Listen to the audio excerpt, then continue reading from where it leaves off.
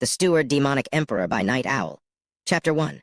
Nine Serenities Secret Records. On the highest platform on Devil Peak stood a black-garbed man with rapt attention. High above the clouds, the sun and moon hung side by side, flooding the land below in their warm glow and sharp coldness. The man took deep breaths as he spread his arms toward the sky, and the lights gathered in his palms. And the world dimmed. A foul wind stirred, wreathing with endless howls of agony from untold ghosts. The wind picked up the man's elegant hair, revealing a demonic face behind. The sun and the moon dimmed while the man grew in power from the rays. Soon, even dark energy began to rise from him. With his face battered by the freezing winds, the dark energy grew thicker until it covered him whole. He released a breath, and an evil smile adorned his face. Rumble. With a loud sound as the trigger, the 4 mountains in vicinity erupted while Devil Peak itself was racked by terrible tremors. The man absorbing the essences of the sun and moon opened his eyes.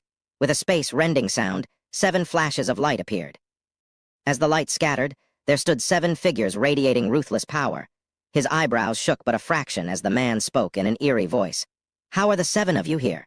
Didn't you all despise us demonic cultivators to no end?" "Humph, demonic emperor, Zhuo Yi-Fan, isn't it obvious why we're here?" An old man stroked his white beard as he gave a look of disdain. His heart skipped a beat, and Zhuo Yi-Fan sounded out, "Geezer Sword Emperor, I do not know what you mean." "Humph, stop faking it and take out the 9 Serenities Secret Records."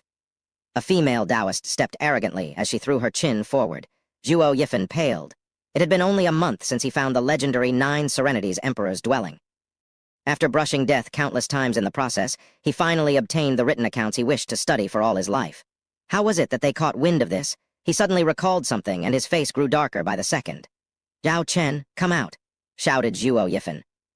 A cheery voice rang through the empty forest on the mountain. Immediately, a handsome youngster in white robes walked from behind the 7, smiling, all the while as he made a curt bow to Zhuo Yi-Fan.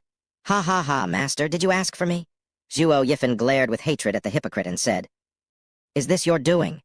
"Yes," nodded Zhao Chen with a smile. "Did you also cancel the guarding array?" "Yes." "Why, I never slight you in the least." Zhuo Yi-Fan clenched his fist as murderous intent flared out from his eyes. Despite being a demonic cultivator, he normally did not kill without reason. If he did, he was just acting out on his nature. Else, those righteous cultivators would have come to end him much sooner. Zhao Chen, for that matter, was an orphan that Zhuo Yi-Fan took in when he saw his talent. Yet, who'd have thought the day would come when Zhao Chen would betray him? Despite putting a front with his calm demeanor, before Zhuo Yi-Fan's increasing killing intent, Zhao Chen's feet betrayed him as he took 2 steps back, moving closer to the 7 beings behind him. "Master, I understand your kindness is as heavy as a mountain. But that doesn't give you the right to steal the 8 Emperor seat and cast me in your shadow for all eternity. Even more so, regarding the 9 Serenities Secret Records. Ever since you've obtained it, you've trained alone, even afraid of me catching a glimpse of it." Zhuo Yi-Fan's heart clenched when he heard this. Zhao Chen would never know he did it for his sake. Having low cultivation and going head first into studying the 9 Serenities Secret Records would deviate one's cultivation. He had opted to understand it in its entirety and only then impart it to him, yet all his plans were ruined in just a short month. "Ha ha ha, well said. Zhao Chen, you're a true disciple." Zhuo Yi-Fan's roaring laughter reached the heavens, and so did his rage. "Since it is so, Master will give you a taste of the 9 Serenities Secret Records. Zhuo Yi-Fan, it is not your place for such unbridled words in the presence of a 7. The white-bearded old man stepped before Zhao Chen. "Humph, everyone in the sacred domain knows me as the 8 Emperor. I could care less if all 7 of you emperors come at me together." No sooner said than done. Zhuo Yi-Fan launched a palm at Zhao Chen. A black claw flashed in the sky, reaching out for him. His eyes shrunk, face paled, and retreated with haste, fear having taken its grip on the youth. In the face of that powerful claw, the old man drew a sword. A sword wave flashed, and the black claw was turned to nothing. "Humph, 9 Serenities Secret Records is nothing great." The old man stood in the wind with his sword ready, disdain all over his face. Zhuo Yi-Fan smiled and waved his palms. "Geezer, stop being so arrogant." Boom, as if endless thunders were rumbling, the sky was covered by thousands of black palms bearing down on the 7. Each palm was twice as big as the claw. Such power reached a new height that even the 7 were in shock. How can this be? Did he break through to the sacred stage? Sword Emperor sucked in a cold breath at the sight. As they watched, they could feel bravery leaving them. Not even 7 emperors together were a match against a sacred stage expert. Zhao Chen's face grew paler as regret gnawing his heart. Who'd have thought just a month of practice would elevate Zhuo Yi-Fan to such height and power? "Humph, damn traitor, this is the end for you." sneered Zhuo Yi-Fan, whoosh. A light fell from the heavens above, piercing the black hands and went straight for Zhuo Yi-Fan. With no time to react, the light passed right through him. Scarlet blood spurted from his mouth, and the thousands of black hands vanished. Zhuo Yi-Fan looked with his wan face at the sky to see a middle-aged man basked in a holy aura of light. Saint! Zhuo Yi-Fan bit his lips in defiance. He knew in his heart the newcomer's intention. Demonic Emperor Zhuo Yi-Fan, this saint represents the sacred domain in retrieving the Demon Emperor's legacy. If you hand it over, your life shall be spared. The surroundings and people entered his eyes, yet none of them were reflected within. He wouldn't even deign to look at Zhuo Yi-Fan, if not for having the 9 Serenities Secret Records. This was the strongest saint in the sacred domain. Even Emperor stage experts were mere ants before him. With a miserable chuckle, Zhuo Yi-Fan took out a dazzling, multicolored jade slip from his bosom. The mere sight of it changed the expressions of everyone present, especially saints. With a look of derision to all around him, Zhuo Yi-Fan jeered, "What righteous cultivators, what saint? Aren't you all just thieves lusting a poor man's wealth? I won't let any of you get one word from the 9 Serenities Secret Records, even if I have to destroy it." As if to prove his conviction, a powerful energy rose up from his body. Damn, he's gonna self-destruct. Sword Emperor's eyes shrank, speeding further away, with the other not far behind. Only the saint exploded in holy wrath and charged for Zhuo Yi-Fan. "Stop!" With a proud smile, Zhuo Yi-Fan pinched, and the jade slip was turned to dust right under the saint's eyes. The rage and bitterness he saw in the saint, as he gnashed his teeth, elicited an unrestrained laughter from Zhuo Yi-Fan. Boom! His laughter was soon accompanied by powerful shock waves leveling the entire Devil Peak. As the smoke and dust cleared, it was soon clear to see the angry face of the saint, along with his worse-for-wear clothes. Even in the face of such a terrifying explosion, a saint can come out of it without so much as a scratch. The Sword Emperor came before the saint to express his admiration. The saint snorted and was about to leave. It was then Zhao Chen blocked him. "Please wait, saint. Demonic Emperor Zhuo is cunning and deceitful. If he possesses someone just from knowing the 9 Serenities Secret Records, he will one day come to exact vengeance upon us all." Humph, his self-destruction was down to his soul. What possession? He waved his sleeve and vanished. The hearts of everyone present eased after hearing this. With a saint present, an Emperor stage expert would find it impossible to escape with their soul even if they self-destructed. It was a pity for the loss of the ancient Demon Emperor's legacy, 9 Serenities Secret Records. As people gazed upon the ruins of Devil Peak, they each felt differently. Some were rejoicing, others lamenting, while most were feeling pity. Sylvan? Yo! Chapter 2. Demonic Emperor's Rebirth. In the dead of night, even the moon's radiance was snuffed out by the black clouds. Bodies laid in a pile in a quiet part of the forest, the aftermath of a gruesome battle. The air reeked of blood, drawing all kinds of wild animals to feast on their flesh. Ugh! Among the countless chomping sounds of animals from amongst the bodies, a young man let out a groan. Ears twitched, and the animals approached the source in silence. Thump with a loud sound, 2 corpses were thrown to the side to reveal a blood-stained figure wrestling out from the pile. The animals jumped 2 steps back in fright, but when they noticed he was alive, they came back with a vengeance to rob life from him. Yet the youth hardly noticed the imminent danger, still sat there in a daze. "Is this the current me?" He checked his hands as his eyes glazed over. Awoo. A wolf's howl echoed as the beast sprung towards the youth. He turned his head, his eyes shining with blood-thirst from his blood-stained face. The killing intent was akin to 2 swords stabbing into the wolf's eyes. Whoosh! The wolf grounded to a halt, shivering as it curled backwards. The rest of the animals were also making a run for it when they watched those demonic pair of eyes. Despite his weak appearance, the animals' instinct screamed at them of the danger the youth posed. As silence set in once again, the youth took a deep breath and closed his eyes. His name was Zhuo Fan, 15 years of age, a servant of the Luo Clan at Cloud Manor. His life was happy and carefree until 3 days ago when a band of Blackwind mountain bandits butchered the manor. He, along with some guards, escorted the young master and young miss as they fled, only to find his end in this forest at the hand of their pursuers. In his final breaths, he was filled with an obsession. It was this that drew the drifting demonic emperor Zhuo Yi-Fan's resentment, and allowed the demonic emperor to possess him. Zhuo Fan's eyes flashed with demonic glee. "Ha ha ha, Sword Emperor, Zhao Chen, you would have never imagined the 9 Serenities Secret Records has a way of possessing someone without the need of a soul. Wait for me. I will soon return to Sacred Domain and behead you myself." Only Zhuo Fan's mad laughter echoed in the bleak forest. Even the other animals chewing on corpses were startled into fleeing. Cough! A sudden cough cut his raving laugher short as his eyes turned like a hawk towards the source. He helped me.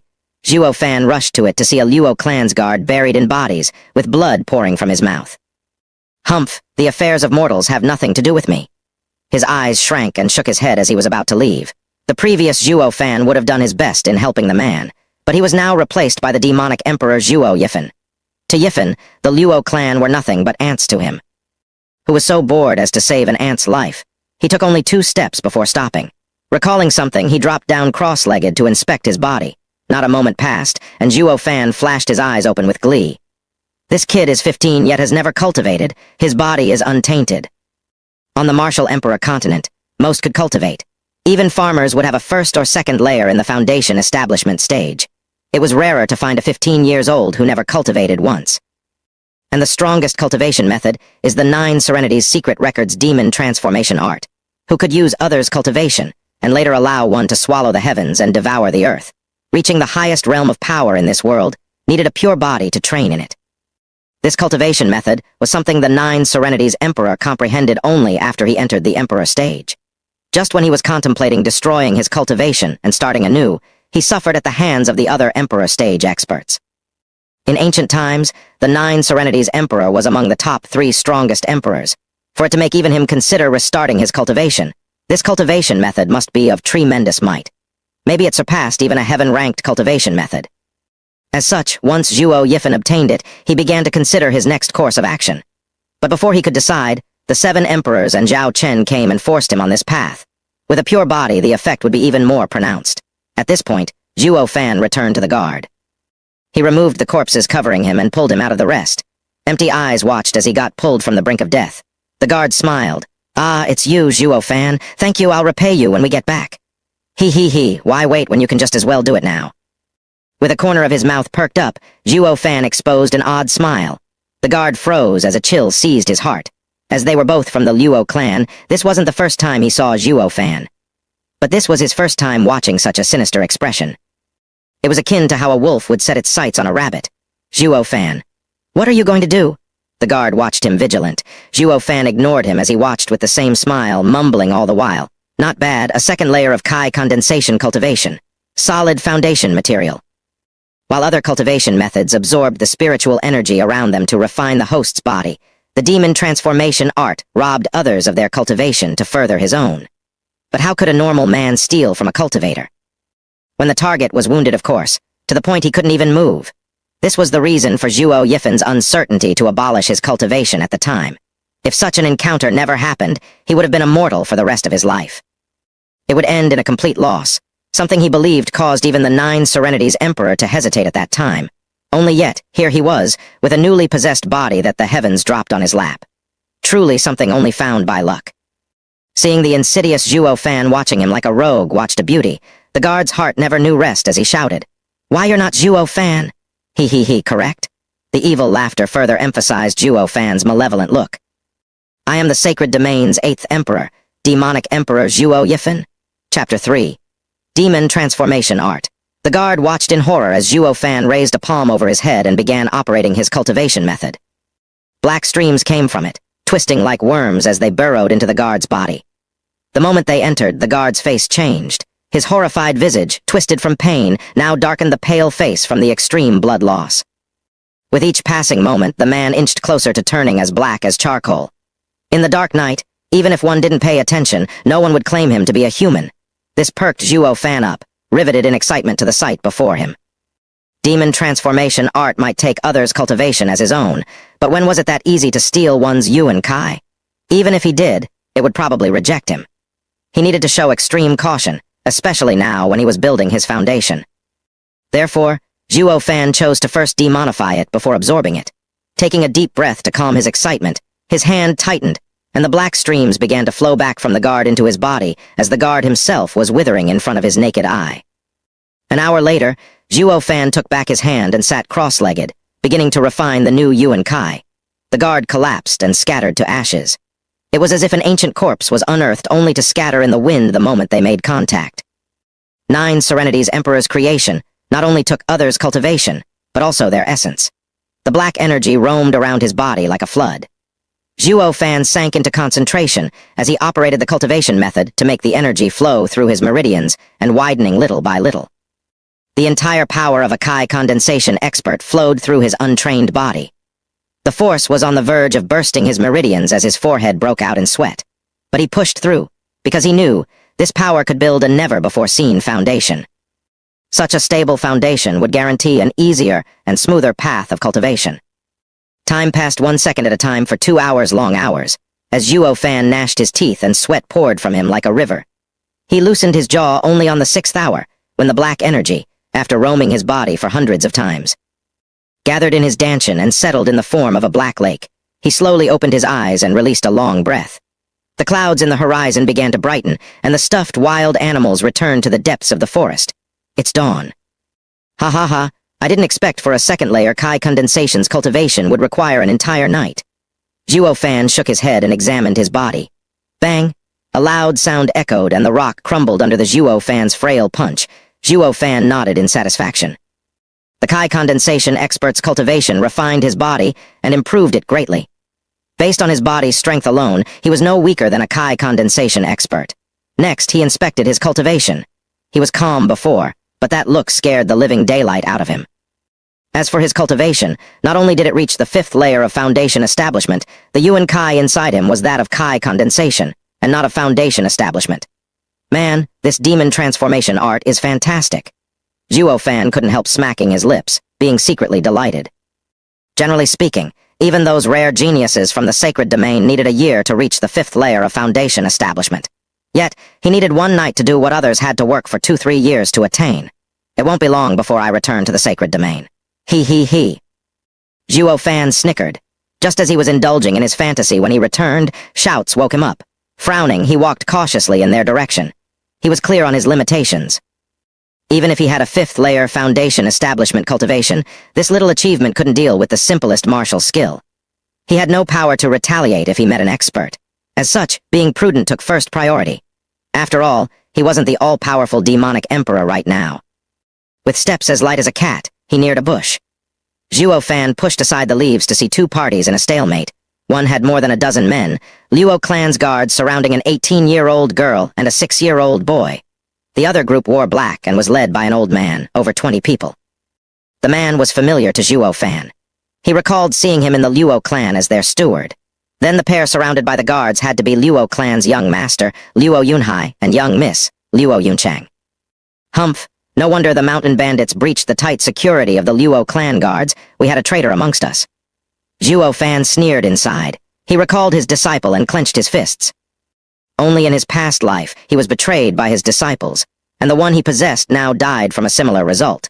He couldn't help relating a bit to the body he occupied, but he soon shook his head and sighed. Ready to turn around and leave with his strength, he had no way of helping them. Besides, there was nothing tying him to the Luo Clan. It just wasn't worth throwing his life away for. Yet he only took 2 steps before his heart seized with pain. The 3rd step never came. Chapter 4. Heart Demon. Chapter 4. Heart Demon. In fear, Zhuo Fan tightened a hand over his chest. The pain was so excruciating, it brought him to his knees, mumbling. What's going on? Did my cultivation deviate? His heart welled with panic. If he deviated right as he built his foundation, the result wasn't as simple as losing all progress. He would never again be capable of cultivation. He would become a cripple, but the pain left as soon as it came. Zhuo Fan stood up and took a deep breath. He couldn't make heads or tails of it, yet the next step brought with it the same heartache. No, this isn't deviation, but heart demon. Thinking of this, he began to look for the source of the heart demon. If a cultivator ignored it, he wasn't far from deviating and becoming a demon. Zhuo Fan soon found its source, but the result left him feeling discontent. Before being possessed, Zhuo Fan was a devoted servant. Luo Clan's young miss was very kind to him, and so he pledged lifelong devotion to the clan.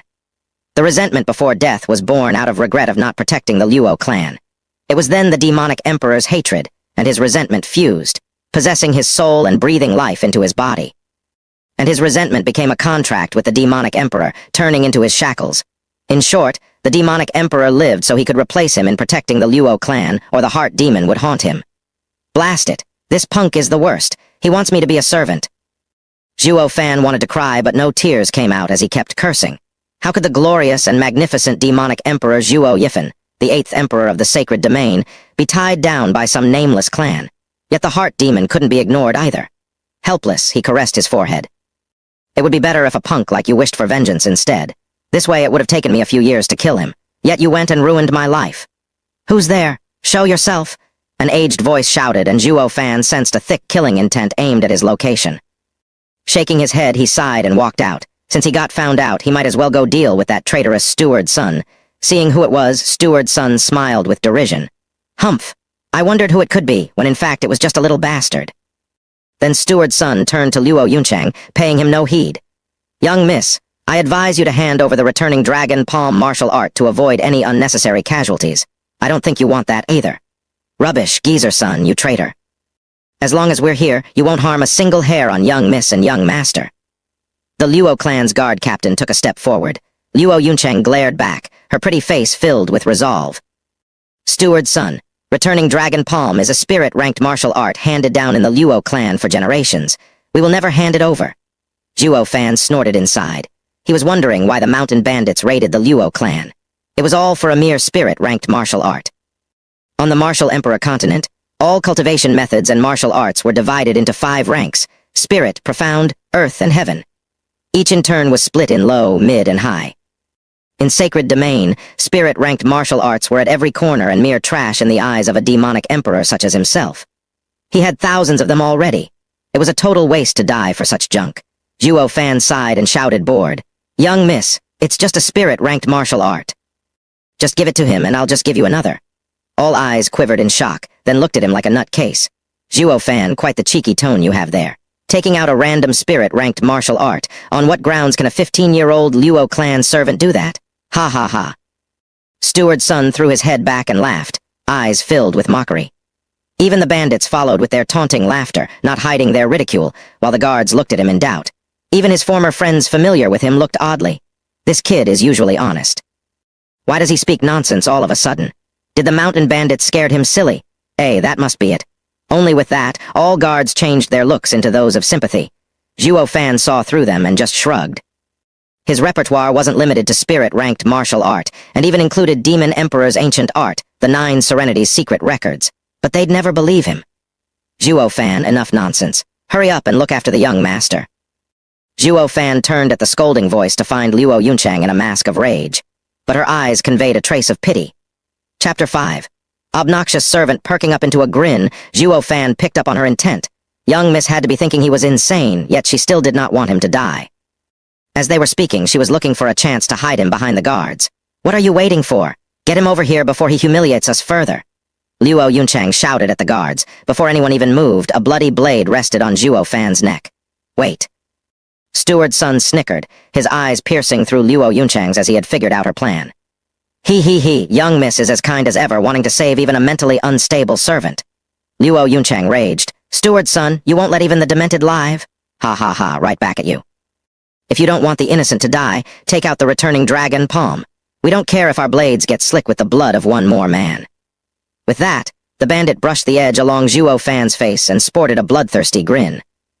Luo Yunchang pursed her lips, hesitation visible in her eyes, yet still decided to close them. Zhuo Fan understood.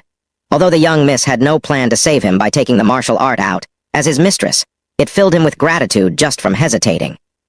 But in the end, it would come down to him if he could save himself. Taking a look back at the bandit, he found a fat man of the same height at 7th layer of Foundation establishment.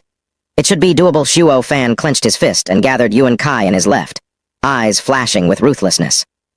Humph, since you're so stubborn, Zhuo Fan will be the first to die because of you. Steward's son's hand dropped, staring at Luo Yunchang's pain-filled eyes. Fatty, kill him! He grinned and raised the blade way up high. It was then that a thump echoed out, soon followed by bones snapping along with the fat man's wails. His blade had long ago slipped from his hand. Zhuo Fan picked it up and decapitated the man. Blood spurted and a large head trailed the air. Zhuo Fan was only in the 5th layer of Foundation establishment, yet his Yuan Kai was something only a Kai condensation expert would possess. In a moment of the fat man's ignorance, he elbowed his chest and snapped his rib cage. He followed with a swing of the sword in one smooth motion. None could even react as the fat man's head flew from his shoulder. Plop! The bloody head rolled around and stopped right before Steward's son. He looked dumbly at the familiar face, incredulous of the outcome.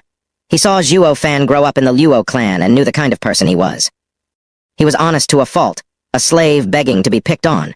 Yet this sheep bared its fangs like a tiger, killing a 7th layer Foundation establishment expert in one strike. It was done with such brutality that it even shook the bandits.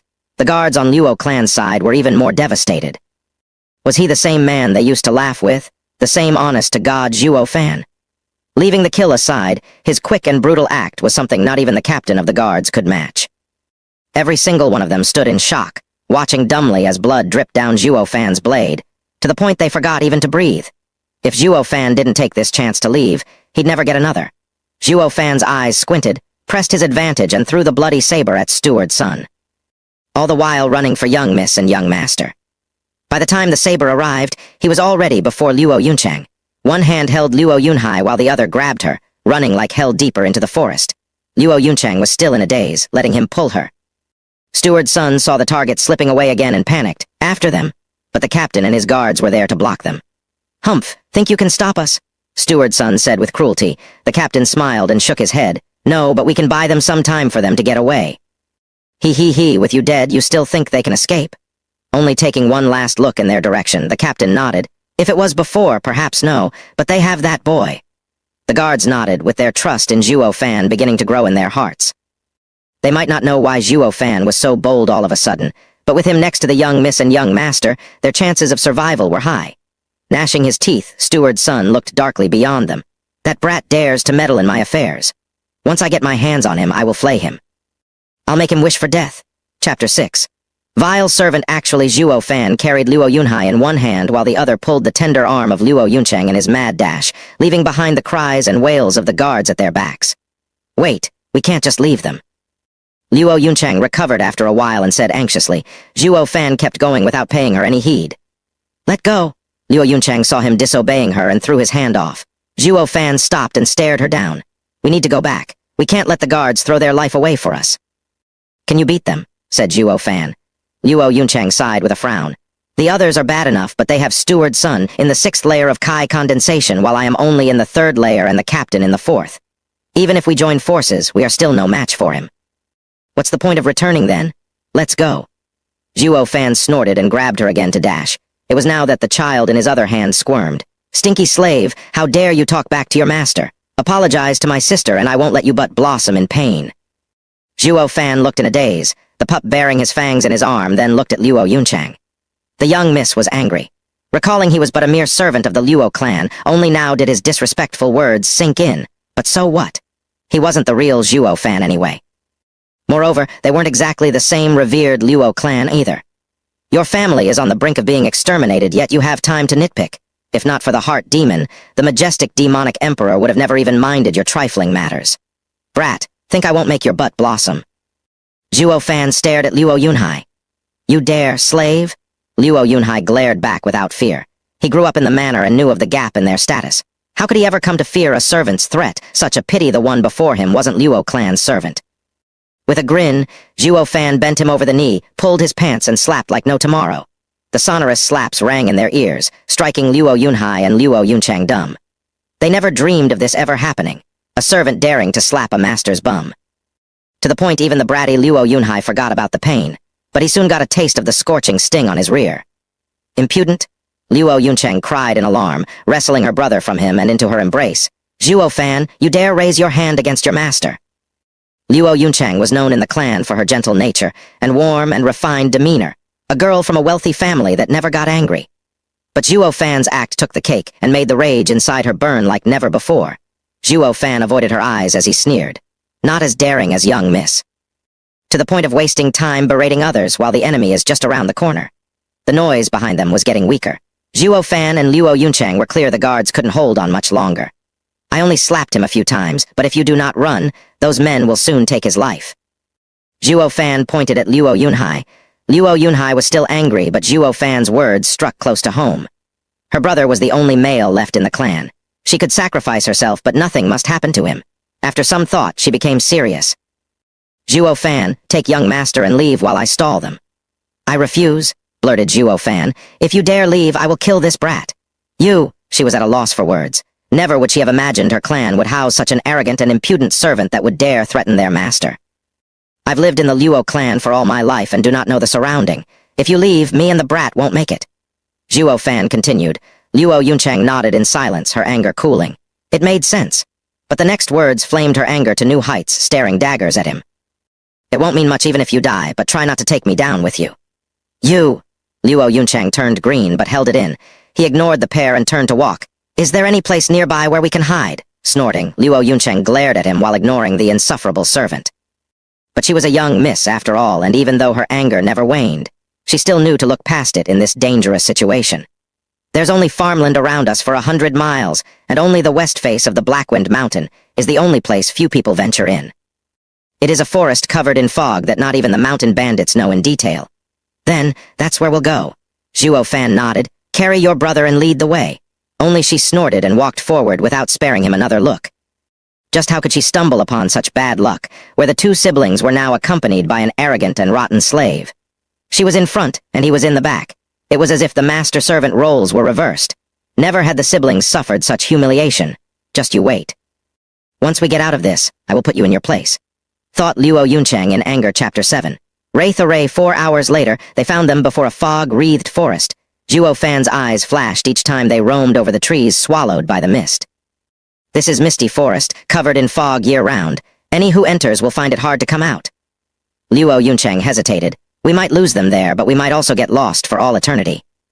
Zhuo Fan didn't pay her much heed, inspecting the area, especially the mountain in the east, which was surrounded by clouds. Is that Blackwind Mountain? Luo Yunchang nodded. My dad said Blackwind Mountain's mountain lord has great power, no less than his. Our clans have been fine for decades yet. For some reason, their bandits attacked out manor. He, good place? Zhuo Fan rubbed his chin, showing heartfelt admiration. Azure Dragon in the east, White Tiger in the west, Vermilion Bird in the south, Black Tortoise in the north, and Killin's Horn in the center, breaking the sky. This is a natural array, Zhuo Fan mumbled. Such a pity no one knowledgeable discovered it. Now that I'm here, I'll make this place my second Devil Mountain. Zhuo Fan's eyes flashed with joy. He was clear of this mountain's value. If this was sacred domain, only a saint could grab hold of such a place. Young miss, want to kill Steward's son and the rest here? Zhuo Fan turned his head. Luo Yunchang was startled. They only numbered 3 while a strong party was hunting them down and they had hardly enough time to escape. Just how were they going to destroy them? Luo Yunhai snorted and smiled wryly at Zhuo Fan. Stinky slave, stop bragging. Is your butt itchy again? Zhuo Fan's glare stuck Luo Yunhai's words in his throat.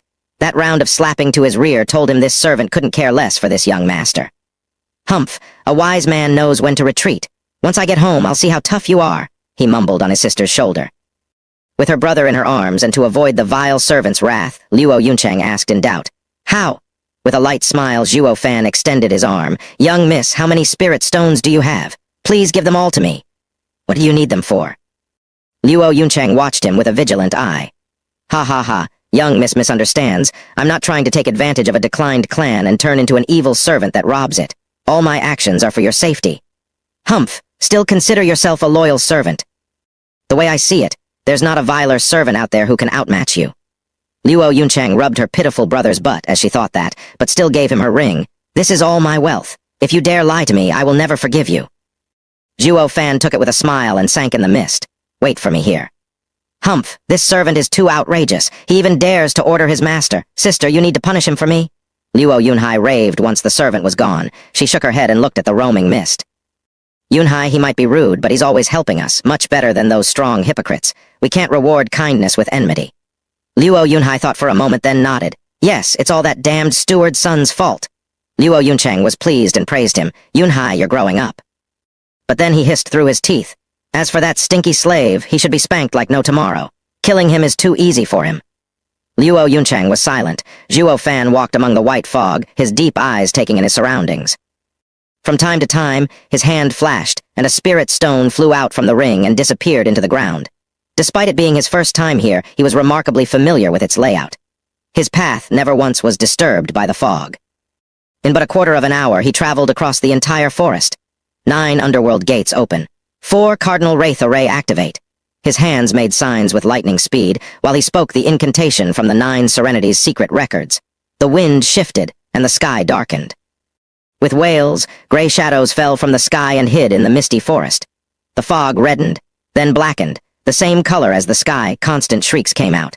The siblings held closer to each other, shaking in fear while taking steps back for some semblance of comfort. Yet the wails and shrieks stopped as soon as they started while the sky cleared up and even the sun peeked through the clouds. Misty Forest's fog dissipated and revealed a gasping Zhuo Fan walking over. What just happened? What did you do? Luo Yunchang watched him with bewilderment. He only waved and entered the forest. Follow me.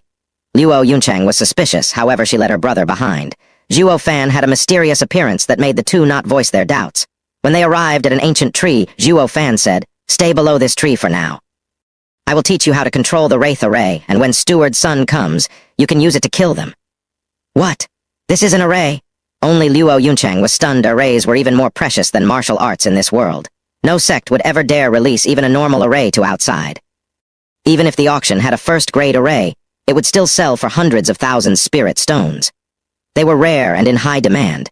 If their Cloud Manor had a protective array, they would have never sunk so low from mere bandits.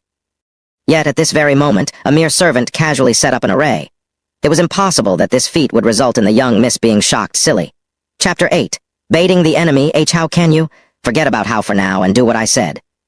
This is a bewildering array which can affect the perceptions of others inside. And this is also a killing array, controlling wraiths to kill your enemies. Luo Yunchang copied stiffly as Zhuo Fan performed the gestures. However, he was too fast. She could only watch him do it as she fumbled to a stop.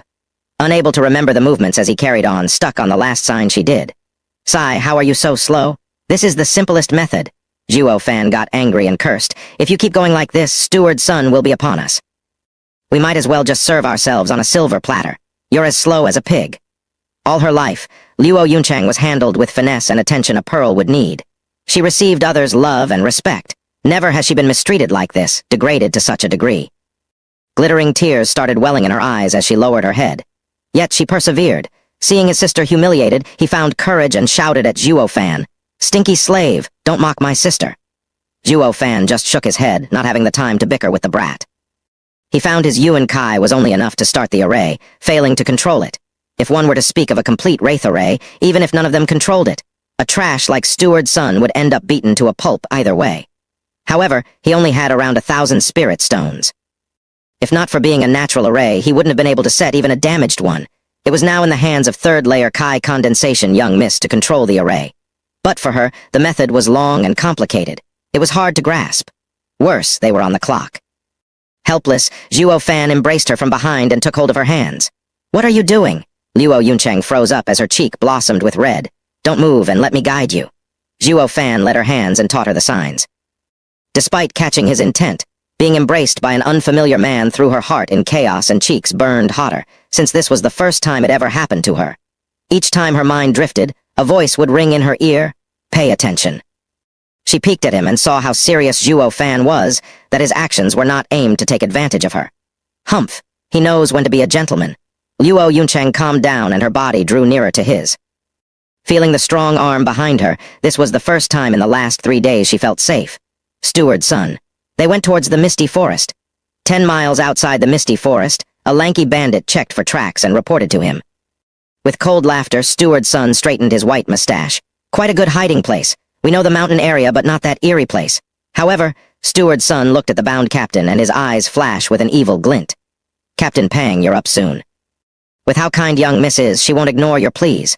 Tui, don't think you can use me to threaten young miss." His eyes were bloodshot as he glared at Steward's son. "You'd better kill me, or I will murder you and avenge my fellow guards." "Ha ha ha, when I get the martial skill, I'll be happy to fulfill your wish." Squinting his eyes, Steward's son let out a creepy laughter. "Let's go." It took an hour for their group of 20 to reach Misty Forest, yet before they could get any closer, snoring came from a man sleeping against a tree. A careful look identified him as Zhuo Fan. "Steward's son, it's the one who killed the fatty." Woken up by the voice, Zhuo Fan yawned and opened his weary eyes. Seeing Steward's son and co, he showed no fear, no anxiety, instead a smile. "Steward's son, I've waited so long to see you." Frowning, Steward's son watched him. He eyed him with utmost care, yet nothing seemed to tell him anything. He was just calm. "What a deep-rooted schemer you are. I underestimated you," thought Steward's son. If it were any other time, he would have never paid attention to a servant. But ever since Steward's son witnessed Zhuo Fan kill so brutally, Steward's son's image of him turned upside down. This punk not only hid deeply, but he's also ruthless. If he matures, only suffering awaits. "Zhuo Fan, you've quite the nerve to show off before me," squinted Steward's son at him. Zhuo Fan cut to the chase instead of replying. "Steward's son, want to make a deal?" "What deal?" "I'll give you the Luo Clan's young master and mistress, so secure my career in Blackwind Mountain. What? Not only was Steward's son shocked, but even the guard captain was also dumbfounded. He rested his hopes on Zhuo Fan to take the siblings far away. Who'd have thought Zhuo Fan would defect and use them as bargaining chips? Why are you doing this? Luo Clan hasn't scorned you. Doubts arose in Steward's son's heart. Ha ha ha, then why do you? Luo Clan treated you even better. Steward's son reddened at this and felt his rage boiling. As he calmed himself, Zhuo Fan continued. Every man for himself.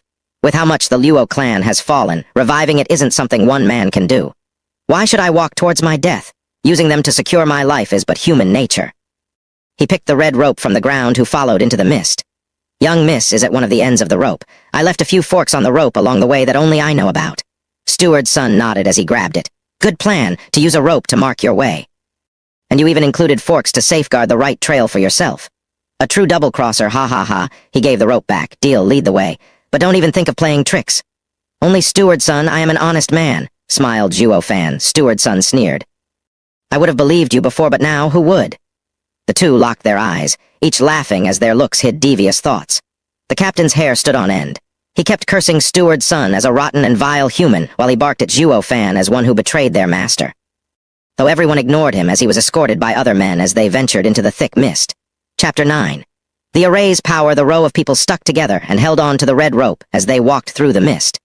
Zhuo Fan went first with Steward's son right behind him, holding on to him with a firm grip on to prevent the boy from escaping.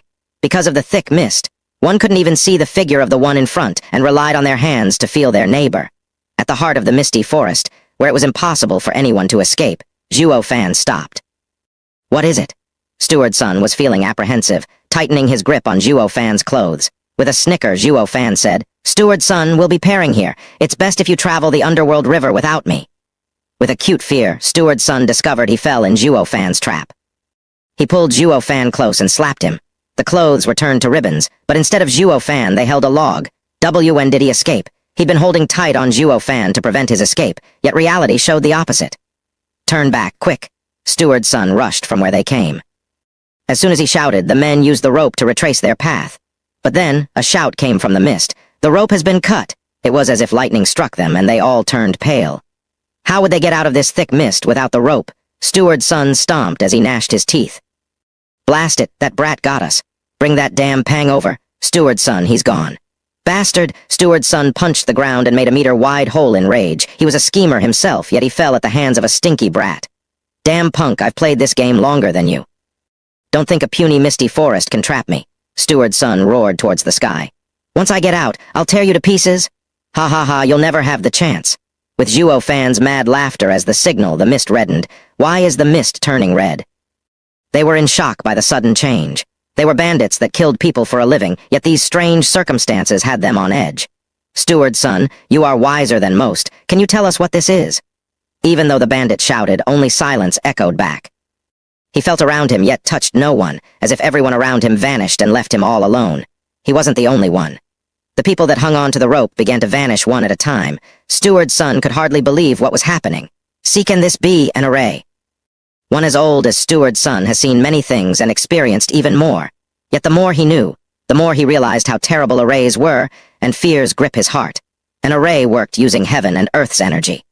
As long as a man controlled it, it could wipe out a dozen equal to him in power. Even if tens of experts gathered, they still could not measure to its power. Of all the possibilities he thought of, not once did he consider being trapped in an array. Zhuo Fan, who exactly are you? Steward's son trembles from the feeling of dread. He saw at last that Zhuo Fan wasn't just any ordinary man. How could a simple man know how to use or set up arrays? If Zhuo Fan had taken out an array when they met, he wouldn't have had the nerve to chase him. Standing in the center of the array, Luo Yunchang was clear of the situation. Her eyes drifted to Zhuo, filled with intrigue, squinting. Zhuo Fan kept a cold and callous expression as he said, "Kill them." She followed his order by following his hand signs. The blood-red fog changed again, this time black, and swallowed all that laid within. Now they couldn't even see themselves. Only their ears picked the mournful wails of thousands of wraiths. With fear as their only companion, they lost all their will to resist once the black streams of energy started burrowing inside them. They felt their soul devoured, yet were powerless to resist. Only all succumbed to terror at this point. Smirking, Zhuo Fan's eyes shined with glee. He left Luo Yunchang and sat cross-legged in another center of the array. The Nine Serenities Secret Records stated that the demon transformation art user had a backdoor into all arrays. The men in the array were driven mad, and all he needed to do now was to absorb their Yuan Kai. Chapter 10. Constant breakthrough, ashes to ashes, dust to dust.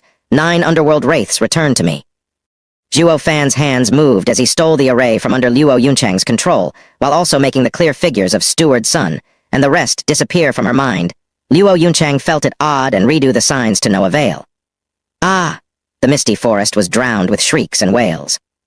Steward Sun and the rest became pitch black, but still had a sliver of awareness left as black shadows left their body. Each time one flew out, it evoked cries of torment as if pieces were ripped from its body. When the last shadow left, the cries stopped and so did their life. Their body dried up like a mummy and they turned to dust. In the darkness, the shadows returned like bees to Zhuo Fan and entered his body. He accepted them with a calm face, and soon his body turned black just like Steward Sun did. When the last shadow burrowed, he began doing hand signs to practice the demon transformation art. The still black Yuan Kai inside him boiled as it charged through his meridians and settled in his dantian, and his power grew with it. In an instant, he entered the 6th layer of foundation establishment. In the next instant, he was in the 7th. And then he was at peak 7th layer. He kept going like this through the 8th layer, then the 9th, until the peak of foundation establishment. He opened his eyes and took a deep breath as he clenched his hands, feeling the power course through him. This time, it wasn't as easy. The wraiths were almost spent when he demonified the Yuan Kai for himself. But with his experience as a veteran demonic cultivator, he understood that breaking through in a state of exhausted Yuan Kai holds much more value with his future progress. He clenched his teeth and operated the cultivation method. He sucked the wraiths dry and used the remaining Yuan Kai he had to make one final push. Bang! Zhuo Fan heard something explode. He felt as if a dam broke and his body coursed with powerful Yuan Kai, then settled in his dantian to replenish his spent reserves. This act of scraping for the last traces of energy enlarged his meridians by more than double. Kai condensation. Zhuo Fan's eyes opened with glee. Even when he did this in his previous life, his meridians were nowhere near as wide as they were now. And the Yuan Kai in his dantian allowed him to face an expert at Kai condensation. He was 3 times as powerful as before. He released a long breath and made some hand signs to release the wraiths. They turned back to gray and he went back to normal. When all wraiths were gone, Zhuo Fan stood up and a single wave from his hands pushed away the black fog, allowing the sun's rays to land on the forest. He could now control the array himself, no longer needing Luo Yunchang's assistance. He showed a small smile as he looked at the sky. Now that I'm in the Kai condensation, I can practice some martial arts. Despite the end of Steward Sun and his retinue of bandits, Zhuo Fan had managed to free the Luo Clan siblings. It could be said, Zhuo Fan benefited the most out of this. Without devouring Steward Sun, he would have never reached Kai condensation. It was at this stage that he could practice martial arts. Later, not only could he defend himself, but also easier to devour others, becoming stronger himself. Zhuo Fan. A clear shout came from Luo Yunchang as she came over, embracing her brother. Meanwhile, the guard captain followed behind. Where did you run off to? Why did I lose control of the array? Perhaps there were too few spirit stones and the array collapsed. I just saw Steward Sun die. This is worthy of celebration. No one escaped, dodged Zhuo Fan. He wasn't about to reveal his secret because in this world demonic cultivators were strong, uncanny, and cultivated with shocking speed. And his demon transformation art was even more monstrous. If others knew, he'd be a public enemy. This was why he died last time. So, for his second life, he made sure to avoid any mistakes. Luo Yunchang nodded, believing him. After some hesitation, Captain Pang toughened his resolve and kneeled. Brother Zhuo Fan, I was too reckless before, unaware of your plan, and still cursed you. If you must punish me, I will accept any that you might have for me. Even if you ask for my head, I will gladly offer it. Zhuo Fan nodded. Inside Captain Pang was a loyal retainer. If Zhao Chen had this level of devotion, Zhuo Fan wouldn't have fallen so low. Sighing inside, he helped Captain Pang up. Captain Pang is a captain of the guards while I am just a mere servant. How could I receive such courtesy? Moreover, we have young Miss to thank for setting up an array to eliminate Steward Sun's group. Luo Yunchang watched him, confused, only nodding when he threw Luo Yunchang a look. Although Luo Yunchang didn't know why Zhao Chen avoided admitting he was the one who set the array, he did save her and still deferred for her opinion. Captain Pang turned to Luo Yunchang in shock. Young Miss knows arrays. Only Luo Yunchang laughed, embarrassed, forced to admit it. Heaven protected the Luo Clan. Young Miss knows arrays, our rise is imminent. Captain Peng threw his head back and laughed, exhilarated by the prospect. Zhuo Fan rubbed his nose. Luo Yuncheng stole a glance at Zhuo Fan. If Luo Clan is to rise, it's only thanks to this man. Chapter 11. Entering Windgaze City, Zhuo Fan understood her and quickly said, "Now that we no longer have Steward Sun breathing down our necks, what does young Miss intend to do next?" We were planning on seeking shelter at Kai Manor." Captain Peng spoke before she could. This captain of the guards no longer treated Zhuo Fan as a common servant, but of equal status. "You should know that Kai Clan's young master has a marriage agreement with young Miss." Windgaze City's Kai Clan? Zhuo Fan rubbed his chin, nodding. According to this body's memories, Kai Clan was the best clan in the Windgaze City, of the same power as Luo Clan. If he could hand over the Luo siblings to them, then the grudge would be settled, and his heart demon lightened. Maybe it could even be dispelled. Zhuo Fan nodded at this thought. "All right, let's go to the Kai Clan." But not before he took one last look at Blackwind Mountain, mumbling, "I'll be back." At the same time, in a dark cave atop Blackwind Mountain, a malevolent youth was on a large seat. His eyes were filled with cruelty as they flicked to his subordinate. "Any news of Steward Sun?" Reporting to young Lord, Steward Sun said he'd soon have the martial art. The bandit was shaking like a leaf, fearing to even meet the youth's eyes. "Ha ha ha, withdraw." "Yes." The bandit wiped the sweat from his head, not lingering one moment more if he could help it, from fear of being eaten. The youth rose and moved behind the cover placed at the back of his seat. An old man laid there, glaring with fury at him. His lips trembled, but no words came out. The youth patted the man's hand with a smile. "Master, be at ease. Your friend left first and is waiting for you. Once returning Dragon Palm arrives, I will reunite you two old friends." The old man's eyes were bloodshot at this, as if wanting to eat him alive. Despite the constant trembling, he could do nothing else. In response, the youth's savage and vicious laughter echoed throughout the cave. Windgaze City was the largest city in 100 miles and a 10-day journey from the Luo Clan. From fear of other bandits pursuing them, Zhuo Fan and the others sped up and reached it in 5. Once inside, the bustling of the city assaulted them while also bringing some comfort.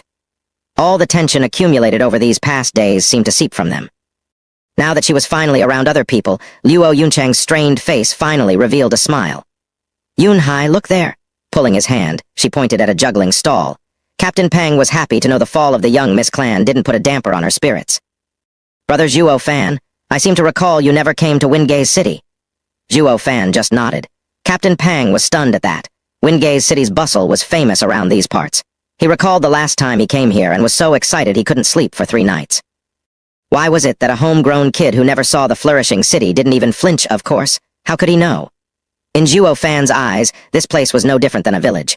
Old Pang is Kai Clan far from here. Sharing hardships brought them closer and even started calling each other brothers. Luo Yuncheng spoke before Captain Pang could. "We don't need to go so quickly. I and Yunhai must make an official visit first, then I will come see you. Stay at a tavern in the meantime." "So annoying." Frowned Zhuo Fan. With a bitter smile, Captain Pang just shrugged. "Can't be helped. There's no one rushing us now. If we go there now, they will laugh at us for not showing propriety." "Fine, you go first." Zhuo Fan sighed but nodded. As long as the siblings were safe and he gained his freedom, waiting for a bit more wouldn't hurt. After 5 days of silence, someone couldn't restrain their temper and began running his mouth. "Humph, stinky slave. Windgaze City is my sister's domain. Just you wait, see how I'll deal with you." Luo Yunhai crossed his arms and flared his nostrils, becoming the same old impertinent young master from before. Bam! He didn't get to enjoy it, though, as Zhuo Fan delivered a healthy kick to his rear. He flew a meter and landed on his face. "No need to wait, let's settle this now." Luo Yuncheng rushed to help her brother and glared at Zhuo Fan. "Why do you always pick on a child? It's your brother who needs a spanking." Zhuo Fan shot her a look, then waved. "Go already. After you settle in, if you still look at me with such discontent, I will not hesitate to leave you." Luo Yuncheng snorted and left while hugging her brother. Luo Yunhai rested his head on her shoulder, face red as if choking but not daring to make a peep. Even a child like him understood the two siblings had no power in the forest and suffered at the hands of that despicable and dastardly servant. But now that they were in Windgaze City, his sister's turf, it didn't seem to make much difference. Why am I getting beaten by that damn slave again? Does this slave fear not even heaven and earth? Luo Yunhai never saw anyone like him in the Luo Clan. Captain Pang watched this unfold with shock, to say the least, as his eyes were close to popping. Not even he knew Zhuo Fan was so daring and impertinent that he'd beat up the young master right in front of young Miss. Yet she did not make a complaint nor retaliate. Only young Miss dotted on her brother, never once being harsh with him. Yet Zhuo Fan trampled over young master with no regard to her with uncanny ease and skill. Now he understood why young master looked at Zhuo Fan like a mouse eyeing a cat. Wiping the sweat off his forehead, Captain Pang said, "Brother Zhuo Fan, young master is your lord. If not out of respect for the young miss, do it out of respect for her husband. How could you kick him?" Zhuo Fan laughed, then shrugged. No one was a lord in his eyes. Everything he did was to remove the heart demon. Chapter 12. Odd Girl. They won't come back for a while. Let's stroll around the city. Zhuo Fan turned around and walked away. Captain Pang knew he didn't take his words to heart and sigh as he followed. They were soon in the market area. This was where rogue cultivators sold their wares, to exchange items or other cultivating materials. With Zhuo Fan's experience, he should be able to find goods which others overlooked. The two visited many stalls, and many times, Captain Pang wanted to put his hands in his pocket. But when he saw Zhuo Fan walking away with a dull look, he followed suit. Perhaps he wasn't aware, but the Grand Captain of the Guard was reduced to following Zhuo Fan at every step. AI, since when did the world overflow with overlooked treasures? Let's just go. Zhuo Fan scoured the market, but nothing caught his eye. It was then he heard a ruckus. He went to see a stall owner and a red-faced girl in a heated dispute. He led Captain Pang through the crowd center and saw the girl's appearance. She wore white clothes, with fine eyebrows like a crescent moon, and looked calmed and gentle. Even when yelled at, she never lost her smile, as if she never got angry. She persevered despite opposition. "This black jade is fake?" "How is it fake? This is the purest black jade, one that if left in the sun for a day will still feel cool to the touch. If worn as a pendant, cultivation will be much easier." The man spat non-stop about how pure it was. "Young miss, do you understand what I'm saying?" She shook her head, but her smile never faltered. "I do not know much about black jade, but I have seen one, so I can tell this one's a fake." "Ha ha ha, you saw it once and dare to say you find this one fake? Did you hear, everyone? Has there ever been such an absurd situation in the world?" "It has, and I know I'm right. If we talk about price, the worst black jade is worth 10 spirit stones, while the best 100. Yet yours is only 3 spirit stones. Get out of here. Enough with your rubbish, little girl. Don't ruin my business. How could you possibly know of its value?" The girl smiled while staring at the man. He felt a rage burning inside, but had nowhere to vent. As the saying goes, you can't strike one who only smiled. The girl kept denying the black jade's price without a solid reason.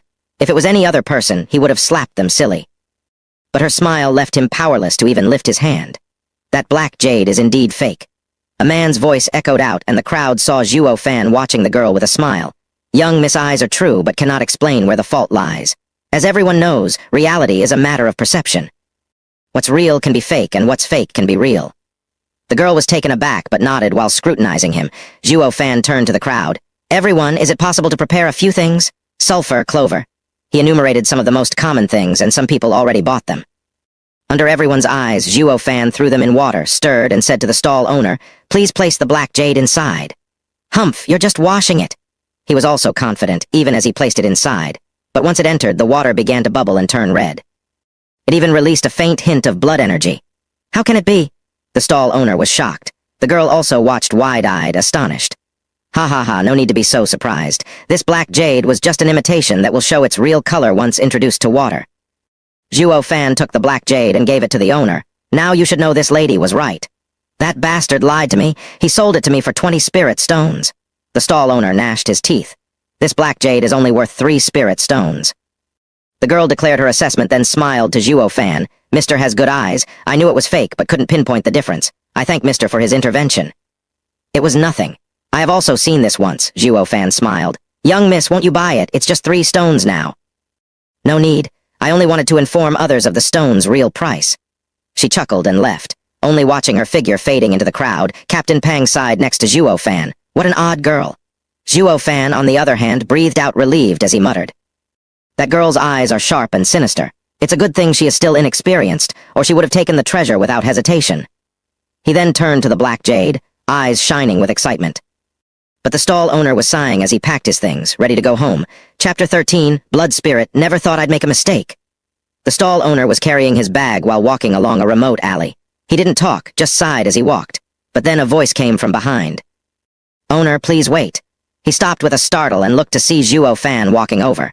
"You're the one from before." He recognized Zhuo Fan. It was him who showed everyone his black jade was fake. "Is there something you need?" "Ha ha ha, owner, I like your black jade and will pay 10 spirit stones for it." Zhuo Fan laughed, taking glances at the man's bag. After some muttering, the owner looked oddly at Zhuo Fan. "Mister, you know this stone is fake, so why pay 10 spirit stones?" The lady said it was worth 3. Shaking his head, Zhuo Fan added, "Even if it is fake, it can still pass off for the real thing. I might be able to sell it as a black jade." "Oh, I see. You want to trick others into buying it." The owner nodded in understanding, then scanned around. "Since this is the case, things are different now. It is worth much more than just 10 spirit stones." "How much do you want then?" Zhuo Fan squinted with murderous intent. "At least 50? The owner showed his own sneaky side. "If not, I'll just find my own target and sell it at 100. Thanks to Zhuo Fan's reminder, the owner realized how rare were people who could tell the real black jade from fake. He could sell the fake himself and earn a fortune. "Are you buying, or do I have to look elsewhere?" Seeing Zhuo Fan's expression, the owner knew he didn't have that many spirit stones on him. But it was fine since he could sell it himself and dupe another in the process. He walked away. "Wait." The moment he took the first step, a hand grabbed his shoulder like an iron claw, eliciting a shout of pain from the owner. "Owner, don't be too greedy," Zhuo Fan warned. "Humph, so what if I am? The black jade is mine and I'll sell it at whatever price I want." His voice choked as a black Yuan Kai entered his body. After his body turned black, a breeze scattered his dust into the wind. Releasing his breath, Zhuo Fan felt his Yuan Kai grow a bit. He was a first-layer Kai condensation expert. The 7th-layer foundation establishment owner hardly helped in increasing his power. He just wanted to trade, but the owner had to be ruthless and force his hand. Zhuo Fan took the black jade and returned to the tavern. He wasn't addicted to killing, but some people were addicted to courting death. Zhuo Fan met with Captain Peng at the tavern and threw him a pouch. "Old Peng here." Captain Peng didn't understand. The 10 spirit stones are all here. Didn't you buy it?" Zhuo Fan left Captain Peng at the tavern after borrowing 10 spirit stones, saying he found something that caught his eye. Yet the same spirit stones were left in the bag, untouched. "Oh, that old man was so nice he just gave it to me." Zhuo Fan dodged. "Also, Old Peng, guard my door and don't let anyone come in." With that, he closed the door to his room. Captain Peng found it strange, but since they were like brothers now, he helped him out. As such, he sat before Zhuo Fan's door as a guard. Zhuo Fan was clear as to what happened beyond his door and nodded, pleased. He lucked out in finding such a loyal man. Next, he settled the black jade on the table and released his dark Yuan Kai. Bam! The stone's exterior cracked and fell, revealing a blood-red light. It was no longer a black jade, but a bloody one. Moreover, it gave the impression of a heart as it flashed on and off like heartbeats. "I knew it. It's the blood spirit?" Zhuo Fan swallowed, his face working hard to restrain the obvious delight in his voice. The blood spirit stems from any stone. Its only requirement of formation is to be bathed in the blood of millions of people, absorbing the essence of sun and moon for thousands of years. It would take form. It was a demonic cultivator treasure, rarest of treasures. A cultivator would use the blood spirit to form a blood infant. In battle, he could send the blood infant to absorb the opponent's blood essence, then kill him, and the blood infant could grow along with the cultivator. Once Zhuo Fan grew strong enough, even an emperor wouldn't dare mess with it. According to the Nine Serenities Secret Records, there was once an ancient demonic cultivator expert, Patriarch Blood Demon, that trained the blood infant to the saint stage. Even the ancient 10 emperors were unwilling to make an enemy out of him. Patriarch Blood Demon felt invincible and went to challenge Nine Serenities Emperor for the title of the strongest demonic cultivator. It was a drawn-out battle, with the Nine Serenities Emperor heavily wounded at the end, barely overcoming the Patriarch Blood Demon by half a move. Only, however, the Nine Serenities Emperor obtained Patriarch Blood Demon's secret method to raise the blood infant, improved it, and added it to the demon transformation art. The Nine Serenities Emperor wanted to train the blood infant too, but never got the chance. Never did he, Zhuo Fan, the demonic emperor, think he'd have such a stroke of luck after rebirthing to train the blood infant. If he had it in his past life, a saint would have been nothing. That thought made him eager to slash his wrist and pour his blood onto the blood jade. Chapter 14. Refining the blood infant. Plop plop. Just like how an infant breathed, each drop of blood landed on the stone and disappeared the next instant. The stone started to throb, and the sensation only grew stronger with each drop of blood. Zhuo Fan smiled viciously and pushed out more blood for the jade. If he wanted to refine the blood infant, he needed to bathe it in his blood until the blood spirit synchronized both their breathing and heartbeat. The seconds trickled by as Zhuo Fan's blood thinned, but the blood spirit was never sated, devouring everything he gave. Zhuo Fan licked his dried lips, growing paler as his mind was clouded. He knew the loss of blood was too great, but he'd come too far now. There was only one chance to refine the blood infant. If he stopped, it'd be like throwing a child away. It would think Zhuo Fan abandoned it and would never approve of him ever again. This was why there was no going back once Zhuo Fan started the process. After an hour, Zhuo Fan felt the world spinning. If he dared keep this up, it would endanger his life. If his life came at an end, the blood spirit would lose its meaning. Just as he was considering abandoning the process, an indescribable feeling arose in his heart. Zhuo Fan was stunned, then overjoyed. His mind and the blood spirit were now connected. He held onto the bloodstone and activated the demon transformation art. Black Yuan Kai enveloped the stone and strands of blood left it to enter Zhuo Fan. Finally, the bloodstone shattered with a loud sound and a red glow shot for his body. Zhuo Fan checked in glee and saw the red palm-sized infant resting in his dantian. Sensing his eyes, the infant opened his eyes then went to sleep. This is the blood infant. After a moment of stupefaction, he jumped in joy. He never thought it would be so easy to refine the blood infant. Even though he succeeded, he lost too much blood. When he stood up, his legs went soft and hit the ground, but even that couldn't wipe the grin off his face. Now that I have the blood infant, the next step is to settle on a martial art to learn. Blood palm, a mid-mortal ranked martial art. The palm would rain havoc to one's blood and reverse its flow. Thanks to also having the blood infant, it was now savage enough to even damage one's blood essence.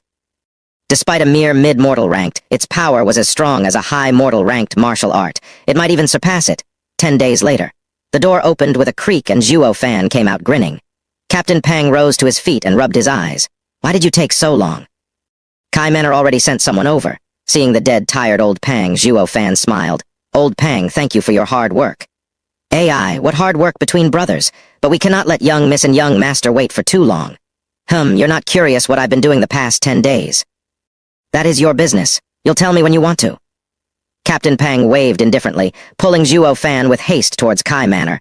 Zhuo Fan was touched seeing this rough man. Despite not knowing each other for long, old Pang had complete trust in him. This never happened for all his life as demonic emperor. They arrived an hour later before a majestic gate with a sign inscribed in golden letters, Kai Manor. Just when they were about to enter, the guards stopped them. Stop. Who are you to dare enter Kai Manor? Captain Pang clasped his hand. Ha ha ha. I am Luo Clan's captain of the guard, Pang Yu, and this is Luo Clan's steward, Zhuo Fan. My young miss and young master are guests in your home. Zhuo Fan was taken aback. Since when did he become the Luo Clan's steward? Pang Yu knew what he was thinking and whispered. 8 days ago, Kai Clan's men came to say you are Luo Clan's steward. Young miss must have done it. Congratulations, brother Zhuo, he. Shaking his head out of helplessness, Zhuo Fan let out a bitter smile. He didn't want to be some steward, but to entrust the safety of the siblings to the Kai clan and free himself of the heart demon. How could the grand demonic emperor be a puny clan steward? But just as how he looked down on the Luo clan, so did the guards of the Kai Manor. The two guards shot a glance filled with contempt. Humph, another two showed up to cheat their way to a free meal. Hey, what did you say? Captain Pang was pissed and wanted to argue, but Zhuo Fan stopped him. They walked inside. Captain Pang didn't understand. Why did you stop me? Zhuo Fan only had a grave expression. These two servers' attitude was a reflection of their lords. Nothing good would come out of talking to them. The two needed to find Luo Yunchang and understand what was happening. The Kai Manor might not be such a good place to place his trust in. After some inquiry, they arrived at the siblings' dwelling. Seeing the wretched place they lived in, even lower than the tavern rooms, Captain Pang cursed. Why is the Kai clan treating young miss and young master like this? They are even less than guests. Not just that, they don't even consider them humans. Zhuo Fan felt anger seething inside, if not because of the siblings' injustice, then because of wasting his time and energy. Let's go in. Zhuo Fan rushed next to Captain Pang, who was in a hurry to open the door. Inside, they saw Luo Yunhai sitting on the bed crestfallen without his usual enthusiasm. The place was crude, with just a broken chair and a broken table. Captain Pang's eyes teared up. Young master, don't be sad. Kid, where's your sister? Zhuo Fan was blunt, with no sympathy. It seemed Zhuo Fan's beating casted a shadow on his heart. The lifeless Luo Yunhai shivered and woke up. Luo Yunhai stammered at the raging Zhuo Fan. Sister went to look for him, young Master Kai to help rebuild the Cloud Manor. Only. Asking for help in this situation is asking for humiliation. Let's go look for your sister. Zhuo Fan dragged Luo Yunhai off the bed, his attitude worse than ever. Captain Pang was in a panic, wanting to stop Zhuo Fan from being so rude to his master. But Zhuo Fan's mood seemed to put him off and all the courage left him. As such, Luo Yunhai was shaking in fear as he led them. Captain Pang cashed up to them, thinking, just who is the lord here? Chapter 15. Annulled marriage next to a clear stream, an elegant man was frolicking with a charming lady in red. They chased each other around the pond, laughing all the while in this peaceful place. Luo Yunchang felt only sorrow as she watched the flirting couple. But for the good of the clan, she braced herself and stepped forward. Brother Zaya-Oding. The mood of the man turned sour as he glared at her. Luo Yunchang, I thought I made myself clear. From now on, I have nothing more to do with you. My eyes are only for you, Fei. Yeah, now get lost. Brother Zaya-Oding doesn't love you anymore. The lady in red sneered at her, biting her lip. Luo Yunchang's eyes mist over. At the time when Luo and Kai clans were on good terms, the parents of both families arranged their marriage. She and Kai Zaya-Oding grew up together and swore their love for each other, to never abandon the other. This was why the first person she thought of was her fiancé when she needed help. Yet reality was cruel. Ever since they came here, she and her brother kept suffering while Kai Zaya-Oding had the arrogant and insufferable Sun Clan's young miss, Sun Yufei, next to him. She knew all hope of marrying into the Kai clan was lost. But for the sake of rebuilding her clan, she hoped to stir clan head Kai's amiable emotions the two clans had in the past and lend a helping hand. Yet clan head Kai Rong was cold and unfeeling to their plight, not moving an inch. The siblings stayed here for 10 days, all in hope of gaining some assistance. But since Kai Rong ignored her, she could only turn to Kai Zaya-Oding. Brother Zaya-Oding, I don't ask for you to go through with the engagement, and only hope you can persuade your father for old time's sake and help the Luo clan. It has nothing to do with me. Talk with Dad. Kai Zaya-Oding waved his sleeve coldly. Luo Yunchang kneeled with tears streaming down her cheeks. Brother Zaya-Oding, if you don't agree, I will kneel here until I die. Taking a long look at her, Kai Zaya-Oding frowned and was plagued by hesitation. But then Sun Yufei jumped between them and slapped Luo Yunchang. The blow threw her back and blood trickled from her mouth. Humph, bitch, Kai Zaya-Oding is mine. Stay away from him. Sun Yufei's phoenix eyes glared and raved. She turned to Kai Zaya-Oding and said harshly, you stay away from her too. If I find there's still something left between you, I will leave you. As if waking up, he nodded and swore, Yufei, relax, my heart is yours. Other girls are dirt compared to you. Kai Zaya-Oding's eyes showed his sincere feelings, watching her like a love-struck puppy. Sun Yufei nodded pleased, as Luo Yunchang's face turned ashen. She knew her last hope faded away. Whoosh! A shadow flashed by and 2 slaps echoed. Sun Yufei and Kai Zaya-Oding were still confused about what happened when a red handprint appeared on their faces. Zhuo Fan stood in front of Luo Yunchang as he stared at them. A damn illicit couple dares to ruin my affairs. Who are you? Sun Yufei and Kai Zaya-Oding woke up with a start. They were geniuses of Windgaze City, Kai condensation experts, and peerless in their generation. Yet here was Zhuo Fan, of similar age yet faster than even them. They got slapped before they could react. Is it possible for such an individual to exist in this world? As the scene played out, only Captain Pang and Luo Yunhai came to Luo Yunchang's help. Seeing the thin figure in front, Captain Pang was even more shocked. Although he was an expert in the 4th layer of Kai condensation, while Kai Zaya-Oding was in the 3rd, a level beneath him. They had different upbringings, and if they clashed, he might even lose. Yet such arrogant geniuses were slapped by Zhuo Fan. Thinking about the power he displayed in the forest, Captain Pang couldn't help but wonder how he got so strong in such a short span of time. Ignoring the two and the shocked Captain Pang, Zhuo Fan turned to the crying and pitiful Luo Yunchang and felt pain in his heart. Wretched heart demon. Zhuo Fan gnashed his teeth. With his demonic emperor disposition, he could look beyond the world's entire sufferings. How could a girl's humiliation ever cause him pain? He could only attribute it to this body's former soul, who felt anger for his master. AI, it looks like I'll be stuck with the Luo clan for some time. Zhuo Fan sighed inside as he wiped Luo Yunchang's tears. Let's go. Luo Yunchang nodded. There was no point in staying here. She carried the bitter Luo Yunhai and walked with Captain Pang's help. Humph, don't think you can run after hitting us. Sun Yufei shrieked as she barred their way. Kai Zaya-Oding chimed in. Luo Yunchang, you think this is a place you can come and go as you please? Luo Yunchang was filled with grief and balled her fists. She regretted ever coming here for help. Facing this overbearing couple in their home, she could only rein in her anger. If she were alone, she would have rather fight them for her honor, but she still had her brother. If he died, she would be too ashamed to meet her parents in the underworld river. What do you want? Luo Yunchang's voice trembled. Humph, simple, kneel and kowtow 3 times. Sun Yufei smiled viciously and pointed at Zhuo Fan. Especially him? Clenching his teeth, Captain Pang's eyes went red, wanting nothing more than to beat them senseless. This was too humiliating. Luo Yunchang hesitated, then closed her eyes as her knees bent. Only kneel, all of you. They could all hear her faint, mournful voice. Sun Yufei stuck out her chin with arrogance and smiled with pride. Bam! Before they kneeled, Sun Yufei and Kai Zaya-Oding took the initiative to kneel first with a cry. Rather saying they kneeled, It was better to say their knees were forcibly smacked onto the pavement. Chapter 16. Tomorrow, you'll be beneath me. Chapter 16. Tomorrow, you'll be beneath me. Cracks spread like spider webs on the pavement. If they weren't Kai condensation experts, their knees would be crushed, unable to walk again. The two grimaced as they looked up to see Zhuo Fan standing before them. You again? The couple knew Zhuo Fan was the only one among the group who had the power to attack them out of the blue. Even if you beg on your knees now, I won't ever let you go. Sun Yufei glared scornfully at Zhuo Fan, howling with rage. Pa, 2 hits echoed and Zhuo Fan kicked them without hesitation. You want me to kneel? You think too highly of yourselves. Sun Yufei and Kai Xiaoding were dumbfounded, even forgetting the pain from the kick. Slapping them to help Luo Yuncheng out of a predicament was something they could understand. To make amends, they were ordered to kneel. Yet the steward still had the guts to strike them. Was he not afraid they would never be allowed to leave Kai Manor alive? Captain Pang was enraged by the two's act, but he looked at it from a different perspective, and felt it was better to endure, or the Luo Clan would be perishing here. Luo Yuncheng smiled dejectedly. Others didn't understand Zhuo Fan, while she gained first-hand knowledge of his violent character in the forest. He never once acted like a servant. He just did whatever he wanted. She just could not cope with the fact their Luo Clan had such a servant. Yet, Luo Yunhai's attitude changed completely. He now looked at Zhuo Fan with worship and adoration. This damnable slave's nerve that always bullied him wasn't limited to picking on his masters, but even on others. He just didn't know fear.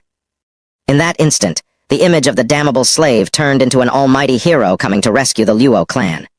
Who dares to act impertinently in the Kai clan's domain? A man's rebuke echoed as he appeared before them. Luo Yuncheng's face dropped. She pulled her brother so close that even he could feel her anxiety. Kai Xiaoding was overjoyed. Dad, you're here? He is looking for trouble with our Kai clan. Knowing clan head Kai Rong came, Zhuo Fan eyed him more carefully. Kai Rong looked to be in his 50s, tall and sturdy, and a powerful aura emanating from him. 8th layer of bone tempering, smiled Zhuo Fan. Kai Rong's eyebrows jumped as shock flashed over his face. He never thought possible for a youth to see through his cultivation. Good eyes. Patronized Kai Rong. May I ask who you are? Luo Clan steward, Zhuo Fan. Kai Rong was startled and observed him closely. He heard from Luo Yuncheng that Luo Clan had a new steward since the old one turned traitor, but he didn't think it'd be one as young as Zhuo Fan. And he also gave off a strange energy. If it were any other time, a fox like him would never mess with an unknown variable like Zhuo Fan. Such a pity there was now a power in this city he could offend even less. Uncle Kai, you must bring justice to us victims. Sun Yufei revealed the red print on her face while glaring at Zhuo Fan. Kai Rong understood the situation in an instant. He placated her. Don't worry, Uncle Kai is here now. He then turned solemn as he looked at Luo Yuncheng. Yuncheng, I took you siblings out of kindness. It is fine if you do not reciprocate, but why look for trouble? Luo Yuncheng shuddered, lost for words. Zhuo Fan stepped forward with a smile. You even bully a lady at your age, clan head Kai. I needn't say anything more. Moreover, stop preaching kindness. No need to mince words, you did it out of benefit, or you wouldn't have annulled the marriage. All right, since you want us to be hostile, I won't be lenient. Kai Rong's face changed. Today, I will have to settle this for Yufei. You need only handle my palm attack. I won't take advantage of you and only use 2/10. Let life and death be decided like this. 2/10. As his pupils shrunk, Captain Pang shouted, Coming from you, it's even stronger than a 9th layer Kai condensation expert's all-out attack. You clearly want us dead? Uncle Kai, I beg you. Yunhai is still a child, he is innocent, Yuncheng implored, but Kai Rong snorted, then smiled at Sun Yufei. All right, I'll go first. Zhuo Fan's mouth perked up. Whoosh, a great red palm appeared in the air. Kai Rong didn't expect for Zhuo Fan to attack first, and turned serious as he sent his own palm attack. At contact, the blood palm scattered and Zhuo Fan fell back 10 steps, yet was unharmed. A 2nd layer Kai condensation can withstand 2/10 of my power. Kai Rong's heart was in shock. But your survival all came down to luck. Ha ha ha, the only reason I'm still alive is because I don't believe in luck. And he pointed at Kai Rong's hand with a grin. But power. Kai Rong's eyes squinted. His hand was bleeding from the previous exchange. How could this be?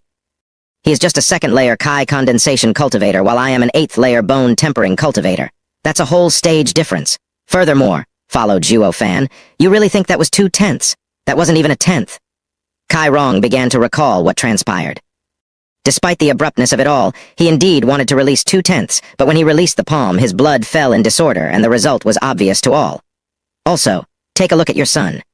Zhuo Fan pointed at Kai Xiaoding. Kai Rong saw his son spat a mouthful of blood. Dad W, what's happening? Kai Xiaoding panicked. He wasn't wounded, yet he puked blood. Zhuo Fan, what the hell did you do? Kai Rong roared. Zhuo Fan replied with a sneer. I only wanted to tell clan head Kai I can take your son's life anytime. Please take it into consideration. As Kai Rong was hesitating, Zhuo Fan pointed again, eliciting another mouth of blood form Kai Xiaoding. All right, I believe you. Kai Rong wiped his brow of sweat as he spoke in a shaky voice. He didn't know what trick he pulled on his son, but Zhuo Fan was prepared for his intervention. He was now regretting. If he knew the Luo Clan had such a shrewd and decisive steward, he wouldn't have taken things this far. Then, I will bid you farewell here. Clan head Kai. Zhuo Fan sneered as he cupped his hands, then pulled Luo Yunchang and walked away. Zhuo Fan laughed all the while. Today you love to bully me, tomorrow you'll be beneath me. Uncle Kai, are you letting him go? Sun Yufei said with resentment. Sighing helplessly, Kai Rong muttered as he watched Zhuo Fan leave. Instead of offering shelter, I invited an enemy. Shaking his head, he helped Kai Xiaoding walk inside. After a few steps, his eyes flashed as he turned to Sun Yufei. Yufei, we need to end Zhuo Fan as soon as possible. He will endanger your Sun clan. Humph, you don't dare to attack him because of your son. My Sun clan isn't afraid. I will let him have a taste of what it means to offend the 7 noble houses. Sun Yufei spoke with hatred. Chapter 17. Veiled Dragon Pavilion. As the 3 left Kai Manor, Captain Pang and Luo Yunchang were trembling and even looked back now and then for fear of Kai Rong having changed his mind. Only Zhuo Fan was calm, yet a bit of rage still existed in his heart. Young miss, is there anywhere else we can go? Zhuo Fan asked in a cold tone, her eyes turned misty as she shook her head. Captain Pang also signed in sorrow. Taking a deep breath, Zhuo Fan gnashed his teeth and promised himself to run the Kai clan into the ground one day. He was just a step away from providing a safe haven for the Luo siblings, yet Kai clan's father and son ruined it all. If the day came that the Kai clan was ruined because they offended Zhuo Fan, Kai Rong would be twisting inside with regret. But that was the future. Now, Zhuo Fan was pissed. His hopes were dashed and he had to spend more time to look after the siblings.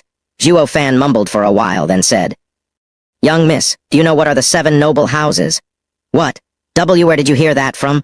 Luo Yunchang was in a panic as she watched Zhuo Fan. It was as if he knew a heavenly secret. But recalling the fantastic events that happened the past days, she relaxed. Captain Pang also looked oddly at Luo Yunchang. This was the first time he heard of them. Pursing her lips for a long time, Luo Yunchang finally spoke in a solemn tone. Since we lived in Cloud Manor and had no dealings with them, not knowing them is normal. But we are now wandering outside. If you ever meet someone from the 7 noble houses, you must avoid him, even if it's a dog. Captain Pang was shocked. This was his first time seeing Luo Yunchang speaking on such a heavy tone, as if she was talking about horrifying people. Yet a proud girl like her, even if from a fallen clan, did not speak near as highly about the Kai clan. The warning seemed to go right past Zhuo Fan as he retained his calm. Be it Luo Clan or Kai clan, regardless of how strong they are only mortal clans. But in Tianyu Empire, there are 7 officials who earned the imperial family's approval and can stand next to the emperor. Their power and territory are above all mortal clans. Fighting them is like going against the empire. What? This world has clans that can stand next to the imperial family. Captain Pang's face contorted in fear. Luo Yunchang nodded with extreme seriousness. Every clan knows these 7 families must not be touched. I am telling you this so that you all must remember to be careful. Is the Sun clan one of them? Interrupted Zhuo Fan. Stunned for a second, Luo Yunchang shook her head. Why do you ask? Yeah, brother Zhuo, if she was of the 7 houses, then young miss would have stopped you from smacking her. Captain Pang snickered. Since Luo Yunchang didn't stop him then, she agreed in silence. As if she was found out, Luo Yunchang reddened and glared at him. In fact, seeing Sun Yufei slapped was the most refreshing event for Luo Yunchang. Since Captain Pang could tell how glad the girl was, how could Zhuo Fan not? But Zhuo Fan's vision was much further. Even if they had a falling out with the Sun clan, he had to understand the other's background. Then, is the Sun clan part of the 7 houses? What made you come to that conclusion? Luo Yunchang was feeling nervous for some reason. Her only hope right now was that Zhuo Fan was joking around to scare her, but his next words were spoken with a straight face. That girl raved how she'll let us see the might of the 7 noble houses. How can this be? Did we offend 7 noble houses, people? Luo Yunchang paled and her mind blanked, watching Zhuo Fan with empty eyes. Captain Pang was even worse. His heart froze up. At this moment, the world seemed to have vanished, making way for silence. Zhuo Fan, quick, we need to apologize to young Miss Sun. Luo Yunchang pulled him to Kai Manor, but Zhuo Fan was stuck like a rock. If we go, we'll die. Zhuo Fan said coldly. Luo Yuncheng froze and her eyes glazed with helplessness. Zhuo Fan's words were ear-piercing, but they all spoke of the harsh truth. If offending the 7 noble houses was so easily settled, no one would have regarded them with such fear. Brother Zhuo, what do we do? They were all surprised to find Luo Yunhai speaking as he gazed at Zhuo Fan with unshakable faith. Not even Zhuo Fan foresaw it. A kid that everyone overlooked was now watching him with such big and innocent eyes. Wasn't I a stinkin' slave? Squinted Zhuo Fan. Big bro Zhuo, we, brother and sister, are grateful for this new chance at life. You're our greatest benefactor, my dear brother. My dear brother-in-law, please save us once again. Yunhai, don't talk nonsense. Luo Yunhai glared with a red face, yet her eyes couldn't help sneaking a glance at Zhuo Fan. They were alive thanks to him. Despite being inferior in his eyes, Zhuo Fan's abilities made others have a whole new level of respect for him. This was the reason why she appointed him as the clan's steward. For the rebuilding of the clan, men like him were needed. Zhuo Fan saw Luo Yunhai's imploring eyes and laughed inside. This kid is a clan's son after all, haughty but also clever to see another's talent. How adorable. Moreover, helping the Luo clan was a given for him. Does Windgaze City have men from the 7 houses? Yes, the Veiled Dragon Pavilion, the #1 treasure-appraising clan among the 7 houses. Its wealth knows no bounds. Then let's return to the tavern and go to Veiled Dragon Pavilion tomorrow. Zhuo Fan ruffled Luo Yunhai's head. Only what for? Luo Yuncheng rushed to ask. Allies. Zhuo Fan's curt reply came. The others were stunned. Why would one of the 7 noble houses, the Veiled Dragon Pavilion, ally with a run-down clan? That was more of the wish of a hopeless loser. Chapter 18. Long Kui, a tens of meters tall ancient building, stood in the eastern part of Windgaze City. Its size overwhelmed any from approaching to the point that not a single person dared get within 100 meters of it. 2 guards in golden garb stood at the gates. Their aura gave off the impression of veterans, of imperial bodyguards. Despite standing still, their eyes roamed everywhere, staring daggers at any who dared match their gaze. But in this place, 4 people suddenly appeared. Peak of Kai condensation. Zhuo Fan muttered as he walked in front of the siblings and Captain Pang. While he had no problem facing such imposing guards, the 3 stiffened, to the point they almost forgot to walk. Stop, the guards barred Zhuo Fan's path. Veiled Dragon Pavilion is not a place for you to wonder about. I ask that you send word of Cloud Manor Luo Clan's young miss, Luo Yuncheng. I have arrived to have something appraised. Zhuo Fan's eyes didn't even look at them. The 2 exchanged a look of surprise. Windgaze City didn't lack people who came here to see the appraiser, but all were fearful and fawned them when talking. This was a first, though, meeting such a smug kid. We've never heard of you. Our appraiser can't meet with nobodies, spoke a guard harshly. Luo Yuncheng lowered her head. One of the 7 noble houses, Veiled Dragon Pavilion, would never pay attention to an ant-like clan. They weren't even worthy to speak with them, not to mention become allies. Zhuo Fan. Luo Yuncheng pulled Zhuo Fan, but before she could finish, he shook her off. That is the appraiser's concern to see us. Try and act as the servants you are. What did you say? The guards were outraged, releasing their full aura. The Luo clan members felt their breathing become heavier as they retreated back. Only Zhuo Fan stood in his place and roared. Is this how the 7 noble houses treats its guests? Humph, truly renowned. Stop. A girl in white came out to meet them. The guards bowed. Young miss, these people are looking for trouble. I heard what you said, and it is you who are in the wrong. All who come are guests. Make sure to show respect. The girl berated them in a cold tone, then smiled at Zhuo Fan. Mister, we meet again. It's you. Zhuo Fan and Captain Pang were startled. She was the one that quarreled with the stall owner, but things were different now. Zhuo Fan sneered inside. I didn't expect for young miss to be from the Veiled Dragon Pavilion. Please forgive my lack of respect. The girl nodded with a smile.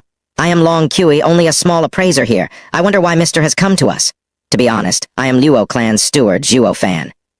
Because a terrible misfortune plagues us, I accompanied my young miss to the Veiled Dragon Pavilion, the #1 appraising noble house in Tianyu Empire's #1 appraising noble house, to sell the clan's treasure. Eyes flashing, Long Kui smiled when she saw Luo Yuncheng nodding, then turned back to Zhuo Fan. Then I will do my best to examine your treasure. Please follow me. She showed them in, to the shock of the guards. Was that young miss friend? No way. How can young miss have such a dirt poor friend? She must be doing it for the treasure. Once it fails to meet her expectations, they will be kicked out. Then he. We will teach them a lesson they won't ever forget, especially that rude Zhuo Fan. But what if the item is to her licking? That's impossible. Just look at them. How can these wretched people have anything that is worth more than black jade? Ha ha ha. The other also jeered, rubbing his hand in eagerness to vent all his energy. On the other side, Long Kui took them to a flourishing room and smiled once they were seated. "I wonder what treasure did you bring? Please take it out." Zhuo Fan grinned. This girl thinks herself above others, but is quite shrewd as well. He was certain she knew exactly what went on at the entrance, but let the guards test them if they were worthy of her time. If they showed any sign of giving up, her current attitude would have been unyielding. Despite how cunning she was far too naive when up against the devilish Zhuo Fan.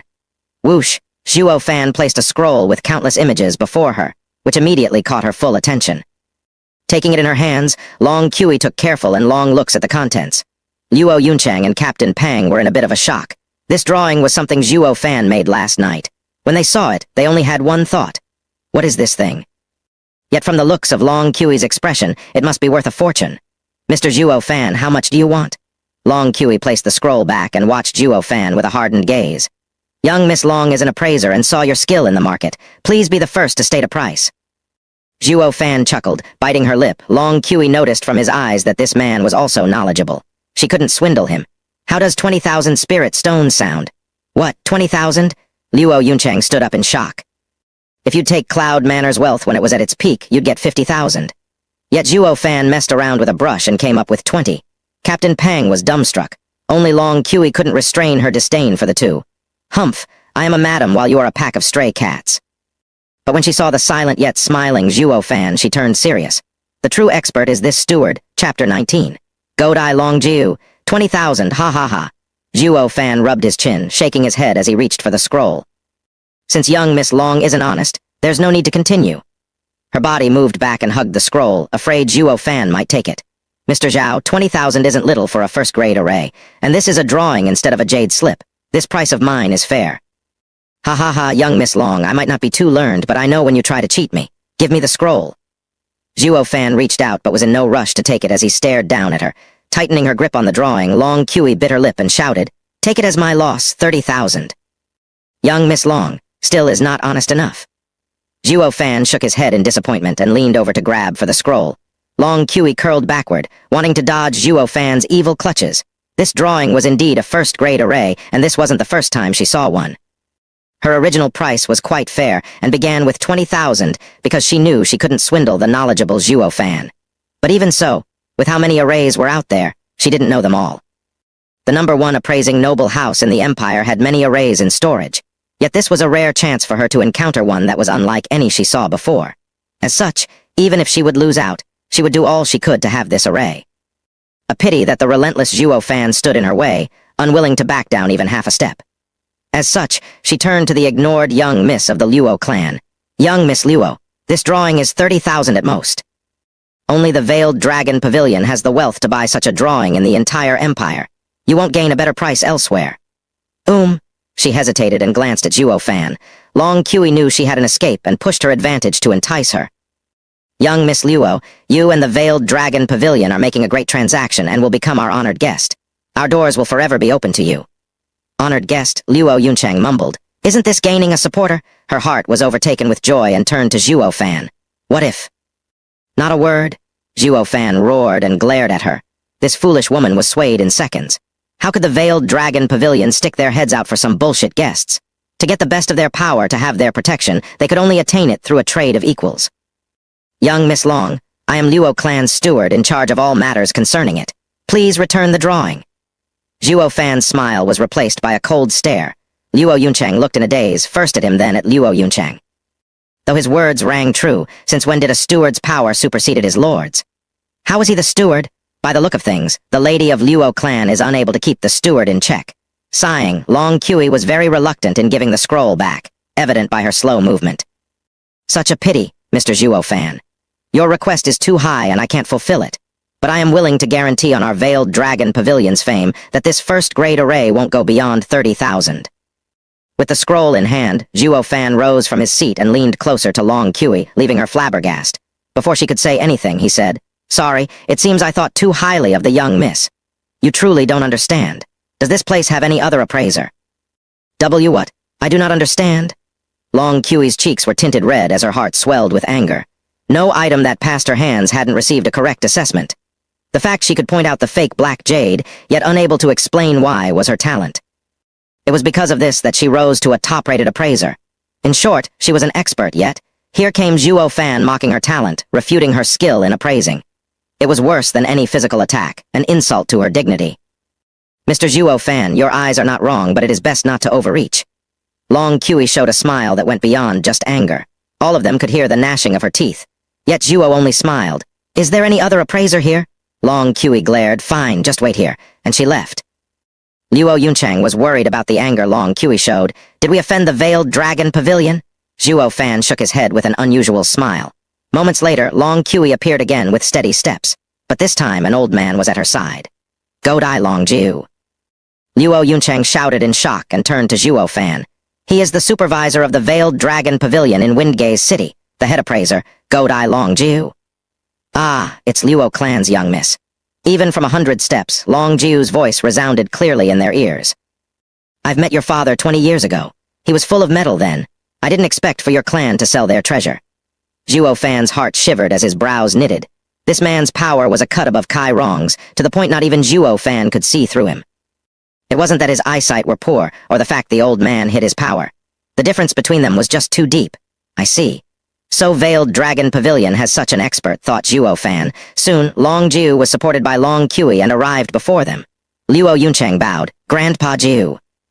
The others were quick to follow, yet Zhuo Fan just stood there. Long Jiu sized him up with his only hazy eye. Are you Luo Clan's steward? Yes. All right. Anyone's better than that old son. Long Jiu shot a meaningful glance at them, then sat down. I heard you doubt little Kui's skill. Yes. Zhuo Fan didn't mince words, eliciting a snort from her and a roll of the eye. Ha ha ha, little Kui might be new in this line of business, but her eyes are true. She must be more or less right with her assessment, but since you doubt her, this blind old man will take a look. Please.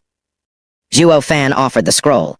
The Long Jiu's smile vanished when he turned to its contents, staring intently at it. Only, Uncle Jiu, wasn't I right? Long Kui grinned and shouted, First grade array, 30,000 spirit stones. Long Jiu kept staring at the drawing, and only after a while did he spoke with a solemn face. I never thought the Luo clan would hide such a thing. Kid, what do you think of 1.8 million spirit stones? What? They all went slack-jawed, Long Kui in particular. Never had she dreamed of the day the supervisor of Veiled Dragon Pavilion, Long Jiu, would utter such an astronomical number. Chapter 20. Ancient Array, Uncle Jiu. Long Kui watched Long Jiu wide-eyed, who instead watched the calm Zhuo Fan with his only eye. Zhuo Fan gazed back with a grin. Too low. They all cried out in response. 1.8 million was an inconceivable wealth for the Luo clan. Luo Yunchang never dreamed of having such riches. Yet in the eyes of Zhuo Fan, it wasn't enough. Luo Yunchang and Captain Peng looked lost at him. If not for being born and raised in the Cloud Manor, they'd be thinking he was a noble descendant. His gaze traveled so far. Yet before others could recover from Zhuo Fan's attack, here came Long Jiu's reply. I understand, but this is the most this old man can give. Then I'll sell it as a favor for Grandpa Jiu at this price. Luo Yunchang chuckled embarrassingly as she wiped her brow. She never imagined a random drawing from Zhuo Fan would garner such an insane price that took all of Godai Long Jiu's wealth to pay for it. And by the looks of it, Long Jiu seemed to have set his sights on it. As such, it was better to earn his favor and be on good terms with Veiled Dragon Pavilion. Long Jiu showed a gratified smile, as expected, being extra careful as he rolled the drawing.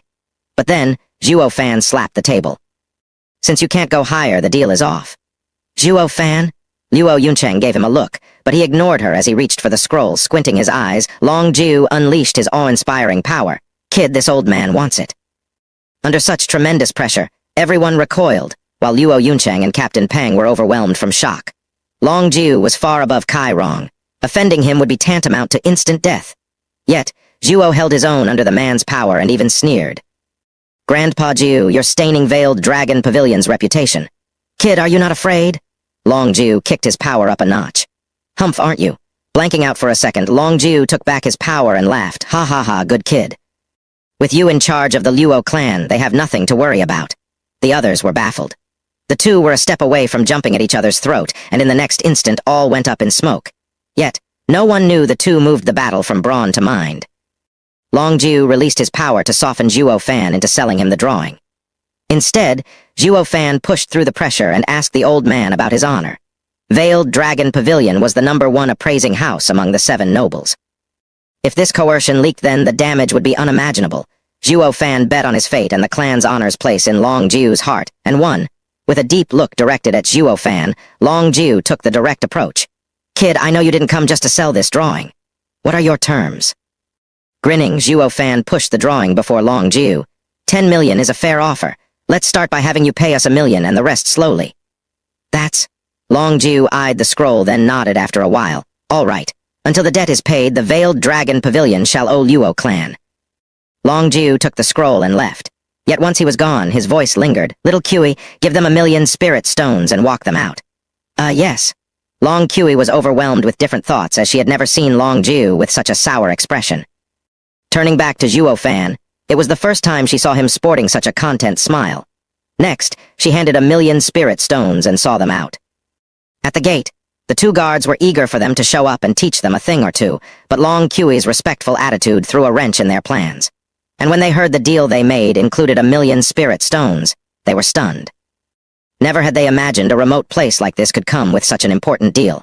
It became one of the top 3 deals in Veiled Dragon Pavilion's history. Damn, thank God we didn't do anything or disaster might have struck. A guard watched the 4 leave and wiped the sweat off his brow. The other just bobbed his head. Veiled Dragon Pavilion treated a rich clan with respect. If any of their men dared to offend the clan, the noble house would exact punishment. In the case of a clan with 1 million spirit stones, the guards' complete lack of courtesy would even end with their deaths. Thinking about it, they began to sweat buckets.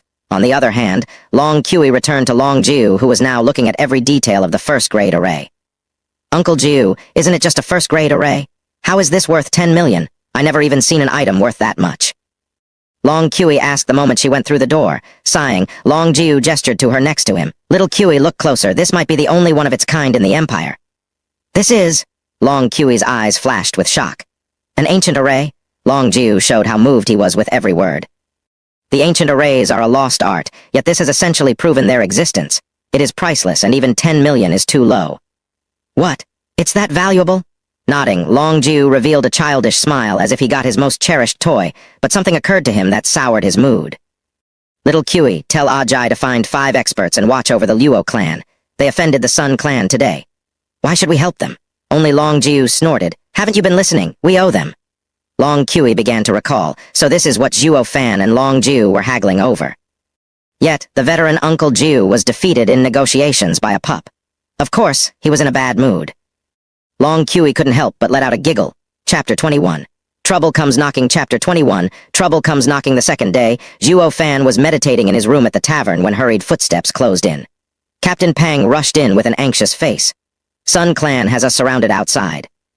Slowly opening his eyes, Zhuo Fan evoked an odd smile. "They're finally here."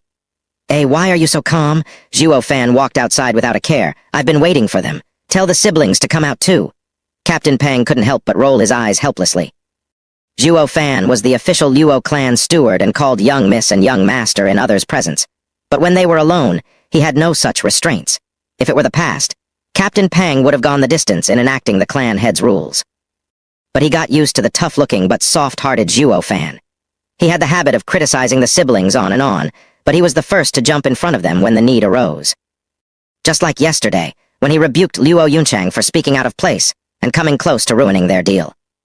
Although wronged at the time, the young miss knew when they saw Long Jiu leaving that Zhuo Fan had done a great favor for the Luo Clan. With how the rundown Luo Clan turned in 1 million spirit stones, they wouldn't be in the precarious position of living on the streets or relying on others. What was most important was Long Jiu's evaluation of Zhuo Fan. As long as the Luo Clan had him, it would soar. A capable man stands at the top. Captain Pang rubbed his chin, taking one last look of admiration at Zhuo Fan, then went to get the siblings. Soon, Captain Pang accompanied them to Zhuo Fan in the tavern's hall. Luo Yunchang still bore the marks of grievance from yesterday's tongue lashing on her face. "Let's go, young miss and young master." Zhuo Fan gestured outside with his eyes, and Luo Yunchang snorted as she pulled her brother along. The tavern keeper opened the doors with a creak. Luo Yunchang showcased her young miss qualities by shifting her posture and expression to ones worthy of such status. Zhuo Fan even sighed inside that she was a prime example of a clan's lady. 30 Sun Clan guards stood outside, Kai condensation experts. In the lead was Sun Yufei and a tall, dignified young master. He held a fan as his ghostly eyes roamed over Luo Yunchang's lithe figure. Noticing his gaze, Luo Yunchang shifted hers to Sun Yufei. Why has young Miss Sun brought so many people to look for us? Humph, why ask when you already know he offended this young miss in the Kai manner? Sun Yufei pointed with hatred at Zhuo Fan. I will make sure to wipe out all of the Luo Clan today. Luo Yunchang knitted her brows and pulled Luo Yunhai tighter, but a look at the relaxed Zhuo Fan eased her tension. It was in these moments of extreme danger that Zhuo Fan dissolved all problems. Be it in front of Kai Rong or even Long Jiu, his cunningness and meticulous planning pulled them through. In front of those two experts, these people were nothing. Luo Yunchang knew, as long as Zhuo Fan was calm, the matter was as good as settled. Seeing Zhuo Fan unflinching, Luo Yunchang began to smile, lifting her chin with confidence. My Luo clan had lorded over Windgaze City for centuries. You think we'll bend over just because you say so? Young Miss Sun, your clan has only been here for just a few decades. Please watch your tone. Luo Yunchang had finally recovered the lofty bearing she had in the time of Luo clan's prosperity. Such confidence left others speechless. The audience reduced Sun Yufei to a shrew servant while raising Luo Yunchang to a noble lady. Noticing their expressions, Sun Yufei's face was inflamed, bursting with Yuan Kai. Luo Yunchang, I will teach you the meaning of a fallen clan. She charged for her, and Captain Pang rushed to protect his young miss. But before they could meet, a fan rested between them. Cousin? Sun Yufei watched him with bloodshot eyes. Without paying her any attention, he showed respect towards Luo Yunchang. Young Miss Luo, please forgive my cousin's lack of manners. We have come to your home for your steward to seek justice for my cousin. It does not concern young miss. If you hand him over, I guarantee not to harm any Luo clan member. Cousin, didn't we say we're going to destroy them? Why? Sun Yufei was panicking, but he covered her face with the fan. I could also bring back the glory of old to the Luo clan. No need, Zhuo Fan is part of the Luo clan. If you're looking to trouble him, you're dealing with the whole clan. If you have any complaints, come to me. I am in charge of the Luo clan. Luo Yunchang stood fearless before all. Losing his smile, the youngster shook his head. I urge young miss to not be taken in by emotions. If you knew who I am, you might not say the same. Frowning, Luo Yunchang glared at him. I am Yuquan, a disciple of Hell Valley. Luo Yunchang was shocked and took 2 steps back. That's 7 noble houses. Ha ha ha, scared now. Sun Yufei laughed with pride. Everyone, besides Zhuo Fan, sported grim expressions. There was no reason to fear meeting Long Jiu since they were negotiating. But in this case, they were at odds with the Hell Valley. Any from the 7 noble houses needed to only lift a finger, and a mortal clan would fall or thrive. No wonder even the clan head Kai Rong saw the Sun clan girl with importance. Her clan had a connection with the 7 noble houses. Zhuo Fan. Luo Yunchang grabbed his hand as her voice trembled. With a reassuring smile, he stepped forward. I am Luo clan's steward, Zhuo Fan. What do you think of fighting one-on-one? Humph, cousin was right. You are an arrogant slave, sneered Yuquan as he approached him. All of us against someone like you will smear Hell Valley's reputation. With his last word, a whoosh sound traveled and Yuquan disappeared. Zhuo Fan's eyes narrowed, somersaulting backward. When he looked forward, a trace of blood flowed down his face. As blood dripped from his cheek, the youth now occupied Zhuo Fan's previous position. Humph, so you've managed to dodge it. Yuquan eyed him evilly, as if he was toying with him. 6th layer of Kai condensation, demonic cultivator. Zhuo Fan squinted and smiled. Interesting. When Yuquan attacked like a demon, if Zhuo Fan wasn't a veteran demonic cultivator, it would have killed him. But this revealed Hell Valley's nature, that of a demonic faction. If another met such a problem, he'd have a hard time coping. Demonic cultivators gained power through any means, filled with danger and ruthless natures. Righteous cultivators took the opposite approach, taking it one step at a time. They weren't as impressive as demonic cultivation experts, but they hardly encountered problems in cultivation. And this explained why, despite only in his 6th layer, Yuquan was far more dangerous. Yet Zhuo was in the 2nd, and 4 layers difference would make him hard-pressed even against a righteous cultivator. Luck had it though that Zhuo Fan was an old monster in demonic cultivation, knowing his fair share of its arts and methods. This was his only hope of success. Are you all right? Luo Yunchang was anxious, watching the blood trail down his cheek. He wiped the blood and showed an excited smile. It wasn't that he never fought with higher layers before, just that they were all righteous cultivators. This was his first encounter with a demonic cultivator in this situation, and began to enjoy the novelty of it. Fight. Even if the Luo clan wasn't here, it was still important to go through with this fight for the sake of his meticulous schemes.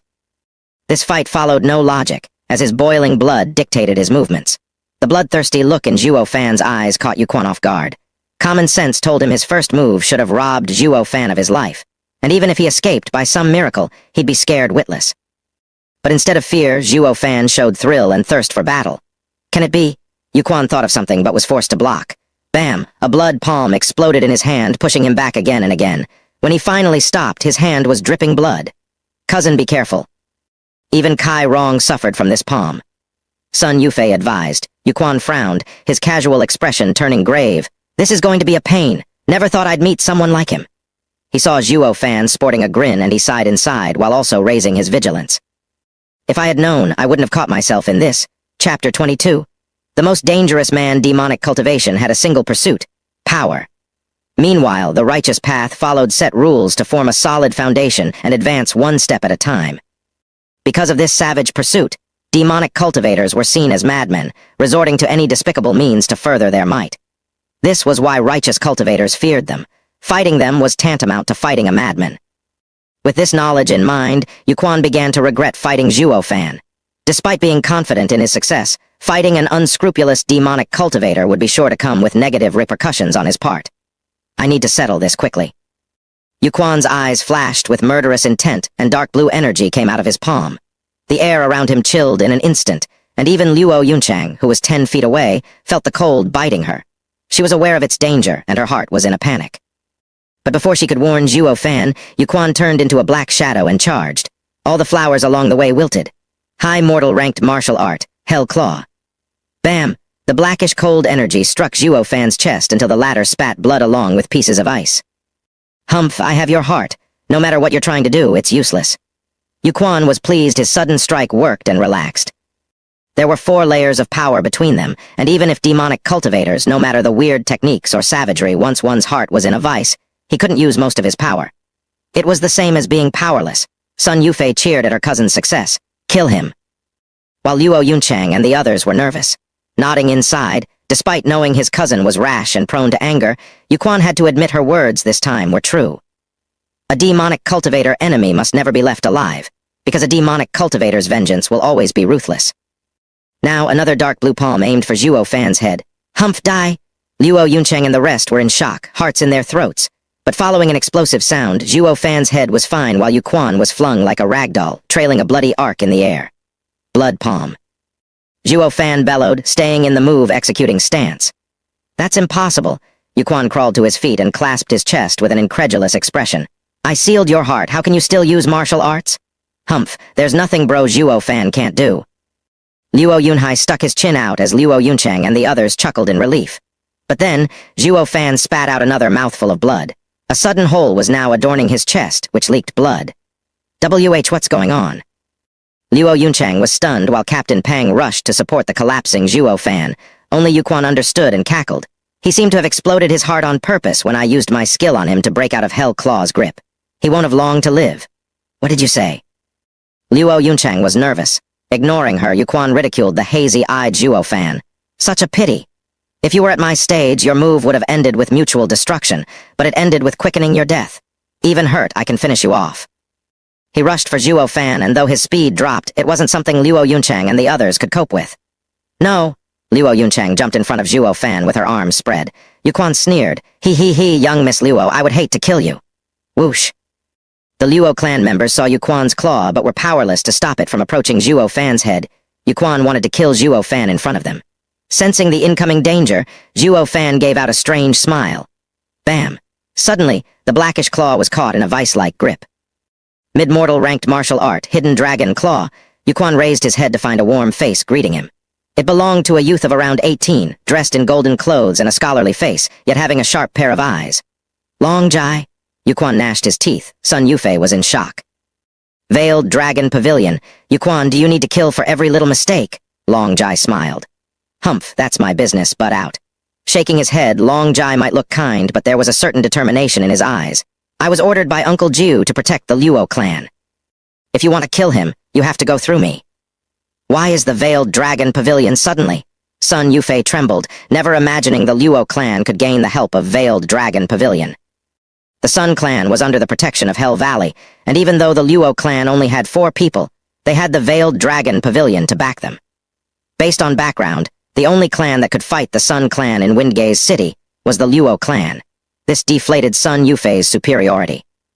A clan under Veiled Dragon Pavilion's backing was bound to rise. Gazing at Luo Yunchang, Sun Yufei hardly hid the hatred in her eyes. Humph, Long Jai, we have the same strength. You think you can protect them? Yuquan looked at Zhuo Fan hanging by a thread with killing intent. With a serious face, Long Jai said with coldness, Yuquan, don't forget your wounds. Think you can match me as you are now? Before he could retort, Long Jai said, I know what you want to say, that a demonic cultivator can show 120% of his power. But if we fight here, it will incur an open war between our houses. Are you prepared to bear such responsibility? Yuquan hesitated. Hell Valley and Veiled Dragon Pavilion were of the 7 noble houses, yet also at odds. It was only a matter of time till war broke out, but not now. If he ruined his clan's plan, he wouldn't be able to bear the repercussions. Just when he nodded, a hand grabbed at his chest. He rushed his Yuan Kai in a panic to block the attack, but a sudden blood energy messed up his control. In but an instant, the hand pierced his chest and gripped his heart. Didn't your master warn you?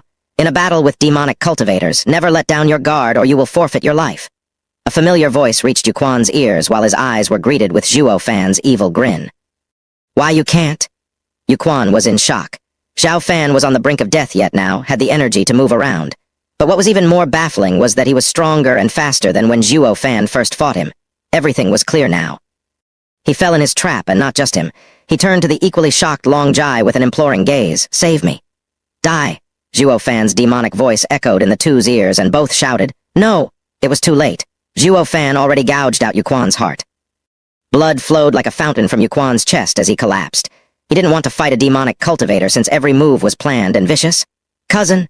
Sun Yufei cried in pain as she walked in a daze to his body. Sun Clan's guards took her and left in a rush. They no longer had a backing, and this place was filled with Veiled Dragon Pavilion's men. The calm Long Jai, witnessing death for the first time, swallowed dryly and turned to Zhuo Fan. He saw the still-beating heart in Zhuo Fan's hand and broke out in a sweat. He saw his fair share of demonic cultivators, but Zhuo Fan horrified him the most. If he compared them, those demonic cultivators he saw were noblemen when up against Zhuo Fan's methods. You're the one Grandpa Jiu sent to protect us. Thanks for the help. Please send him a message that we no longer need protection. Zhuo Fan flung the heart and clasped his hands.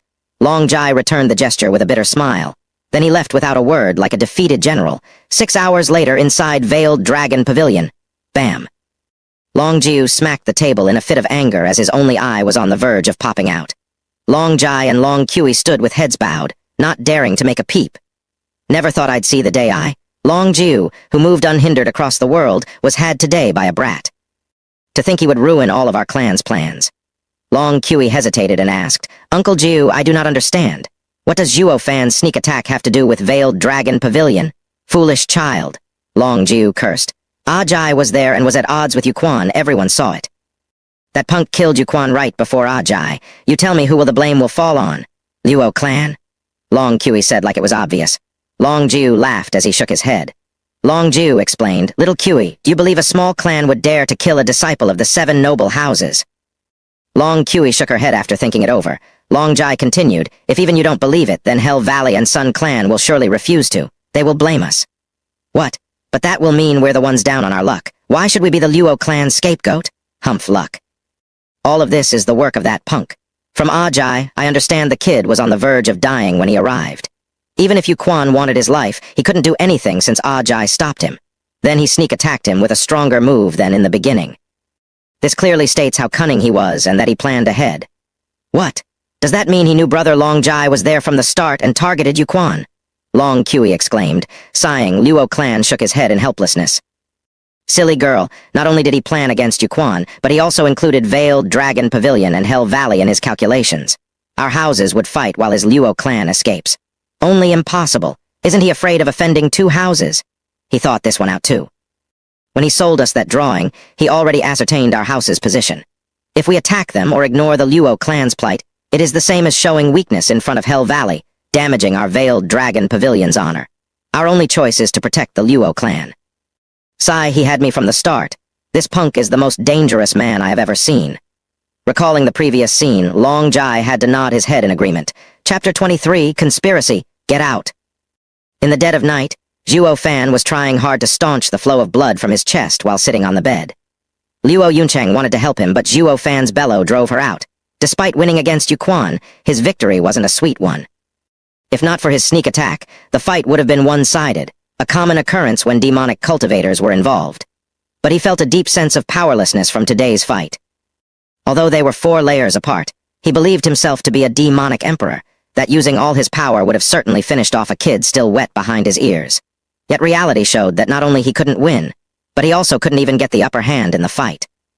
He had to rely on scheming to lure Veiled Dragon Pavilion out in the open and kill his enemy when he least expected by inciting chaos among the houses, while also providing the Luo Clan a way out.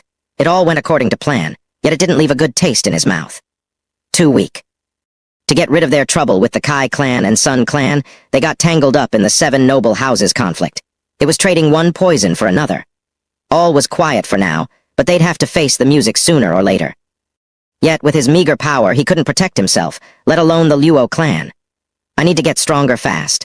Zhuo Fan clenched his teeth and performed strange hand gestures as his eyes let out an eerie red light. At this moment, Kai Xiaoding was meditating in a room when a sudden ache in his abdomen twisted his face in pain. Beads of sweat rolled down his forehead and he soon passed out. A bloody light flashed from his abdomen and a palm-sized infant came out. It was Zhuo Fan's blood infant. At the time he was in Kai Manor, Zhuo Fan inserted the blood infant in Kai Xiaoding to control Kai Rong. Because his movement was too fast, no one saw him, and under the threat of his son's life, Kai Rong was forced to let the Luo clan go. Thanks to the blood infant in Kai Xiaoding's body, Zhuo Fan could monitor their affairs. He would get an early warning to any plan they might come up with. But now, spying on the Kai clan has lost its value. The blood infant saw the unconscious Kai Xiaoding and let out a sneer in Zhuo Fan's voice. "Humph, I won't take your life so you could bear witness to the fall of the Kai clan." The blood infant then turned into a red light and flew outside. In a dark garden, a Kai clan guard was patrolling when a red light entered his body. He couldn't utter a sound as his body numbed. He soon shriveled up and a light wind scattered him to dust, leaving behind the red glow. In this manner, more than 30 guards disappeared from the Kai clan. In the tavern, Zhuo Fan snickered and sent Blood Infant for the next prey. He and the Blood Infant were one. When the Blood Infant entered a cultivator, he used the demon transformation art to absorb the person's blood essence and Yuan Kai for Zhuo Fan to refine later. He didn't plan on using the Blood Infant so soon, but he needed it to heal his heart. So he might as well reduce Kai clan's numbers while he was at it. The Blood Infant reached the Kai condensation, and even an early bone tempering expert would find it troublesome to fight with. As for Kai condensation opponents, it would kill them in an instant. If Zhuo Fan had the Blood Infant on him in his fight with Yu Quan, he could have won without having to resort to any schemes. He could only sigh as he thought of how it was the perfect match to have both the Blood Infant and the demon transformation art. Raising the Blood Infant was very difficult, and even Patriarch Blood Demon only reached Saint Stage with it. Yet, thanks to the demon transformation art, Zhuo Fan raised it to Kai condensation after 10 days of hard work in the tavern. He did it during his previous seclusion. The first day he used to bind the Blood Infant, and the rest to provide it with blood essence. Since the Blood Infant reached such a level, it was time for it to collect blood essence. And in a clan like the Kai clan, bone tempering experts were rare, so Zhuo Fan wasn't afraid the Blood Infant would be harmed. This led to an unrestrained hunt as he sucked dry 50 more guards. But just when he planned to wipe away any Kai clan remnants, an eerie energy caught his attention. A demonic cultivator expert? Zhuo Fan was startled and guided the Blood Infant to the source. It arrived near a small room where a faint light burned. There were 24 peak Kai condensation cultivators standing guard. It stirred Zhuo Fan's curiosity and drew Blood Infant to a window. As for those guards, they couldn't even detect the Blood Infant, not to mention see it. 3 elderly sat in the guest and main seats inside the room. The one in the main seat was Kai Rong. The first seat on his left was occupied by a bald old man with cloudy eyes and exuding a peculiar energy. Zhuo Fan recognized it in a second. It was from a demonic cultivator expert. The old man on Kai Rong's right wore noble attire and faint traces of demonic energy leaked from him. It showed he was in the middle of changing to a demonic cultivation method. Yet Kai Rong and the noble-dressed old man were showing great respect to the bald demonic cultivator. Can it be? Zhuo Fan felt he was onto something when clan head cupped his hands before the bald man. "Elder Jian, to what do I owe the honor of your and clan head son's visit?" Cloudy eyes stared at Kai Rong until he trembled. It was then that Elder Jian smiled. "I'm sure you know that a disciple from my Hell Valley was killed today by a veiled dragon pavilion." Wasn't it done by the Luo Clan?" Kai Rong let out a dry laugh. "You think the Luo Clan would have the nerve?" Elder Jian laughed as his cloudy eyes shined. The feud between my Hell Valley and Veiled Dragon Pavilion was at a stalemate where neither dared to make the first move and break the balance of the 7 houses. Yet the Veiled Dragon Pavilion used the Luo Clan to kill my disciple. What are they aiming for? This made Zhuo Fan muffle his laughter. Just as he expected, these 7 houses were treated like kings for so many years that they would never believe anyone would challenge their authority. It was because of such raw arrogance that made them believe there was a deeper scheme involved instead of taking what happened at face value. Veiled Dragon Pavilion was no different, willing to accept this injustice instead of showing weakness. Then you visited me because? Kai Rong hesitated. Ha, nothing much. Just help us to spy on Veiled Dragon Pavilion and understand their intent. It seems this event will trigger a battle between the houses. Elder Giant, that's the Veiled Dragon Pavilion. My Kai clan can't afford to offend them. Kai Rong panicked. He thought, why the hell are you 7 noble houses dragging my small clan into this? Shaking his head, Elder Giant said. Clan head Kai, don't misunderstand. There is no need for your clan to go head-to-head with Veiled Dragon Pavilion. It's just testing them, that is, dealing with the Luo Clan and observing the Veiled Dragon Pavilion's reaction. What? Luo Clan? Kai Rong was shocked. There wasn't anyone in the Windgaze city who didn't know of today's fight between Yuquan and Zhuo Fan, that Luo Clan was backed by the Veiled Dragon Pavilion. Yet here you are asking me to go make a mess of Luo Clan. Isn't that the same as offending the Veiled Dragon Pavilion? Kai Rong looked over at Clan Headson, only to see him smile with a hint of schadenfreude. Damn you. Since you're so close with Hell Valley, why don't you go mess with Luo Clan? Didn't your daughter make a scene today? But now that you saw them with the Veiled Dragon Pavilion, you don't dare move an inch. Kai Rong felt his tooth itch from hatred, but didn't have the courage to refuse Hell Valley. AI, to tell the truth, I hate that punk, Zhuo Fan, the most. He came to my clan a few days ago to look for trouble. I don't know what evil trick he used, but he made my son cough blood for several days and we still haven't found a cure. If I go after him, he would use the same trick to take my son's life. PFF before Kai Rong even finished, Zhuo Fan could barely hold his laughter. He left the blood infant inside Kai Xiaoding to teach the Kai clan a lesson, but never used it again afterward. He didn't expect the clan head would use such a lame excuse to escape this predicament. Even Elder Giant was skeptical of Kai Rong's flowery speech, and his face hardened. Upon seeing this, Kai Rong rushed to present an alternative. Elder Giant, Clan Headson, is the best man for the job and is also close with Hell Valley. Letting him in charge of this task won't disappoint you. Hey, Kai Rong, what are you trying to pull? Clan Headson jumped to his feet. Luo Clan was a headache, and they didn't know how tight its relation was with the Veiled Dragon Pavilion. If he'd instigated Veiled Dragon Pavilion's involvement when he messed with the Luo Clan, he'd be ruined. Despite the Sun Clan and Hell Valley being related, the former was by no means one of the 7 noble houses. Getting on the Veiled Dragon Pavilion's wrong side was out of the question. It was unknown if the Hell Valley would stick its neck out for the Sun Clan. Going after Luo Clan was plain suicide. Seeing the 2 clans proclaim loyalty by day and shirking off their duties at crucial times, Elder Giant snapped. Enough, you useless fools, I don't need any of you. I will find someone else for the job. Also, Kai Rong, have you brought your spirit-ranked martial art Wind Kick? Please inspect it, Elder Giant. Kai Clan rushed to present the jade slip, yet his eyes showed reluctance. Elder Giant, this is the only spirit-ranked martial art the ancestors have passed down in my Kai Clan. Fine, I won't take advantage of you. Snorting, Elder Giant threw him a jade slip. This is the spirit-ranked martial art, Flaming Finger, a higher rank than yours. Kai Rong was overjoyed, expressing his thanks again and again. Zhuo Fan standing outside was puzzled, his Hell Valley muddled to exchange a mid-spirit-ranked martial art for a lower one. Elder Giant, who did you find to deal with Luo Clan, if you don't mind me asking? Ignoring the martial art the Hell Valley bestowed on Kai Rong, Clan Headson asked. Kai Rong pricked up his ears to catch the answer. Snickering, Elder Giant's eyes flashed with disdain. You bunch of dogs, afraid someone might replace you? Humph, relax, will you? That person is from Hell Valley. Does the Hell Valley plan to step forward? Why? Kai Rong and Clan Headson didn't mind Elder Giant's disdain and were surprised. With an odd light in his eyes, Elder Giant said, He is a spy we have long planted in the Blackwind Mountain. Blackwind Mountain. Zhuo Fan was so shocked his heart skipped a beat and his control over his energy slipped. Who's there? Elder Giant whipped his head and launched a palm attack. The door was blown to pieces as Blood Infant turned into a red streak of light and flew away. Only now did Elder Giant rush outside. So quick. Zhuo Fan's shock wasn't small, but luck was with him as the guards were surrounding the place. He grinned and urged the Blood Infant to enter one of them. Blood boil?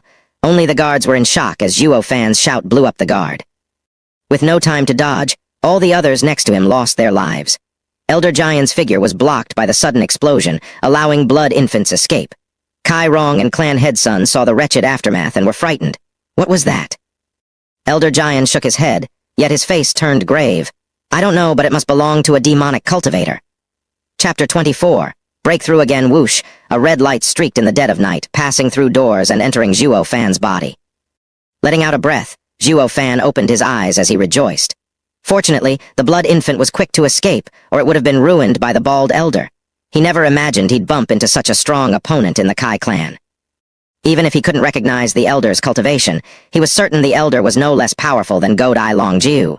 And once Blood Infant was destroyed, because of Zhuo Fan's connection with it, it would spell doom for him too. But the opposite was also true. Even if his heart exploded, he wouldn't die as long as the Blood Infant lived, because the moment he bound with the Blood Infant, it became his heart. I need to work harder on improving my strength. His vast experience told him danger was looming. For now, it looked like Hell Valley and Veiled Dragon Pavilion were silent, but the Blackwind Mountain might be the fuse to a disaster with the Luo Clan smack in the middle. His fate rested on strengthening the Blood Infant to bone tempering stage. This was the only way to ensure some semblance of control when he met an expert like Longjiu. Zhuo Fan closed his eyes and refined the Yuan Kai and blood essence the Blood Infant collected. In the next moment, red flashes came from his chest as red energy coursed through his veins to his heart. As the energy gathered, the hole in his chest began to heal. His weak heartbeat soon started pounding with greater force. In but an hour, his chest healed, with not even a scar left behind. If one didn't witness his heart exploding, they wouldn't believe the events of this morning occurred. He continued refining Blood Infants gathered Yuan Kai and turning into black energy. One part flowed into his Danshan and another back to the Blood Infant. No less than 50 Kai condensation, experts Yuan Kai were refined and propelled Zhuo Fan through the third layer of Kai condensation, and to the brink of entering the fourth layer. With a faint boom, Zhuo Fan and Blood Infant broke through to the fourth layer. Zhuo Fan was happy. It was so easy to increase one's strength. It was only 10 days ago that he entered the second layer, and here he was now in the fourth. But when he wanted to work towards the fifth layer, he found Blood Infant's Yuan Kai reserves had been spent. He wanted to keep going, but he was satisfied he at least advanced 2 layers in one go. He looked out the window at the clearing sky and walked out to stretch his legs. Now that Blackwind Mountain was coming, he had to find a safe haven for the Luo Clan. Zhuo Fan opened the door to his room, but before he could take a step, a thump resounded and something fell at his feet. He looked to see a drowsy Luo Yuncheng getting back up in embarrassment. "What are you doing?" Zhuo Fan frowned. He poured all his focus on controlling the Blood Infant last night and then cultivating, so he didn't pay attention to what happened outside his room to the point he didn't detect her. Damn it. How could I become so careless? If it were an enemy instead, I would have been dead. Seeing his angry look, Luo Yuncheng was apologetic as she mumbled, "I was worried about your wounds worsening and waited outside. Now that you're all right, I'll be going." "Wait, you stood guard all night?" Zhuo Fan was shocked. Luo Yuncheng blushed and turned to leave with a hurried pace than before. Captain Pang took this moment to appear and saw Zhuo safe and sound and shouted in joy. "Brother Zhuo, you've recovered. That wound of yours scared all of us to death. Young Miss always stayed at your door, worried for your life. Hey, where is she?" She left. Zhuo Fan rubbed his nose and said calmly, yet warmth grew in his heart. "Damn this heart demon," Zhuo Fan cursed. "How could the glorious demonic emperor feel anything for a mere woman? This must be the work of the kid's heart demon. Right, old Pang, you came right on time. Come with me to the Veiled Dragon Pavilion. But what about young Miss and—" "Relax, after yesterday's event, no one would dare touch them, if not for fear of offending Veiled Dragon Pavilion." Zhuo Fan snickered. Captain Pang had to take a moment to recover and reacted by giving thumbs up as his eyes glittered with worship. He didn't get Zhuo Fan's plan, but he was clear Zhuo Fan made others misunderstand Veiled Dragon Pavilion was backing Luo Clan. "Steward Zhuo, I am now thoroughly convinced. If the Luo Clan doesn't have you as a steward, we would have been doomed. It was a waste of your talents to have left you sweeping the courtyard back in the day." Laughing, Zhuo Fan patted Captain Pang's shoulder and shook his head. "That person wasn't me. 15 minutes later found the two at the gates of Veiled Dragon Pavilion before the same 2 guards, but this time they showed proper respect. Please enter, dear guests." "What, you won't go and report first?" Zhuo Fan mocked. After giving a silly laugh, a guard knew Zhuo Fan was still bothered by what happened before and apologized.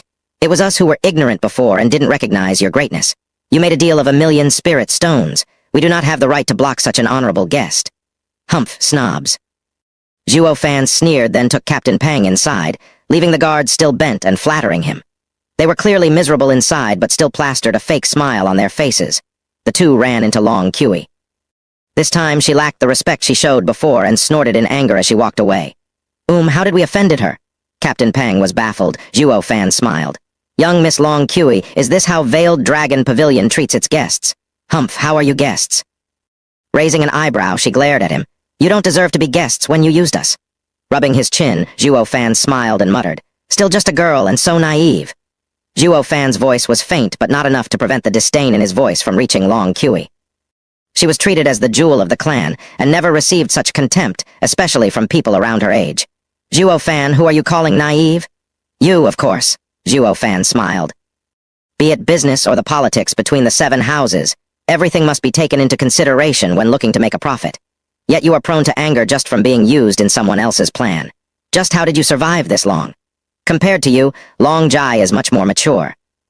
He realized I used him and just walked away instead. The way I see it, admitting a loss is also a kind of power. At least the next time I plan on using him, it won't be as easy. This was the first time Long Kui heard such an argument and was stunned. She came from the clan's estate and was put in Long Jiu's care. The elders in the estate spoke highly of her talent, but not enough to entrust her with heavy responsibility. When she arrived here, Long Jiu spoke the same. Her talent wasn't any less than Long Jai, but Long Jiu didn't trust her in being responsible. She didn't understand, but now it seemed she was clear on something. Love, hate, closeness, and vengeance won't help you, only benefits. Zhuo Fan saw her bewildered eyes and chuckled. Let's set aside our personal grievances and talk about business. It is also where your talent lies. Long Kui thought for a bit and nodded, but just then a light cough came, along with an aged voice. Mr. Zhuo Fan, let's talk. The 3 of them looked to see Long Jiu accompanied by Long Jai walking towards them. But Long Jai couldn't mask a glint of shock as he gazed upon Zhuo Fan. Yesterday, he saw Zhuo Fan's heart exploding, but now he was walking like it never happened. His breath was even and spoke calmly. Did he recover in one night? How, Grandpa Jiu, won't you give this young one a chance? Not paying any heed to Long Jai's shock, Zhuo Fan spoke. Shaking his head, Long Jiu laughed. Ha ha ha, just from talking with you, I ended up being used in the end. To think you still dare to come here. If I knew your true colors before, I would have taken you as a 1,000-year-old monster taking shelter in the Luo Clan. Damn. I almost got found out. Zhuo Fan forced a laugh as he dismissed him. You're too kind, Grandpa Jiu. How can I compare to you? Cut the crap. Long Jiu switched tones in an instant and said harshly, Why are you here? I am looking for a safe house for the Luo Clan to live in. Does Grandpa Jiu know of a good place? Stroking his beard, Long Jiu replied, Why should I help you? Simple, Veiled Dragon Pavilion owes us, also. Zhuo Fan laughed eerily. It will help you watch over us more easily. Long Jiu's eyes squinted as his heart trembled in shock. This punk can see through anyone. Ever since killing Yuquan yesterday, Veiled Dragon Pavilion has been on the defensive. With how tense our relation with Hell Valley is now, a battle might break out at any time. Only and Luo Clan was a variable because of their connection with Veiled Dragon Pavilion. No one dared to mess with it, but it also allowed the Luo Clan to do whatever it wanted. One wrong move and it could trigger a war between the houses. This was why Long Jiu placed surveillance over the Luo Clan. Yet, Zhuo Fan went and exposed it. This left Long Jiu feeling apprehensive. What is this punk scheming? He never imagined a veteran practitioner a century old would one day be toyed with by a punk. And he didn't understand the whole picture either, leaving him with an unpleasant feeling. Chapter 25. Array Grandmaster seeing the old man hesitating, Zhuo Fan smiled. Guess I'll have to suffer a loss and give you something. Humph, what could you possibly know that the Veiled Dragon Pavilion doesn't? Long Kui stuck her chin with disdain. Zhuo Fan smiled. I have heard of the Veiled Dragon Pavilion boundless strength, but the cat and mouse each have its own means. What I know doesn't mean you do as well. Long Kui grinned unconvinced. Long Jai also shook his head, but only Long Jiu fixed his single eye on Zhuo Fan. Long Jiu wouldn't even care if it were anyone else, but it concerned Zhuo Fan, who gave them too many shocks these past days. He began to add a certain importance to the youth before him. Let's hear it. Snickering, Zhuo Fan said, Did you know Hell Valley's men are already here? What? Long Jiu shouted in shock. Since the founding of the Empire, the 7 noble houses' domains had clear boundaries. Windgaze City was Veiled Dragon Pavilions, and no other house was allowed to establish a branch here, or it would be taken as provocation and war would break out. Of course, their disciples were the exception. as it could be seen from Veiled Dragon Pavilion ignoring Yuquan's arrival. However, this didn't extend to elders or similar experts. They needed consent first. Zhuo Fan knew of this rule from Luo Yunchang and was now probing. It went just as he thought. From their faces, they had no idea the bald old man was here. Impossible, we have scouts all over Windgaze City and no one can escape our notice. Long Jai shook his head with a grim look. Humph, don't listen to him, he just wants to scare us. Long Kui glared at Zhuo Fan. Only Long Jiu spoke in a grave tone. What proof do you have? Zhuo Fan smiled. None. So you're just running your mouth. Long Kui threw a despising glare his way. Zhuo Fan laughed. But his appearance was that of a bald old man, with Kai Rong and clan headson calling him Elder Giant. Condor Giant Fan. Long Jiu's only eye squinted as his power exploded. It was so strong none of the others around him could breathe, stepping back again and again. Only after a while did he calm down. Zhuo Fan gasped as his heart shivered. Long Jiu's power contained naked killing intent that shocked even him. Grandpa Jiu, you've met that old man? Zhuo Fan probed. Not only met him, that man ruined Uncle Jiu's Godai. Long Jai explained. Zhuo Fan was in joy. I was scared you had no grievances. Now that I know you're archenemies, it couldn't be better. Restrain your anger, Grandpa Jiu. Zhuo Fan switched to a fake, compassionate tone. Waving, Long Jiu's eye glinted with coldness. All right, since you spoke of his appearance, I'll believe you. You can take the courtyard 100 yards from here. Thank you, Grandpa Jiu. Zhuo Fan clasped his hands and walked away with Captain Pang. But after a couple of steps, Long Jiu spoke coldly. Kid, where's that geezer? Stopping, Zhuo Fan replied. Kai Clan, but it's more likely he's in the Sun Clan now. I see. Long Jiu nodded as the bones in his fists crackled. Once Zhuo Fan was out of sight, he spoke. Ah Jai, report it to the clan so they can send some elders. I won't let Jai and Fan leave this place alive. Also, stay for now in that courtyard and look after the Luo Clan. I don't want them to do anything that might scare away Jai and Fan. Uncle Jiu, he is a Hell Valley elder. If he dies here, it will trigger a war between our houses. Long Jai showed his worry. Humph, it is he who doesn't follow the rules and sneaked my domain. If I let him live, I won't be able to live with the regret of him taking my eye. Seeing his advice falling on deaf ears, Long Jai sighed and left with Long Kui. Though they left, they could still hear Long Jiu's angry laughter. The next morning, Zhuo Fan took the siblings and Captain Pang to their new home. This was where the Veiled Dragon Pavilion received their honored guests. It was far larger than the reception house where they were welcomed before. It was the best place in town. In a short while, Luo Clan was the talk of the town, of how they were under Veiled Dragon Pavilion's close care. Everyone knew the Veiled Dragon Pavilion supported them, or they wouldn't have placed them in one of their courtyards, protected day in day out. Kai Clan and Sun Clan rejoiced they didn't accept Elder Giant's task. Just from today's circumstances, it was clear that any who dared to harm the Luo Clan would face the wrath of Veiled Dragon Pavilion. Just like that, the moment the Luo Clan stepped foot in their new home, it was publicly declared as the #1 clan in the Windgaze City. They were held above even the Kai Clan and Sun Clan, despite being a small clan of 4. Are we going to live here from now on? Being the first to enter, Luo Yunchang was shocked by the imposing atmosphere of the place, including the sheer number of guards around them, all Kai condensation experts. Adding to them were 24 more golden-armored guards staying vigilant. They were clearly bone-tempering experts. Such guards could only be seen in the 7 noble houses. Luo Yunhai and Captain Pang were struck dumb. The latter was even in awe by the number of experts, while the former inquisitive. Old Pang, when the Luo Clan recovers, what do you think of becoming the leader of such a team? Zhuo Fan patted his shoulder. Captain Pang shyly shook his head. Any guard here is stronger than me. It is great if I can be as strong as them, but I don't dare lead them. Despite saying that, his eyes flashed with hope. Zhuo Fan laughed. That day will come. But a sudden mocking laughter reached them.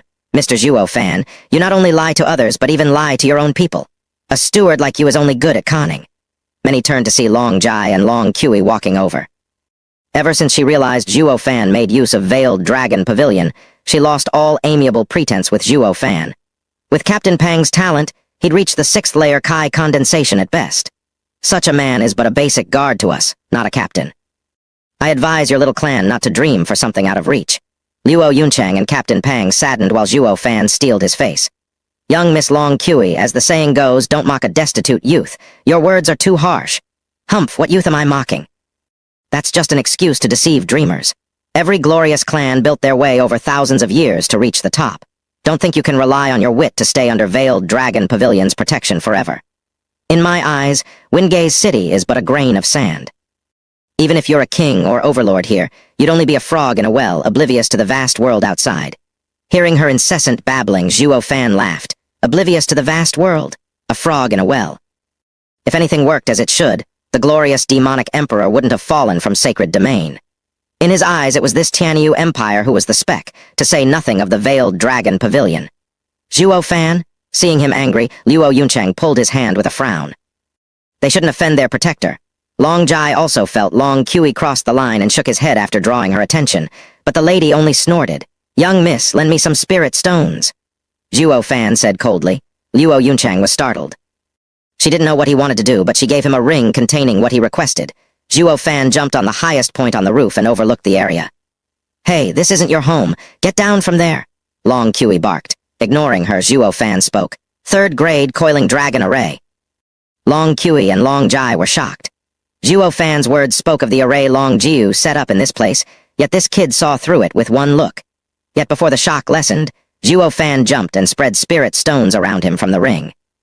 In 15 minutes, close to 10,000 spirit stones were buried in the courtyard. When Zhuo Fan landed, Long Kui asked, "What are you trying to do?"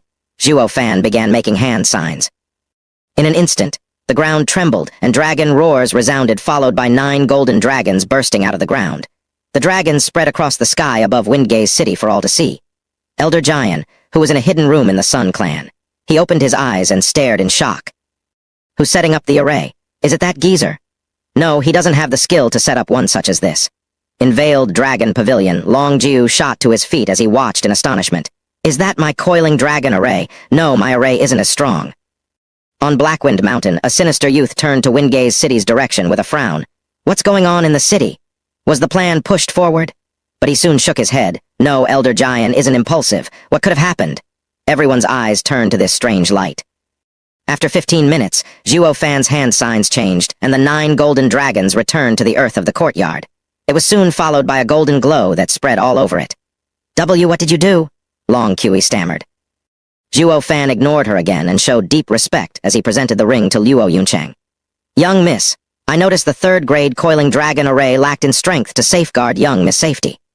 As such, I took it upon myself to upgrade it to the 5th grade 9 heavens coiling dragon array. I have wasted spirit stones, please punish me, young miss." What? Long Jai and Long Kui were gobsmacked. There were but a handful of people who could set a 5th grade array in the Tianyu Empire. Not even the 7 houses had such a talent, but this kid had just simply deployed one. Was he a 5th grade array master? Luo Yuncheng knew Zhuo did it on purpose to humiliate them, then deferred to her. This was also the first time she saw him so subdued. It was the perfect moment to install her rightful status as a young miss onto him. Luo Yuncheng smiled inside, yet her face was stone cold. "Steward Zhuo, I should punish you for taking so many spirit stones without consent, but I won't blame you as you did it for our sake. Let's go." "What? Punishment? Not even the 7 noble houses would dare rebuke such a lofty existence." Long Kui looked as if she had a fly stuck in her throat. Only soon, Zhuo Fan accompanied Luo Yunhai as they swaggered inside, to the endless shock of the others, and the snickering of Captain Pang and Luo Yunhai. Only Long Jai and Long Kui stood there with their hearts in chaos. They never thought it possible for a scheming second-layer Kai condensation Zhuo Fan to also be a 5th grade array master. How could an unknown clan have such a talent? Chapter 26. Invitation. Whoosh, with a sudden boom, a figure appeared before the two. It was Long Jiu. His eyes were filled with excitement. "Who set up the array just now?" It's..." The two looked long at each other before Long Jai replied. "Luo Clan steward Zhuo Fan." "What, him?" Long Jiu turned to the array, and the more he examined it, the more shocked he got. An array master needs to know each array as the back of his hand, and pours years and years into understanding heaven and earth. At my age, I can only set up 3rd grade arrays, so how can a pup set up a 5th grade array so quickly? Long Jiu seemed to be asking Long Kui and Long Jai, but it also seemed to be asking himself. The two only shook their heads. It was unknown what kind of man Zhuo Fan was, as he kept doing extraordinary and shocking things again and again. Even the two of them, born in a powerful clan, no longer dared to underestimate Zhuo Fan. They even felt inferior. "Go and call the kid over." No, invite him. I want to speak to him." Taking a look around, Long Jiu grinned. The two cupped their hands and followed his order. Soon, in a pavilion in the garden behind the courtyard, Long Jiu served tea at a stone table. It didn't take long before Zhuo Fan came in, followed by Long Jai and Long Kui. "Ha ha ha, brother Zhuo Fan, sit." Long Jiu laughed as he invited him. Long Jai and Long Kui were shocked. Brothers Zhuo Fan. Long Jiu had a high position in the clan. As such, the two of them called him uncle. Yet a proud man like Long Jiu only respected a handful of people in the Tianyu Empire. But to call this kid brother left the two stumped. Zhuo Fan took it in stride, however, sitting without hesitation. In his eyes, this was a world where the strong were respected. With enough strength, even this old man's grandpa would call him brother. Why has Bro Jiu called for me? Zhuo Fan wasn't a stickler for rules and poured himself some tea. He didn't seem to know the meaning of shame as he called Long Jiu bro without so much as a blush. Long Kui couldn't even react. Long Jai rolled his eyes, cursing him for being shameless and taking advantage of circumstances. But Long Jiu was overjoyed. Their relationship was now tighter, and that was a good thing for him. Brother Zhuo Fan, since you called me Bro Jiu, I won't mince words. I'll be honest with you, brother. For a 5th grade array master to stay in a fallen clan like the Luo Clan is a sin. It's best if you join the Veiled Dragon Pavilion. We will even treat you as a venerable. Even the clan head will have to show you respect. Long Kui and Long Jai never imagined Long Jiu wanted to invite Zhuo Fan as Veiled Dragon Pavilion's venerable. That was the highest status in the Veiled Dragon Pavilion, even higher than an elder. How could a kid, still wet behind his ears, receive such honor? Then again, Zhuo Fan was a 5th grade array master only in the Kai condensation stage. Any of the 7 houses would invite such a person to be a venerable. Asking him to join the Veiled Dragon Pavilion was for the clan's future. Zhuo Fan sipped tea with a smile. He knew of Long Jiu's intention even before he came. Who wouldn't fight and seize a 5th grade array master in such an empire? Even the emperor would have to show him courtesy. He foresaw this even as he set up the array. Brother Zhuo Fan, what do you say? Long Jiu asked again. Zhuo Fan grinned. I have one condition. If it's in Veiled Dragon Pavilion's power, you can ask for anything. Long Jiu expressed his consent. Even making her serve me tea, rub my feet, and warm my bed. Zhuo Fan pointed at Long Kui. Long Kui's cheeks flared red with anger. Keep dreaming. Long Jiu had to shake his head in embarrassment. It's impossible with little Kui. Ha ha ha, it's just a joke. I already have a young miss, so why would I look for another? Zhuo Fan's eyes were radiant as he turned serious. I want the Luo siblings forever safe. Zhuo Fan paused after each word. Long Jiu showed his admiration. He never expected for Zhuo Fan's condition to be just this. Such devotion inspired respect from the 3 around him. Even the always angry Long Kui looked at him longer. I agree. As long as the Veiled Dragon Pavilion exists, the Luo Clan, not only this generation but its descendants will also live in peace. Smiling, Zhuo Fan sipped his tea again. Then from now on, you are Veiled Dragon Pavilion's venerable. I will report it to the clan, and 3 days later I will ask Ah Jai to escort you to the clan estate. Wait, Zhuo Fan raised his hand. I didn't agree. What? But just now. Long Jiu stood in panic, then glared at Zhuo Fan. Brother Zhuo, were you messing around? Zhuo Fan turned serious. If it were 15 minutes ago, I would have agreed without hesitation. But now? What about now? Long Jiu's beard trembled. Shaking his head, Zhuo Fan let out a mysterious smile as his voice turned cold. Young Miss Long Kui, do you remember what you said? Zhuo Fan extended his fist. Within 10 years, I will make the Luo clan stand above the 7 houses. He downed the tea in one gulp and smacked the cup on the table as he left. Long Kui had a strange feeling watching his back. It was impossible for a small clan to rise above the 7 noble houses in 10 years, even if he was a 5th grade array master. The 7 noble houses' reserves weren't something he alone could overcome, but Zhuo Fan's confidence left her without retort. Little Kui, what did you say? Long Jiu turned to the 2. From Zhuo Fan's expression, he knew Zhuo Fan was not lying. So something must have happened earlier. Long Kui only stared at Zhuo Fan's back as Long Jai spoke after hesitating. Long Jiu shook his head after hearing the story. I've said already not to insult people and cut at their shortcomings. You've insulted the Luo clan and they are sure to not take it lying down. But what he said can't be achieved. Long Jai muttered. Long Jiu stroked his beard. Luo clan has a 5th grade array master. Even if it won't rise above the 7 houses, it will still be well known in the land. It's best to get closer to it. We were so close to having him as venerable. Long Jiu sighed as he fixed his eye on Long Kui. Regarding Zhuo Fan, he went to Luo Yunchang, his mind going a mile a minute. He could have completely put his heart demon to rest, but chose not to because of Long Kui's words. Pipe dream. If we can't even dream, our only choice is to leave it up to fate. Demonic cultivators walked in defiance of heaven, fighting for their own fates. Zhuo Fan thus hated when someone told him that any goals he had was a pipe dream, that he should feel grateful for his fate. He had to prove to everyone that even a fallen clan could reach the top one day. He no longer helped the Luo clan just for the sake of his heart demon, but also for his path as a demonic cultivator. Nothing in this world is impossible. If heaven stands in my way, I will kill it. My fate is my own and not heaven's. The day shall come when he would rebuild this ruined clan to the best the world had ever seen. As long as demonic Emperor Zhuo Yi-Fan was here, nothing was impossible. Bam! Zhuo Fan slammed the door open full of anger. Luo Yunhai, Luo Yunchang, and Captain Pang were startled. Luo Yunchang hesitated before building up the courage to speak to him. Zhuo Fan, what did Grandfather Jiu want? He invited me to join Veiled Dragon Pavilion. The three's faces saddened. Despite being downhearted inside, Luo Yunchang strained a smile. Congratulations, Veiled Dragon Pavilion will offer you a far more glorious future than Luo Clan. She had to guess Zhuo Fan's talent, as a 5th grade array master would attract the 7 houses invitation. The Luo Clan would find it impossible to hold onto such a man. Zhuo Fan snorted. What are you sad about? I declined. What? Shock was seen, but happiness was the most obvious emotion. Why? Just because I'll be in my room? Zhuo Fan left without answering. But just before he was gone, he said coldly, Young miss, don't interfere in any future matters of the Luo clan, be it big or small. Luo Yunchang nodded absent-minded. Wasn't it like this so far? Why did he bring this up? Zhuo Fan then seemed to talk to her, but also to himself. From now on, I am Luo Clan's steward. In 10 years, I will raise the Luo clan above the Veiled Dragon Pavilion. His figure left with the last word, leaving the three in shock.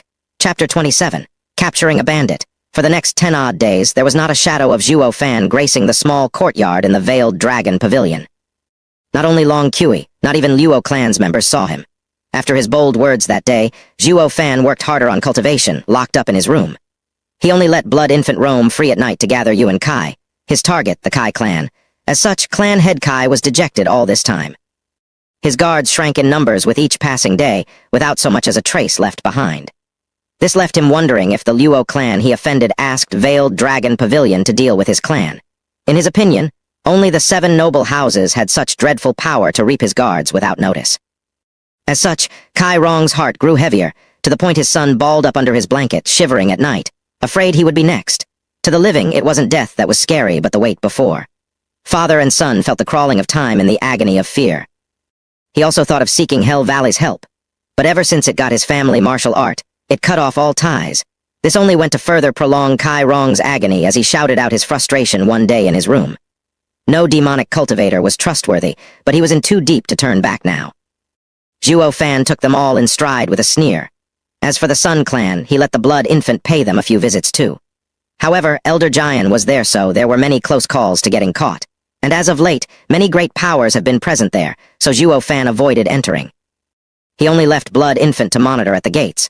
On this day, as per usual, the Blood Infant ate a dozen Kai clan guards, then staked Kai clan's gates for a bit before returning to the little courtyard, pleased. Just as he was about to enter his home, a trace of energy caught his eye. Zhuo Fan frowned in his room as the Blood Infant hit its energy. Soon, in a corner across from the little courtyard, a shadow was reflected in his eyes. That person was watching his home. Humph! No one dares to step inside Veiled Dragon Pavilion's territory, yet this one does. He must be from Blackwind Mountain. Zhuo Fan grinned. He recalled Elder Jian telling it wasn't the Kai clan nor the Sun clan who'd come after the Luo clan, but a third party unrelated to them, Blackwind Mountain. If the Luo clan fell, Hell Valley was spared of all liability. But how were a bunch of bandits going to enter the little courtyard? You think this is the Cloud Manor. Raising an eyebrow, Zhuo Fan guided the Blood Infant after the person in black. Because Blood Infant's hidden energy, it wasn't found out. After taking stock of the surrounding, the bandit left, followed by a red trace. An hour later, the person jumped through a window of a tavern, and the Blood Infant floated to peer inside. Zhuo Fan saw 7 strong men and a 17-year-old girl to the side. They were all waiting for the person in black to speak. "Young miss, how's the situation?" Before the person in black spoke, the girl poured tea and spoke with concern. Zhuo Fan was taken aback. A woman? He never expected the leader of the Blackwind Mountain Bandits to be a woman. Were they looking down on the fact that the Luo clan had only 4 members? Zhuo Fan shook his head. He saw the person in black remove her veil to reveal a pair of bright eyes, black hair flowing down to her waist, with fair and unblemished skin worthy of the title beauty. Even the men couldn't help but swallow dryly and stare, but the woman's glare made them lower their heads. "Zio Kui, get me a pen and paper." Being shouted to, the girl rushed to obey. The beauty drew in detail for 15 minutes. The contents shocked Zhuo Fan. That was Veiled Dragon Pavilion's little courtyard in minute detail. He had to admit, making such a map after one night of staking earned a thumbs up from him. She wasn't the leader for nothing. Look closely. Here, and here are guards. The four corners here have bone tempering experts. Young miss, this is Veiled Dragon Pavilion. How do we proceed? By the look of things, we'll be dead before we even make it through the door. One man wiped his sweat from fear. The woman dismissed him. Relax. Senior brother got in contact with Hell Valley's men and said they will distract the guards.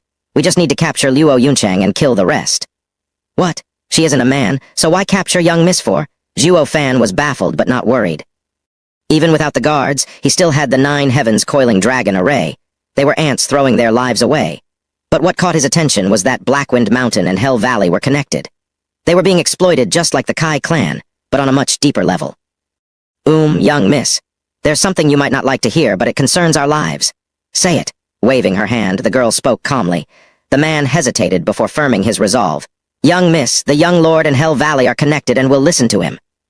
Even if Hell Valley's men help us, the Veiled Dragon Pavilion is still one of the 7 noble houses. Offending them will leave us with no place to hide. Will the Hell Valley shelter us then? If they abandon us instead, death will be our only outcome. Humph, that's like saying you're scared of dying. Don't you think you're letting down Mountain Lord with your words? For helping Camp Lord recover, for his revenge, the least we can do is stake our lives. Her words brought shame on their faces. She glared at them and shouted, withdraw. Follow the predetermined plan without fail. Yes, they cupped their hands and shouted with respect. When they left, they were resolute with staring death in the face. Not bad. Zhuo Fan raised an eyebrow as he left the room. Now it was his turn. When all the people left, the girl clapped her hands in glee. Young miss is amazing, like a true mountain lord.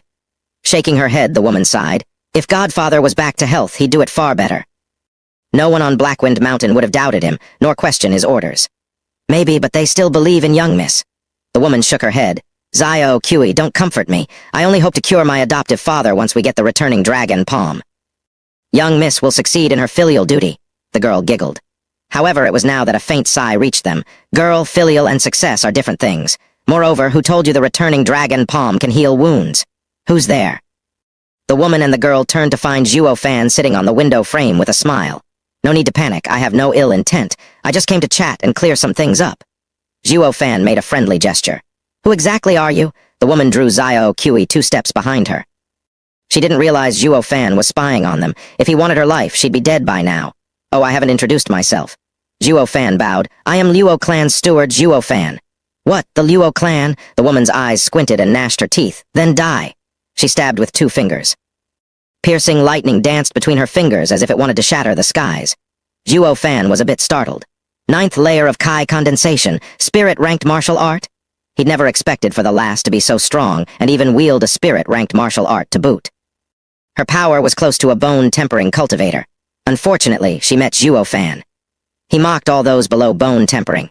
Because he had the blood infant, with a hand sign, a red light flashed from his body into the woman. Her body froze, yet the lighting still buzzed between her fingers. She was afraid. What did you do to me? Grinning, Zhuo Fan shook his head. Nothing, I am only controlling your body. And then grabbed her 2 fingers. Cancel. In an instant, the piercing lightning died out.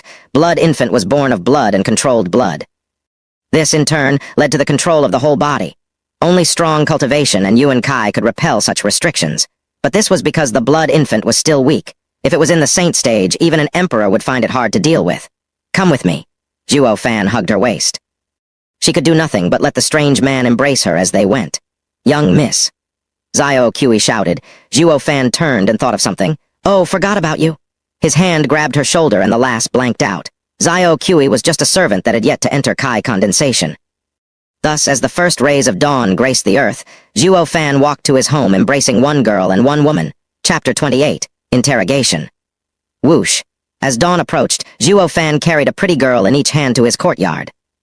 The guards were taken aback seeing this steward locked up for 10-odd days, only to follow up with a knowing smile. One even teased. Steward Zhuo, last night must have been exhausting for you. Long Kui happened to pass by and saw him with 2 beauties. She frowned and rolled her eyes as she walked away with large steps. She ignored him while her mouth kept criticizing. Men are all the same. Zhuo Fan didn't care that they misunderstood and threw the 2 in his room. He closed the door and sat on a chair. Oh. Zio Kui recovered from hitting the ground and rubbed her eyes. Where is this? But shouted when her eyes landed on the other woman. Young miss, are you all right? The woman laid motionless on the floor, presenting her delectable assets to Zhuo Fan to see. Smiling, Zhuo Fan moved his finger and she regained her freedom. The woman rose in a flash and reached for her ankle. Her hand now had a dagger that rushed at Zhuo's neck. Yet, only a groan came as the dagger stopped an inch from his throat as she froze in place. Zhuo Fan admired her with a sneer. Nice skills, but that won't work on me. I only invited you over to clarify some things. If you are honest, I will let you go. Also, it's best if you don't bare your fangs at me again. Zhuo Fan took the dagger from her hand, then spared a second glance to her shapely body. Oh, we'd have to make sure you have nothing else hiding on you. Zhuo Fan adopted the frisking posture. The woman turned beet red. You dare! His hand stopped as Zhuo Fan looked into her eyes. Whether I dare or not depends on you. Then his tone turned grave. Who are you? What are you doing in Windgaze City? The woman ignored him. Whoosh, Zhuo Fan ripped a part of her clothing wrapped around her waist and threw it to the ground. Ah! With a shriek, the woman's anger exploded. Her eyes seemed to spew fire, yet Zhuo Fan couldn't care less. Zhuo Qi rushed over and smacked Zhuo Fan with her tender fists. Bastard! How dare you do that to young miss? Zhuo Fan's other hand moved with ease, and some of Zhuo Qi's clothing fell on the floor. She was stunned for a second before shooting back and holding her clothes tighter with tears swelling in her eyes. Zhuo Fan was nonplussed, asking in the same calm voice, Who are you? What are you doing in Windgaze City? Gnashing her teeth, the woman bit her lips in answer. Her clothing was torn to shreds before as Zhuo Fan repeated with coldness, Who are you? What are you doing in Windgaze City? Zhuo Fan's cruelty was akin to a heartless machine that brought fear to the woman's heart. She finally relaxed her clenched jaw. I am Blackwind Mountain Lord's goddaughter, Lei Yuding. I have come to Windgaze City to end the Luo Clan. Why? Zhuo Fan's face was unfeeling as if it had nothing to do with him. This only worked to stoke Lei Yuding's fear. This man didn't look human in her eyes. Hell Valley will distract the guards while we sneak in. Zhuo Fan nodded satisfied. He knew this beforehand and asked this to shred her heart's defenses. The next question was something he wanted to know the most. What's your connection with Hell Valley? What do they get by helping you? Lei Yuding was at a loss too. I don't know. Zhuo Fan kept his eyes on her, and when he found her answer truthful, How are you in contact with Hell Valley? Who mediates? Lei Yuding's eyes shook, but her lips pursed. Zhuo Fan had a guess, but he wanted to hear it from her, so he ripped Lei Yuding's shirt. Her body was exposed to Zhuo Fan's eyes in an instant, leaving only a red lace cloth to protect her final vestige of modesty. Lei Yuding's tears dropped without a sound. Zhuo Fan's hand closed in on the red cloth as his voice dropped even lower. This is your last chance to maintain your honor. If you don't answer, there are more than a dozen craving men outside beside me. Bastard, Lei Yuding hissed. I'll count to 3. 1, 2. The higher he got, the closer his hand was to the red cloth. Lei Yuding's bit her lips, close to drawing blood while crying, yet no word came out. You're quite brave. Zhuo Fan nodded and was about to pull when Zhuo Qi shouted in panic. Don't, I beg you, don't bully young miss. It's senior brother Yang who's in contact with Hell Valley. Who is he? Zhuo Fan's curled up an evil smile. Lei Yuding wanted to shout for Zhuo Qi to stop, but Zhuo Fan's robbed her voice. Zhuo Qi saw young miss suffering and spoke truthfully. He is Mountain Lord's disciple, Yang Ming. The Mountain Lord formed a marriage contract between senior brother Yang and young miss. But one day, Luo's clan head, Luo Zhenin, caught him off guard and wounded him heavily. He lays paralyzed, unable to even speak. So you thought of catching the Luo clan off guard? Zhuo Fan grinned. Killers must pay and revenge must be dealt, right? And then... Zhuo Qi hesitated, but then she saw Zhuo Fan's hand drawing near Lei Yuding's chest. We were at a loss in the face of Luo Clan's tight guard, but then senior brother made a pact with steward son. He worked with us from the inside and defeated the Luo Clan. Then Luo Clan's young miss ran away and we lost track of her. It was also then when senior brother Yang found out you were all here and asked Hell Valley's help. Good. Zhuo Fan's hand remained still. How did you know Mountain Lord was sneak attacked by Luo Zhenin? Did you see it? Senior brother Yang did.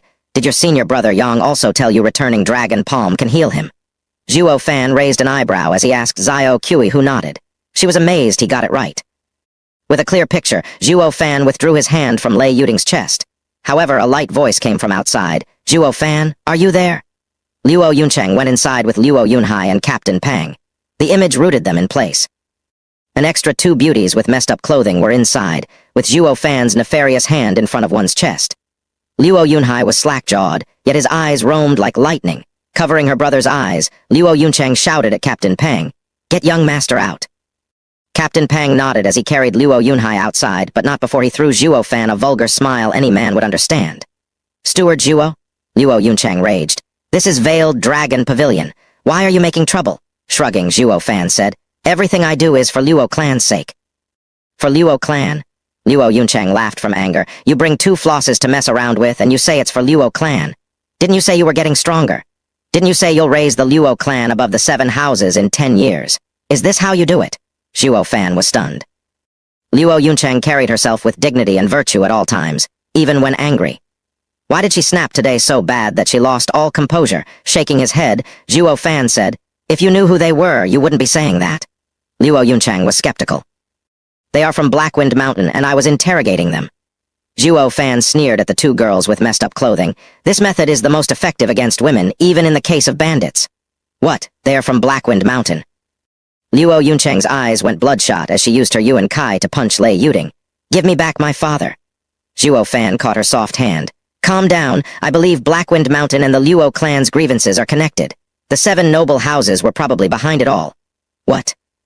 Not only Luo Yunchang, even Lei Yuding and Zhuo Yi-Fan were stunned. Both the Luo clan and Blackwind Mountain were mere ants to the 7 noble houses. Why go to such lengths to hide their intention when they could deal with them with a snap of their fingers? Zhuo Fan didn't figure it out yet, but he still let go of Lei Yuding. Young Miss Lei, I have a presumptuous favor to ask of you. Zhuo Fan bowed. I want you to take me to Blackwind Mountain. I want to get to the bottom of this. Humph, there's no way you can enter Blackwind Mountain. Lei Yuding snorted. Zhuo Fan smiled at Luo Yunchang. Young miss, please take out the returning dragon palm.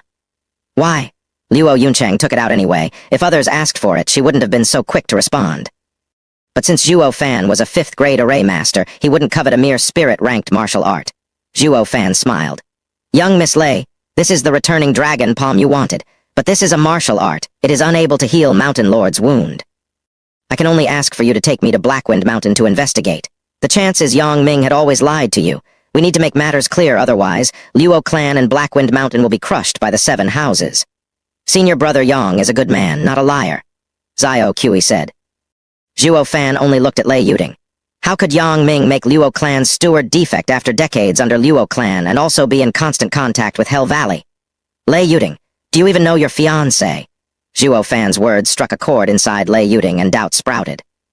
Tracing returning dragon palms Jade slip with her hand, she nodded. Since they gave her the martial art, one passed down through generations. Even she found something amiss and agreed. Moreover, Blackwind Mountain was her home and Zhuo Fan was but one man. No trick of his would work there. Zhuo Fan was pleased, but he cleared his voice in embarrassment the next second. Miss Lei, be careful not to catch a cold. Ah. Only now did she react to the vile steward ripping her clothes and could only use her hands for cover. Only Luo Yunchang and Zhuo Yi-Fan shoved Zhuo Fan out the door. Scram! The door slammed behind him as the 3 girls exchanged a smile. But then it dawned on them how complicated the matter got. They were still enemies and lost their smiles. Then came Zhuo Fan from outside. Miss Lei, next time don't forget to wear more. Lei Yuding was so embarrassed her eyes burned with rage, while her face grew hotter. Chapter 29. Entering Blackwind Mountain. A woman and an old man walked down a forest road. She was tall, mesmerizing, and emanating a perfume that drew in butterflies. The wizened old man had a white goatee, yet his eyes flashed with vigilance now and then. The two arrived at the foot of a mountain and looked to the summit. The beauty eyed the elder, but her tone was laced with anger. Zhuo Fan, you better behave. If I find you have any evil intentions towards Blackwind Mountain, I won't let you off. Ha ha ha, relax, miss. This old man only came to investigate. Moreover, what could a lone man possibly do? The old man's laughter reached the heavens above, snorting. Lei Yuding ignored him. Furthermore, if you harm even a hair of Zhuo Yi-Fan, I will end you. Relax, I took her hostage because we don't trust each other. On one hand, I needed some insurance. On the other, Zhuo Fan spoke in a mysterious voice, it is for your own good. For my own good. Lei Yuding didn't understand, but the only response she got was Zhuo Fan shaking his head. The two climbed in silence. Halfway up, they got to the first checkpoint. Who's there? A strong man jumped out in their path, but when he saw Lei Yuding, he bowed. Ah, so it's young miss. Weren't you in Windgaze City? Why? I had to return. Lei Yuding jutted out her chin, walking without sparing the man a glance. He is on Yang Ming's side. Zhuo Fan whispered, tell me if your task in Windgaze City was so secret, why is it that a common bandit knows of it? Lei Yuding frowned. Her previous unshakable trust in Yang Ming was gnawed by Zhuo Fan these past few days.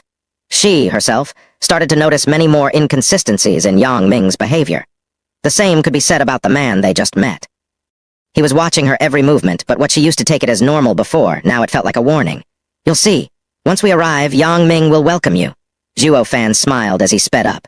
Lei Yuding watched his figure with a heart filled with doubts. They passed several more checkpoints before reaching the summit. They now stood in front of the Blackwind Mountain Camp's gate. Since Zhuo Fan was impersonating an old man and was led by Lei Yuding, no one questioned him. But just as they stepped foot across the gate, a man appeared. He was tall and majestic, just that a wicked smile smeared his handsome face. Zhuo Fan knew in a flash he was Yang Ming. See, all your actions were reported back. Zhuo Fan raised an eyebrow at Lei Yuding, like a child who won the bet. But Lei Yuding didn't humor him by playing his game, and instead had a solemn face. Zhuo Fan had been feeding her doubts every step of the way, particularly regarding Yang Ming, who might have been a spy from the Hell Valley. She didn't want to believe it since he was the fiancé her godfather arranged for her. It was hard for her to change her perception of a man who had the trust of everyone, her godfather included. But these doubts were the fruit of Zhuo Fan's careful wording along the way. Biting her lip, Lei Yuding saw Yang Ming with a complicated gaze and braced herself for what was to come. Sister Yuding, shouldn't you be in Windgaze City? Why the sudden return? Yang Ming approached her with a smile and turned to Zhuo Fan. And this is... Lei Yuding hesitated a moment. Senior brother, Veiled Dragon Pavilion isn't someone we can provoke, while Hell Valley's men aren't worthy of trust. This operation has too many dangers, so I've put the men on standby to observe for now. Yang Ming's face changed, not much but enough for Zhuo Fan to notice the killing intent in his eyes. Sister Yuding, Master's kindness is as heavy as a mountain. How can we not give our lives for such a man? How can we be so selfish? Furthermore, aren't we supposed to avenge Master? I am aware, however, Lei Yuding frowned, we cannot disregard the lives of our brothers. This is a second-ranked alchemist I have found to save Godfather. We will settle this vengeance once he recovers. Sensing his cue, Zhuo Fan cupped his hands. Ha ha ha, this old man has wandered the pugilistic world and cured countless illnesses. No injury or disease can escape my trained eye. Humph, if you were so great, we'd have known about you. Who are you trying to deceive? Yang Ming interrupted Zhuo Fan, bragging. Junior sister, only returning dragon palm can heal wounds this martial art caused. Don't you trust me? Lei Yuding recalled the time she spent with Yang Ming, and her heart was in chaos. Zhuo Fan stood between the two and asked Yang Ming, little brother, give me a chance. I'm an expert healer. Get lost? Yang Ming was furious and sent a palm attack. Zhuo Fan felt the power behind it but didn't dodge, opting to take the strike with clenched teeth. Bam. Despite not using a martial art, the palm backed up by the power of an early bone-tempering cultivator struck Zhuo Fan's chest and sent him sprawling while coughing blood. Why did you attack if you refused him entry? Lei Yuding yelled. Zhuo Fan staggered to his feet after puking another mouthful of blood. This old man can't take too many hits. Miss, I'm sorry, but I will have to refuse this deal. I should have known no good comes from dealing with bandits. What did you say? Yang Ming was enraged and slapped again, but Lei Yuding stopped him. I invited him. If you want to hit him, you'll have to go through me. Humph, let him try for all I care, but if this healer makes the master worse, he won't leave this place alive. Yang Ming flung his sleeve and walked out in anger. Lei Yuding felt wronged and glared at Zhuo Fan. It's all your fault senior brother ignores me. I was a fool for believing you. There's no way my caring senior brother could harm Godfather. Miss, didn't your godfather teach you how to judge people? Zhuo Fan wiped the blood from his mouth with a smile, but this is perfect since he bought it. Lei Yuding was shocked, then doubtful. When you talk to someone, you don't pay attention to what they speak, but how they act. Zhuo Fan grinned evilly. The reason he stopped me before was because he didn't know of my level. Thanks to his palm strike, he gauged my strength was negligible and let me pass. You tell me if he's caring or not. Lei Yuding replayed the early scene while leaving out Yang Ming's words. All of his actions went according to Zhuo Fan's conjecture.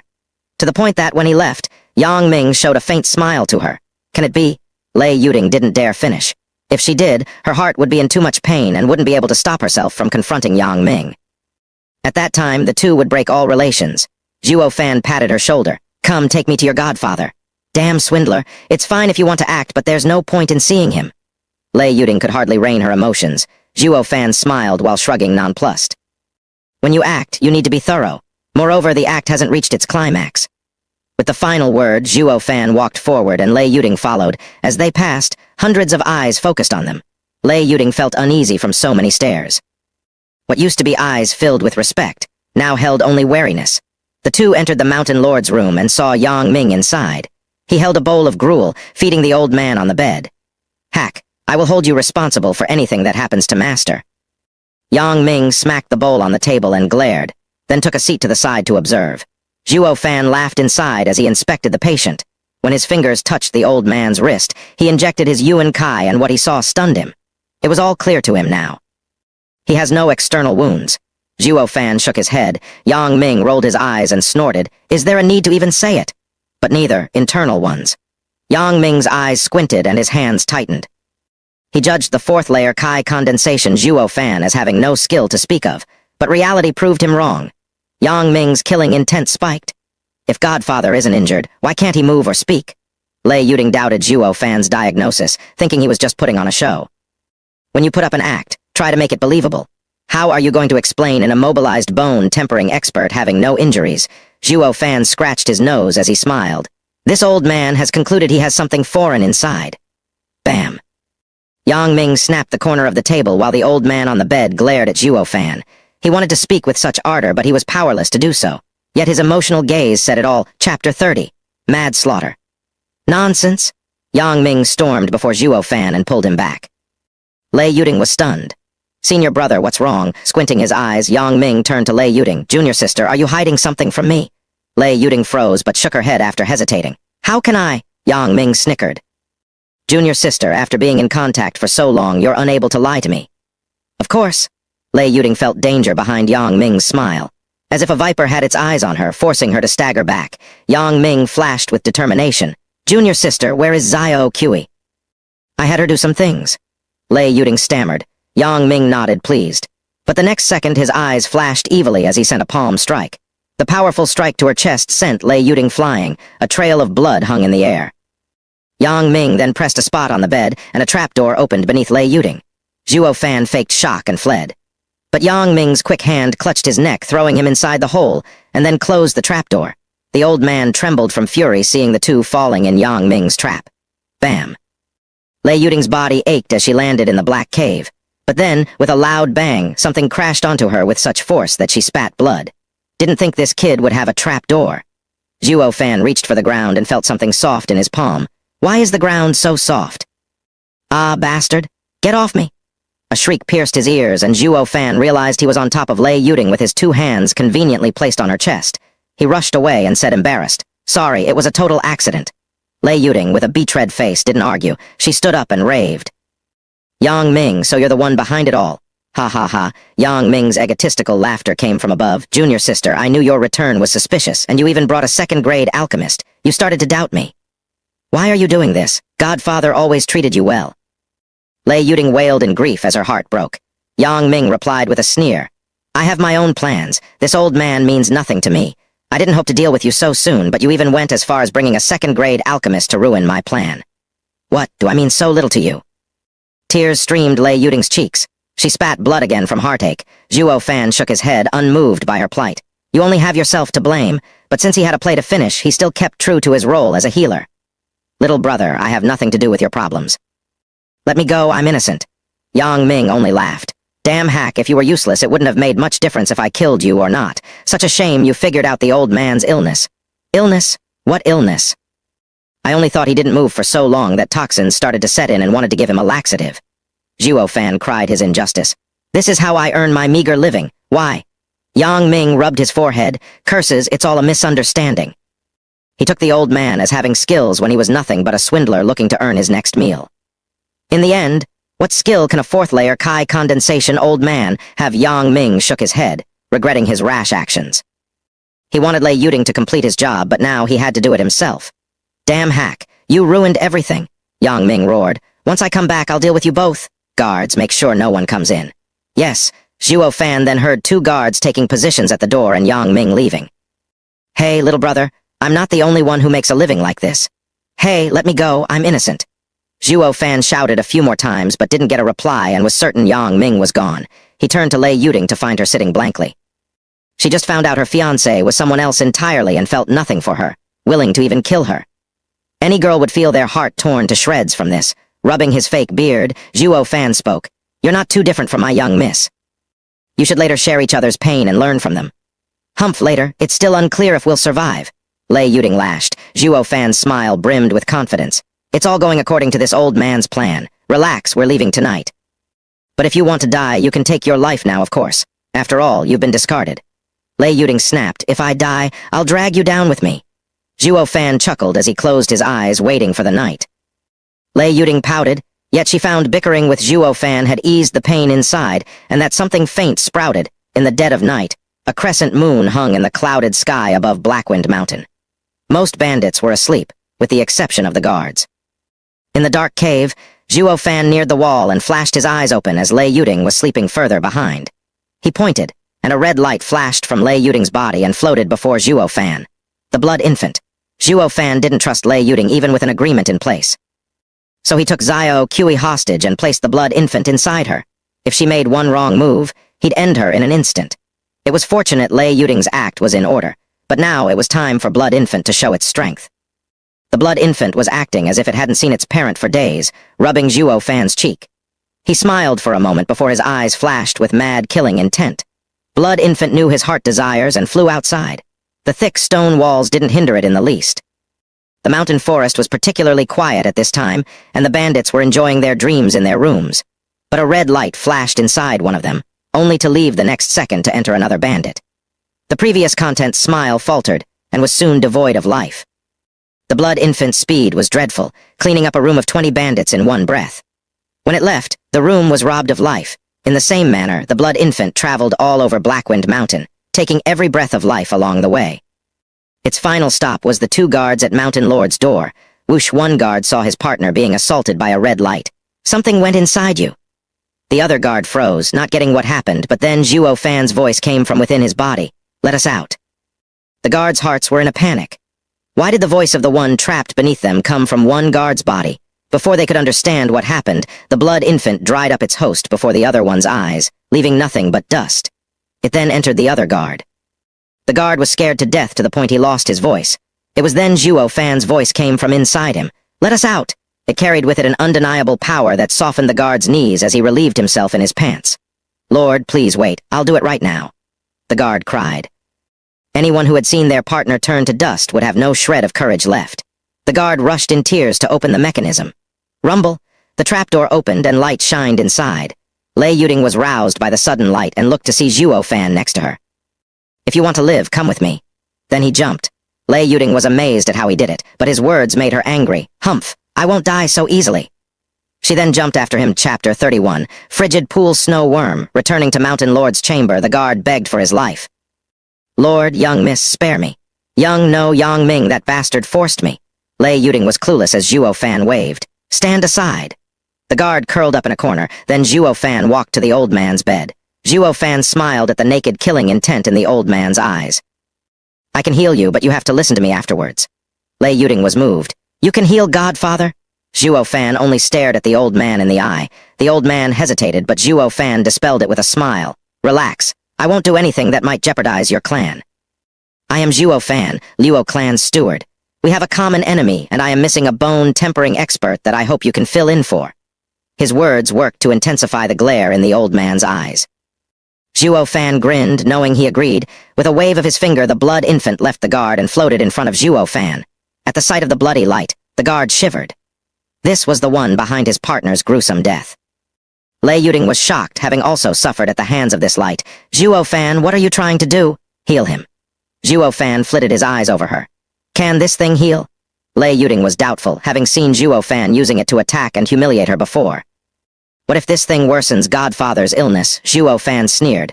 "Young miss, your Godfather agreed already. I have no reason to hurt him." "Then what is that thing?"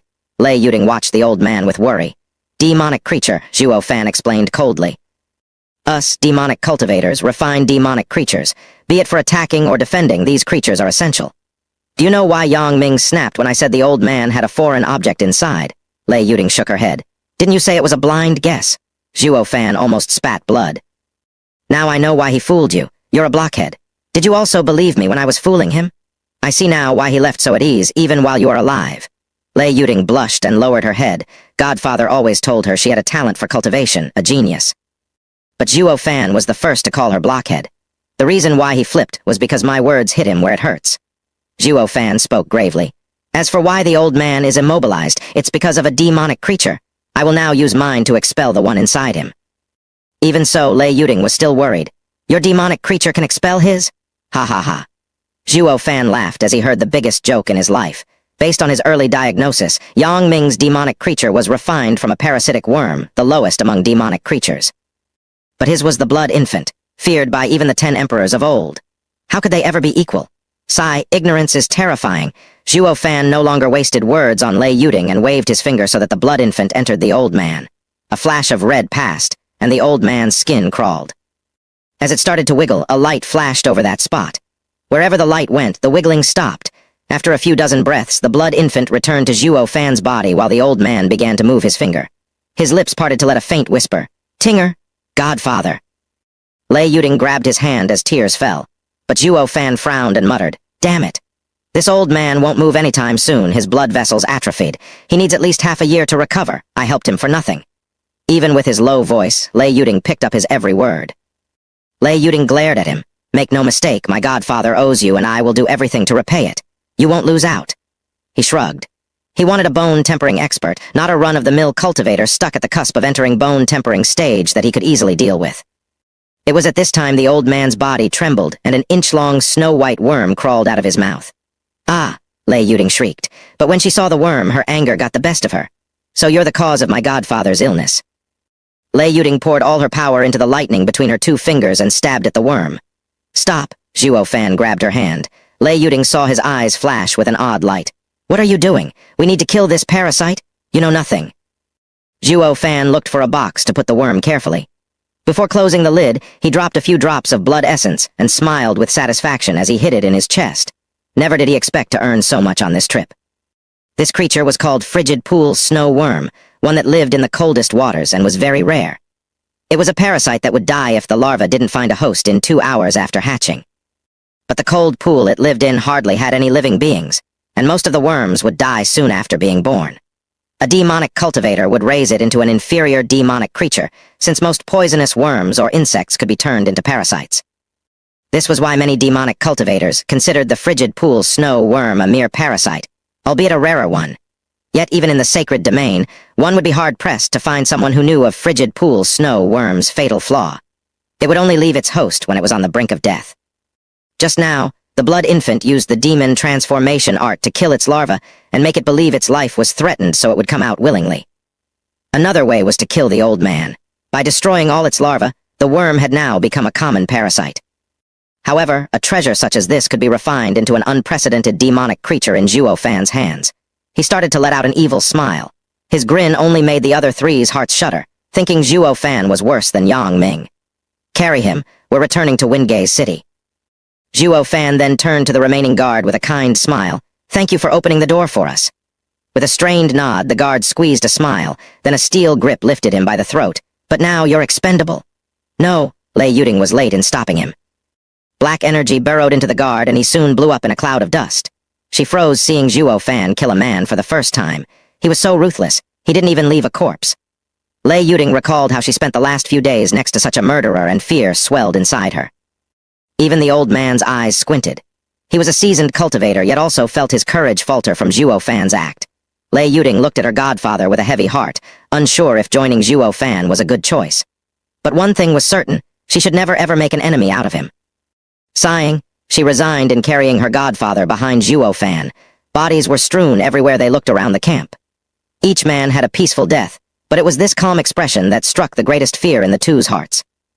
The mountain camp had around 400 men, yet they all died without a sound, including those who weren't corrupted by Yang Ming. The old man had tears streaming down his cheeks when he recalled drinking with his brothers. But far from hating Zhuo Fan, he was more grateful. He was the lord of Blackwind Mountain, and new decisiveness was needed here. Once word got out about his rescue, not only the ones here but also the ones living in Windgaze City would find themselves dead. If Zhuo Fan didn't do it, the old man would have asked him to. He was grateful that Zhuo Fan spared him from giving out the kill order. Steward Zhuo, thank you. His strained words shocked Lei Yuding while Zhuo Fan understood. The old man was both in admiration and fearful as he watched the bodies. You did a great deed. Chapter 32, Men from Headquarter. 10 days later, Zhuo Fan returned in secret to the small courtyard in Veiled Dragon Pavilion.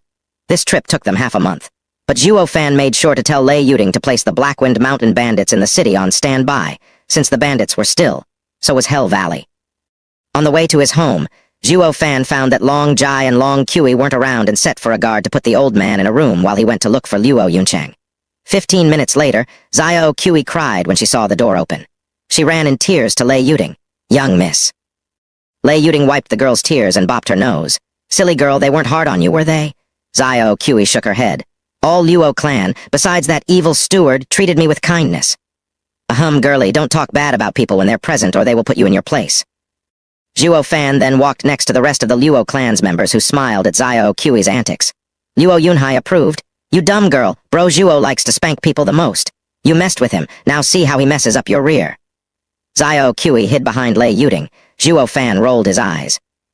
Was he a fiend in these kids' eyes? Luo Yunchang and Captain Pang exchanged a glance but felt warm inside. Zhuo Fan always did what he wanted and never left a good first impression, to the point some might even call him vile.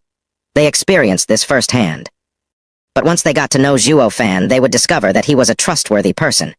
"You're Yunchang?" They all turned to the old man behind Lei Yuding, who watched Luo Yunchang with emotion. Then he turned to the child. "And you are Luo Yunhai?" "Gods be praised, Brother Zhenin's children are alive. Senior, are you perhaps?" Luo Yunchang hesitated.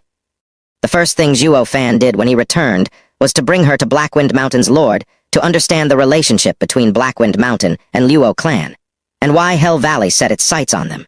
Zhuo Fan made the introductions. "This is Blackwind Mountain's lord, the leader of the bandits who destroyed Cloud Manor." "What?" Luo Yunchang's face turned gloomy and dignified as killing intent surged, and her Yuan Kai leaked. Lei Yuding jumped in front of the old man. His frail hand moved Lei Yuding aside and dropped to his knees, tears flowing freely. "Yunchang, Luo Clan's disaster is all my fault. If you want to kill anyone, kill me." "Godfather, Mountain Lord," Lei Yuding and Zhuo Kui shouted, but the old man dismissed them. "I owe it to the Luo Clan." "You are not to stop her." Luo Yunchang watched the weak old man with anger, yet she didn't strike. Zhuo Fan patted her shoulder. Yang Ming had him fooled for so long, immobilized him in his bed, and he had only recently recovered somewhat. The attack on the Luo Clan had nothing to do with him. "Why didn't you say so earlier?" Luo Yunchang grumbled, blaming him for almost having killed an innocent. Zhuo Fan rubbed his chin. "Although this old man is so blind that taking him in might sink the Luo Clan, killing him for revenge is only natural." She rolled her eyes at Zhuo Fan's dubious logic. Despite making some sense, blaming the old man was going too far. Luo Yunchang wasn't a person who took her anger on others, even more so when the old man seemed to have known her father well. "Senior, you're also a victim." "No, I and Zhenin are sworn brothers, but the Luo Clan fell because of me. It is because of me his soul can't rest." He wiped the tears from his pain-stricken face. Luo Yunchang was shocked and then saw Luo Yunhai shaking his head. "Senior, why is it that father never mentioned you?" Releasing the breath that he was holding, the old man calmed his restless heart. "Luo Clan is a distinguished clan, leagues above an old bandit such as I. But your father and I became sworn brothers right as we met and kept it hidden, afraid of affecting the Luo Clan's reputation. Furthermore, my Lei clan has an ancient rule, never to make enemies of Kai and Luo clans." "Eh?" Luo Yunhai cried out then muttered. "Dad once told me that regardless of the situation, to always survive or perish alongside Lei and Kai clans. I know of the Kai clan, but is the Lei clan he was referring to yours?" Luo Yunchang turned to her brother. "How come father never told me anything about this?" Luo Yunhai stuck out his chin and snickered. "Dad said it's a secret between men. It is not for women or outsiders to know of." Zhuo Fan frowned. "Is it possible that this ancestral rule in the Lei and Luo clans is passed down to the clan head only?" "Correct, but as I do not have a son to pass it on, I speak of it now. Moreover, I and Zhenin became brothers, so the Luo clan would never harm us."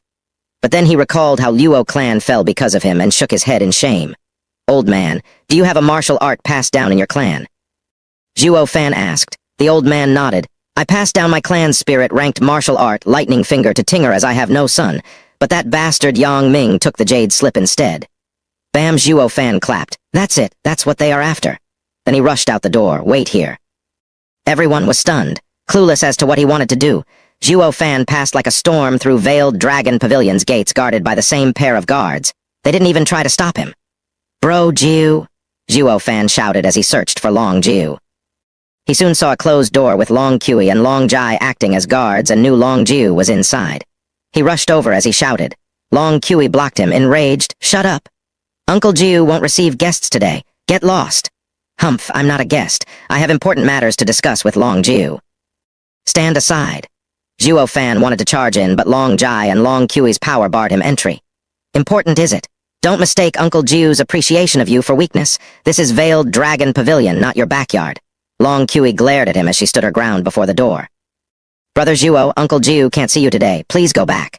Long Jai was firm. Zhuo Fan knew charging in was pointless and smiled. Girly, do you know where I've been these past few days? Humph, where could a filthy man possibly go? Last time you had two in your arms, and this time you must have spent a tender night out in their village. Long Qi rolled her eyes. Zhuo Fan shook his head with a sneer. Ha ha ha, I wish, but I'm not as free as young Miss Long. Back to the matter at hand, I followed a lead on Hell Valley. Any time now they will come to Veiled Dragon Pavilion, so don't say I didn't warn you. Humph, nonsense. If you know Hell Valley's actions, then bulls can fly. Long Qi disdained. Zhuo Fan shook his head and left, shouting his final warning. Tell Uncle Zhu I am taking the Luo Clan into hiding, so we won't get dragged in Veiled Dragon Pavilion's fall. Long Qi wanted to curse. We've always treated you so well, yet you even curse us after breaking all ties. She didn't get the chance, however, as the door opened with a creak and Long Zhu's voice came. Please bring Brother Zhuo in. Long Jai and Long Qi were shocked, then bowed. Yes. Zhuo Fan flitted past them like smoke. No need, I can do it myself, he. Long Qi panted with rage when she saw his smug look. What's so great about him? Isn't he just a 5th grade array master? Why does Uncle Zhu care so much about him? With a bitter smile, Long Jai returned to guarding the door. This is a prime example of hating grapes, from being sour without trying them. If young Miss was a 5th grade array master instead, not only Uncle Zhu would have cared for you, he'd even praise you to high heaven. On the other hand, Zhuo Fan, who couldn't care less about Long Qi's increasing discontent of him, walked inside a huge house after spending 5 minutes crossing a corridor. He soon saw Long Zhu sitting on a high chair beaming at him. On either side of him were another 2 identical seats, with the exception that they were facing in the opposite direction. Ha ha ha, Brother Zhuo, what brought you here today? Zhuo Fan stopped before Long Zhu, who was smiling at him, but that smile was soon replaced by a grim look. But I must remind you, if you came here with nonsense, there will be consequences. Scratching his nose, Zhuo Fan smiled. Hell Valley's experts are here and will soon attack this place. I wonder if this is considered nonsense. Of course not, if it's true. Before Long Zhu responded, an aged voice came from one high chair, followed by the slow turning of both the chairs. 2 ferocious auras stronger than Long Zhu swept Zhuo Fan. His breath caught in his throat and staggered backwards as a drop of cold sweat trailed down his shocked face. Chapter 33. Movements from all sides. The 2 chairs creaked as they turned slowly, revealing 2 old men. One had sandy hair with big eyes and thin hands that each time his finger tapped the armrest, it echoed out. His eyes flashed golden like a piercing sword, enough to cut one's heart. The second elder had red hair and took long breaths. Each exhale warped the air as if he breathed fire. One look was enough for Zhuo Fan to know they were stronger than Long Zhu. One of them even trained the golden body to completion while the other cultivated a fire cultivation method to great success. In the short time Zhuo Fan was exposed to their power, he knew the old men weren't far from the radiant stage. In the mortal domain, any who reached this stage was among the few strongest on the continent.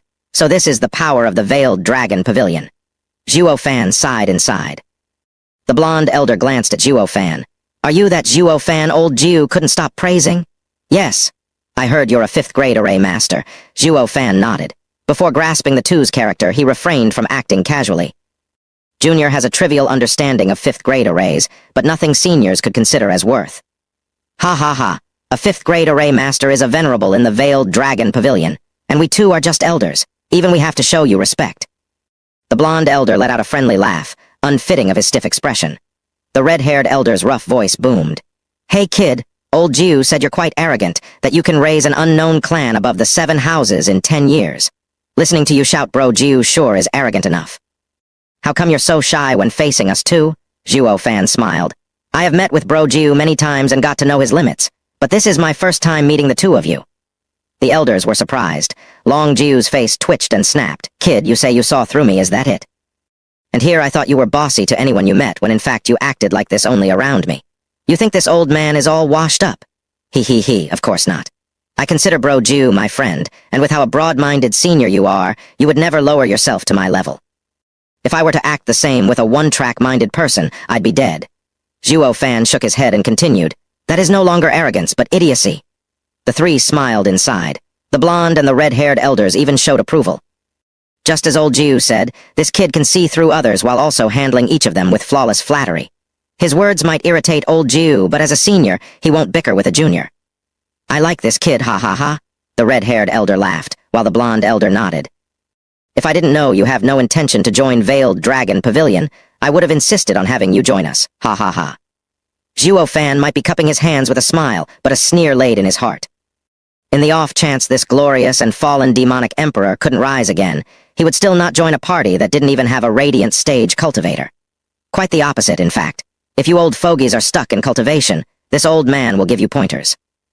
Oh, you were saying just now that Hell Valley's men are here. Are you certain? The blonde old man's face turned solemn as they went down to important matters. Long Jiu turned his eye over to him, eager to know. Zhuo Fan nodded. Half a month ago, I discovered the Sun Clan had 2 more incredibly strong auras besides Elder Giant. As I was out with work these past days, I hadn't kept an eye on Sun Clan and am unclear if more had come. Humph, the more the better. I will kill them regardless. Long Jiu slapped the table as his eye turned bloodthirsty. Old Jiu, don't let anger cloud your judgment. The blonde old man frowned and said to Zhuo Fan, Little brother, how do you know? A cat has its way and so does a mouse. The less you know, the better. Zhuo Fan shook his head. The blonde old man was doubtful, while Long Jiu was convinced. Third brother. Brother Zhuo's news is reliable. When that bastard Giant Fan came to Wingay's city, our spy network didn't pick it up, and we only knew it thanks to Brother Zhuo's warning. I can attest to that, as I checked its validity myself. Eh? The blonde elder frowned and said surprised, Little brother, you're quite amazing. I wonder who your master is.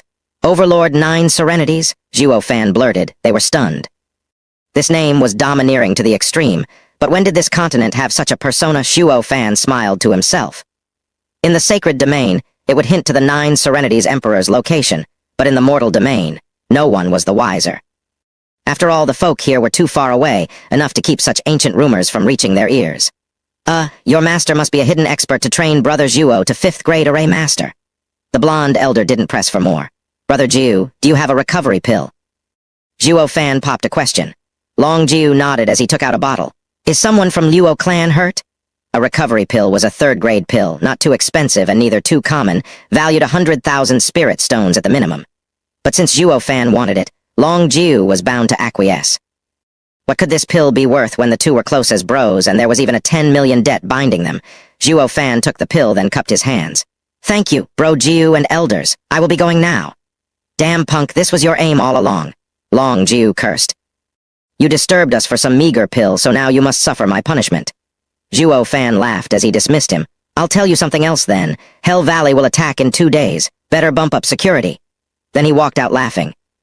Long Jai and Long Kui saw the immensely pleased Zhuo Fan come out, and knew he had a delightful conversation, which only worked to sour the two's hearts. The fact that a kid like him had more right than them to join a meeting of elders left them annoyed, Long Kui in particular. The blonde elder stroked his beard, keeping Zhuo Fan's figure in his eyes. Brothers, this kid puts on a smart appearance while each word he spoke was carefully considered. So young yet so skilled.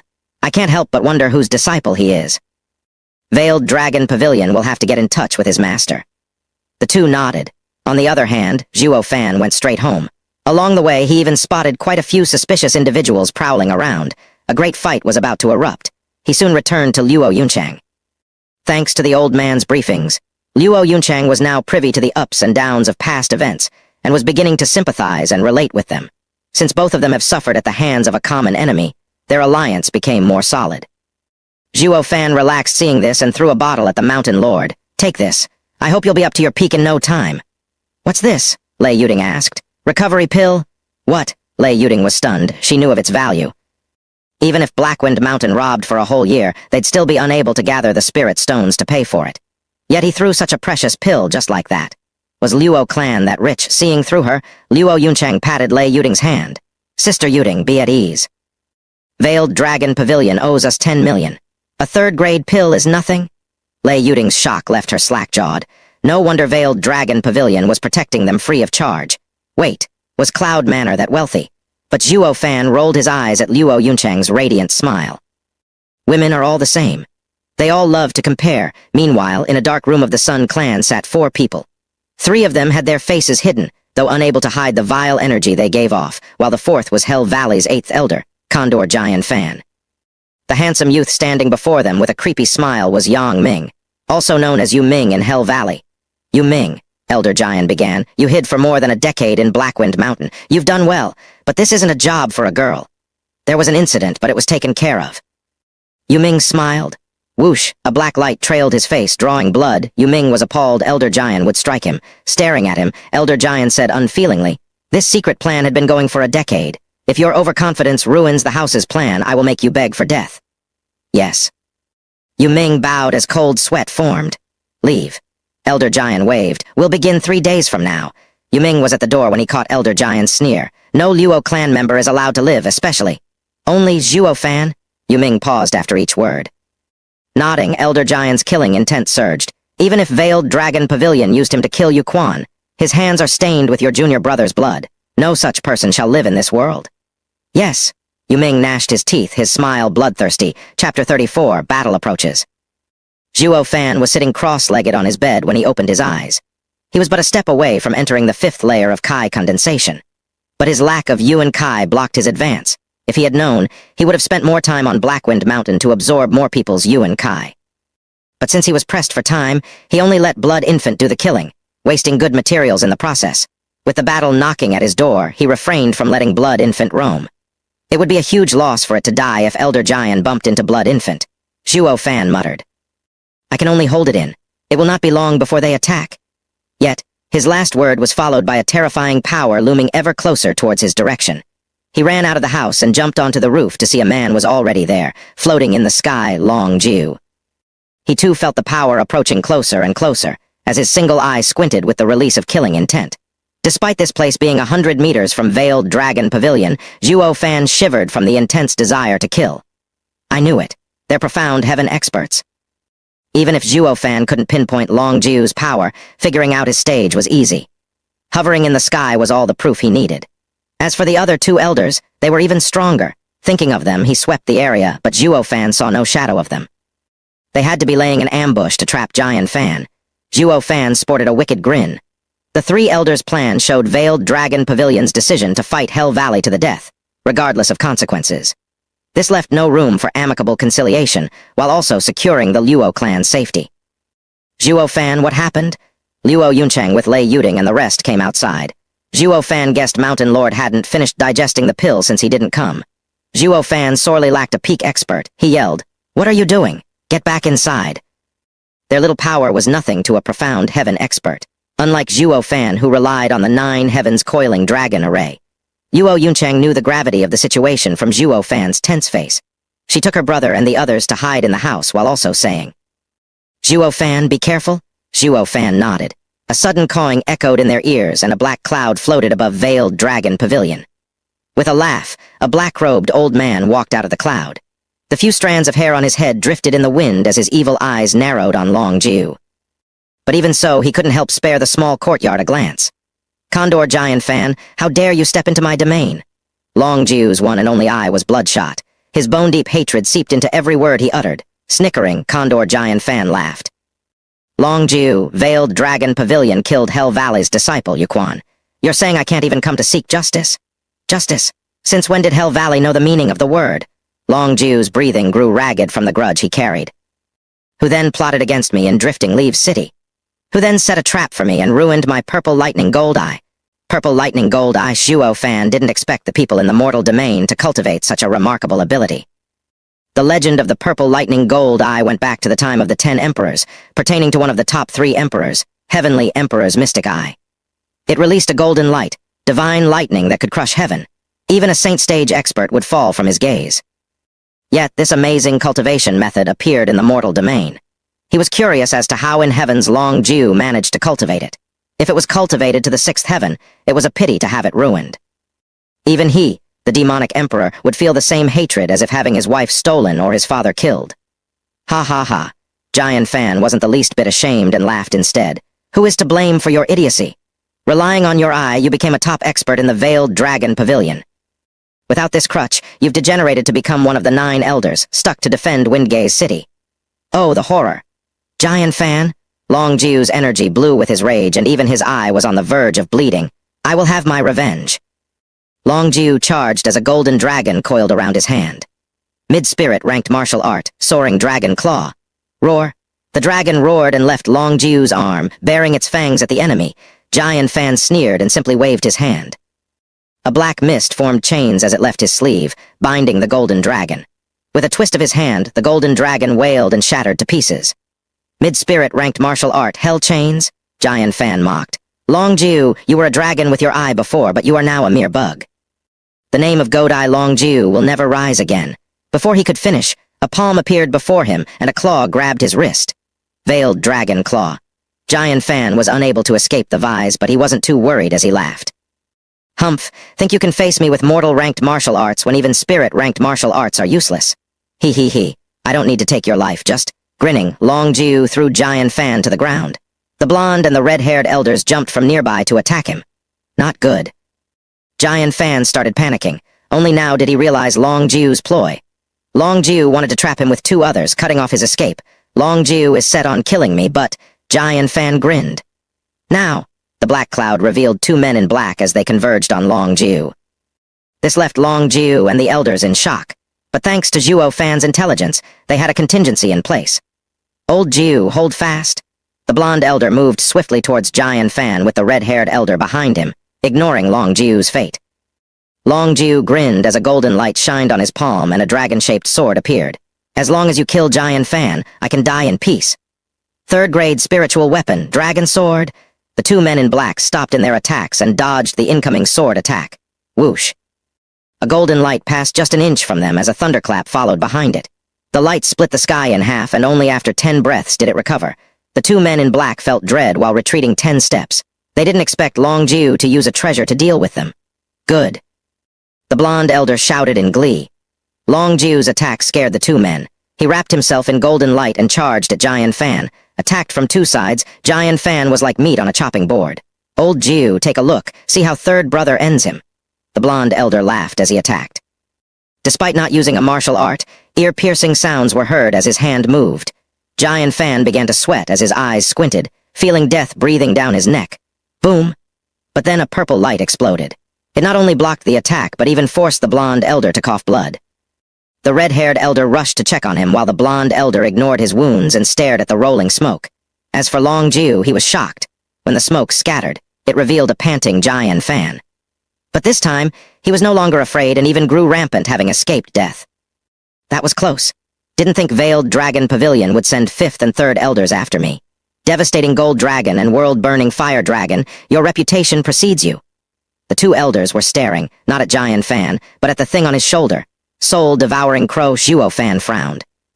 He didn't expect for Elder Giant to have such a demonic creature. The soul-devouring crow's body wasn't formidable, but it can devour anything and transfer what it swallowed to its owner. Soul-devouring crow's power depended on its owner.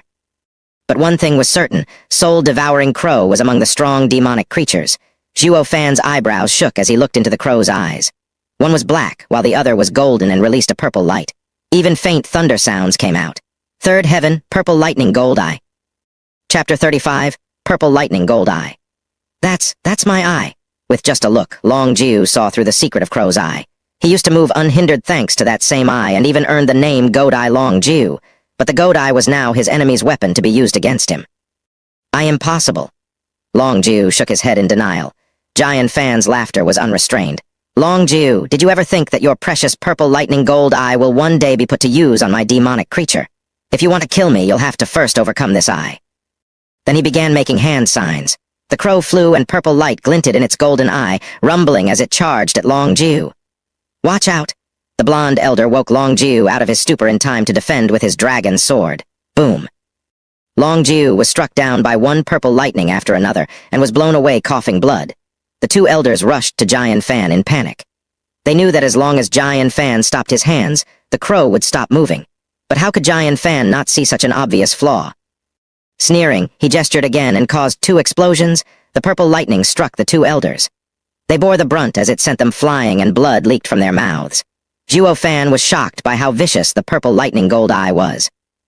It was only in 3rd heaven, and it could already outclass a profound heaven expert. As matters stood, Veiled Dragon Pavilion would lose, and the Luo Clan would be next. No, I cannot let that happen. Squinting, Zhuo Fan gnashed his teeth and pointed, sending a red light at Zhuo Fan. He was taking a huge gamble. If Blood Infant was found out, it would die in a blink from the purple lighting and him along with it. But if he stood at the sidelines, the Luo Clan would be sure to fall for good. Zhuo Fan hardened his heart and sent the Blood Infant on the offensive. Zhuo Fan was focused on Veiled Dragon Pavilion's 3 elders and was oblivious to the incoming danger. Ha ha ha, Purple Lightning Gold Eye is awesome. Not even together are you 3 fools its match. The crow flew back to Zhuo Fan's shoulder as he cackled. The 2 men in black flew to either side of Zhuo Fan and grinned. The 3 Veiled Dragon Pavilion elders' faces darkened. The enemy looked down on them despite acting together. This was the first time this ever happened. If they lost here today, Veiled Dragon Pavilion's reputation would be thrown into the mud, all thanks to them. Don't think you can win with a damn demonic creature and a stolen eye, Condor. The blonde elder's eyes flashed golden and exploded with killing intent. Old Jiu, Old Wu, stay here. I will take their heads. While shocked, the red-haired elder saw the determination in his eyes and nodded, as did Long Jiu. As they were all elders of Veiled Dragon Pavilion, they knew the blonde old man's true power. Once the devastating gold dragon was enraged, he would split the earth and shatter the heavens. During the time when Long Jiu had his eye, there were 3 people in Veiled Dragon Pavilion he couldn't beat. First and second elder were the first 2, while the last was the enraged 3rd elder. Whoosh. A dazzling golden light shined and started covering him with a thick film, like a golden armor. Each time his finger moved, it let out a metallic sound. Zhuo Fan's face turned grave, picking up on the threat to his life the old man's change promised. Allow me to educate you that the name of devastating gold dragon isn't an empty title. The blonde elder formed claws with his hands, all the while radiating in gold and staring at Zhuo Fan with a cold gaze. Then he rushed at Zhuo Fan. In his charge, the elder brought his hands together, just like scissors. Roar! A dragon roar echoed in the pitch-black night. Zhuo Fan saw the blonde elder appeared surrounded by the image of a huge dragon. It unclenched its jaws and followed the blonde elder's claws to swallow the 3 enemies whole. High Spirit ranked martial art, devouring dragon claw. Startled, Zhuo Fan hastened his hand gestures to control the crow's purple lightning gold eye, boom, and a purple light flashed. But this time, when the lightning fell on the dragon, it bounced off like a bullet, not even able to slow it down. Zhuo Fan panicked, unable to believe that the blonde elder would be so strong that he could deflect purple lightning gold eye's attack. But he did notice how the dragon's golden aura dimmed. Hell chains? Zhuo Fan and his 2 men moved together. Tens of black chains flew from their arms and fell on the dragon like a dark cloud. The chains tightened, and the dragon body was rendered motionless under their vise, yet the dragon still lingered, wanting to press on the attack. You're not Veiled Dragon Pavilion's 3rd elder for nothing, needing all 3 of us to hold you back. Zhuo Fan gave his all in grasping the black chains along with his men. They even began to sweat. The 3rd elder gnashed his teeth, his lips curling in disdain. You think the 3 of you could have held me if not for the purple lightning gold eye? He, you're right. We still have the purple lightning gold eye. Zhuo Fan snickered. Now that 3rd elder reminded him, he used the hand that held the black chains to make hand signs. With a cawing sound, purple lightning flashed. The 3rd elder's scalp went numb. Both sides were in a deadlock. If the purple lighting hit, it would spell heavy wounds, if not death. 3rd brother? Long Jiu and the red-haired elder were nervous, rushing to help despite not making it in time. Seeing 3rd elder's fate sealed under the purple lightning, Zhuo Fan grinned. It was at this moment when Zhuo Fan, who was just 100 feet away, showed a mystifying smile. Using this chaos, I'll take your life. I can't have the Veiled Dragon Pavilion lose such an important battle. Zhuo Fan's killing intent spiked as his hand moved. The blood infant lying in wait just around the corner sprung up from its hiding place, aiming for Zhuo Fan. With Zhuo Fan and his 2 men focused on 3rd elder, they were oblivious to the impending danger. He, die, 3rd elder? Zhuo Fan cackled as the crow's eyes spilled purple lightning. But then a sudden flash of red entered his body and felt his breath hampered, dispelling the black chains from his hand. Elder Zhuo, what are you doing? His 2 men jumped in fright. Zhuo Fan found something burrowing in his body and wanted to expel it, but it was too late. 3rd elder pressed his advantage and exploded with power. Roar! The dragon burst out of the chains and bit down. The 2 men's eyes squinted as they fled. But the pitiful Elder Zhuo was rooted in place thanks to Blood Infant's control. The next instant, an arm flew way up high. 3rd elder grabbed it and stood with pride as he laughed at the one-armed Zhuo Fan and his men. Curse you. Veiled Dragon Pavilion went as far as refining demonic creatures to make a sneak attack. Zhuo Fan clenched his teeth as his heart bled with grief. Thinking how a veteran demonic cultivator, as himself, was hampered by a demonic creature, left a bad taste in his mouth. Would he get any respect from others now? What was even worse was that this was done by righteous cultivators. Let's go.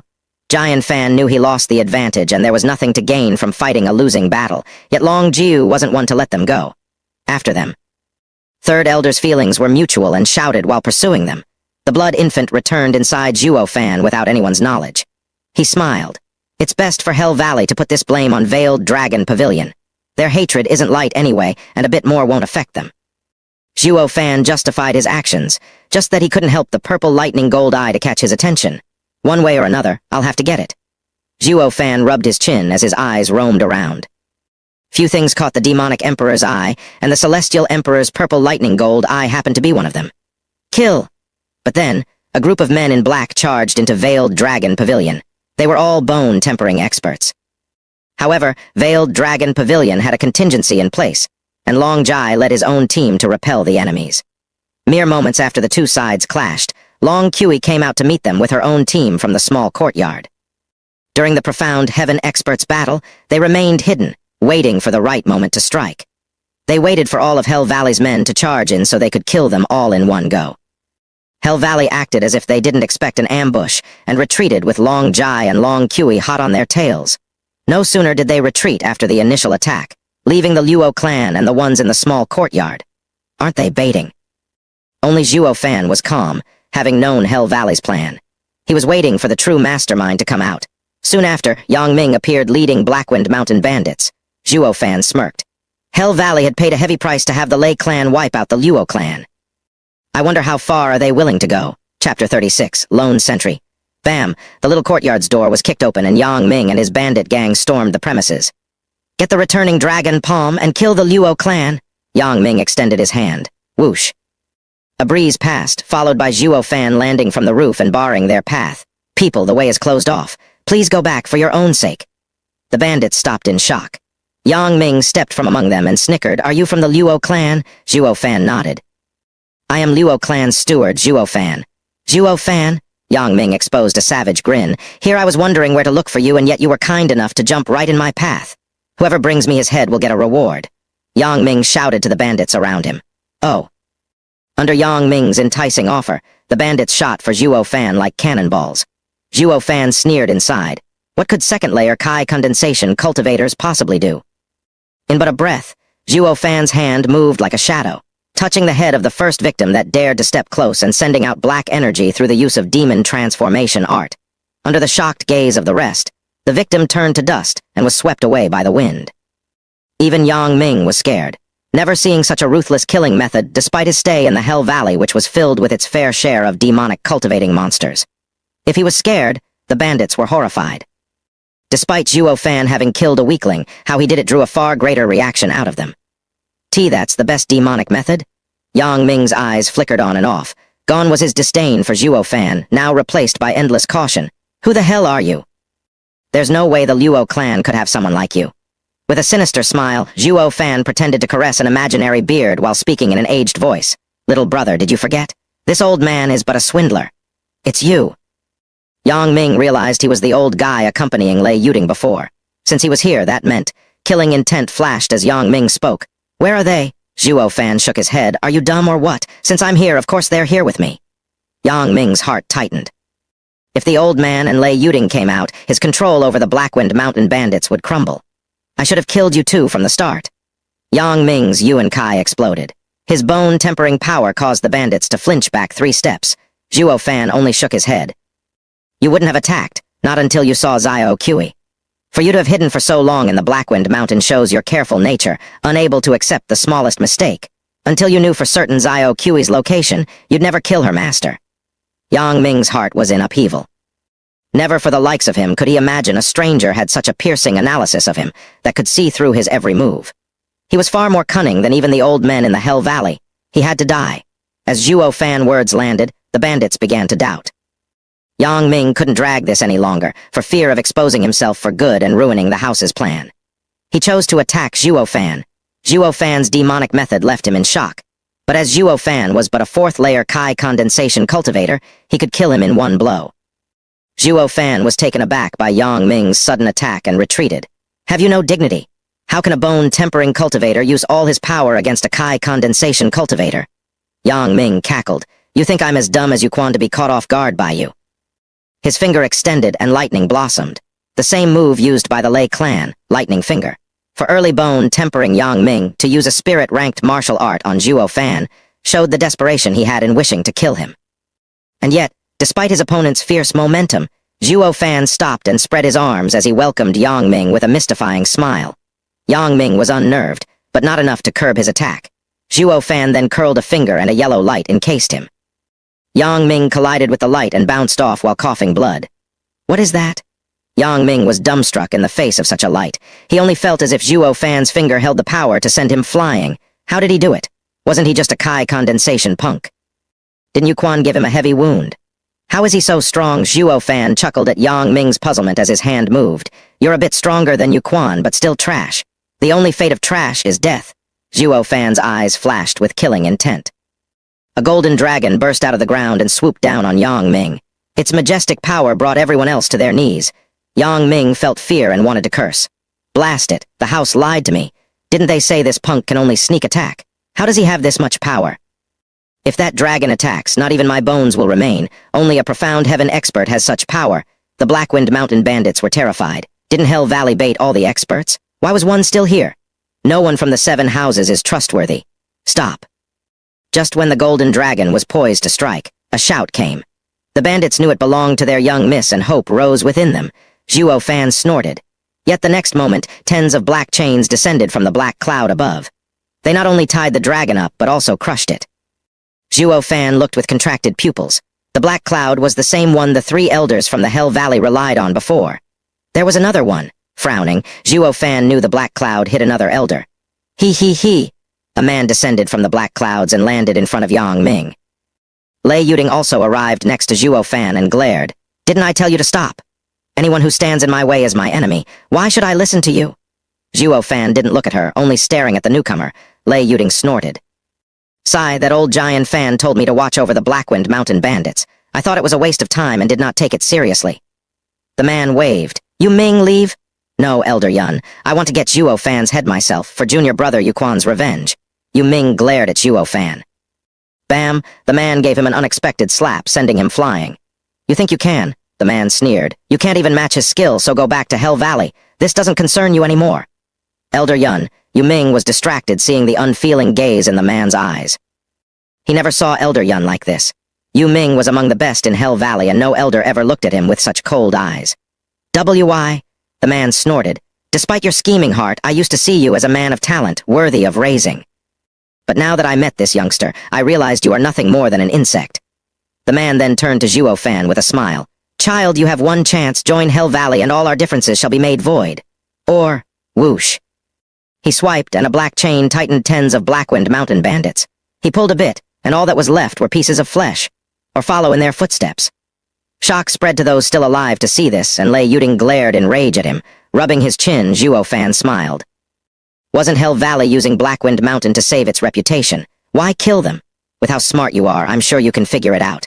The man snickered. Since our plan is out in the open, I would rather avoid raising doubts in them by killing all now. Them, who's that? Zhuo Fan frowned. The man shook his head. You will know once you join us.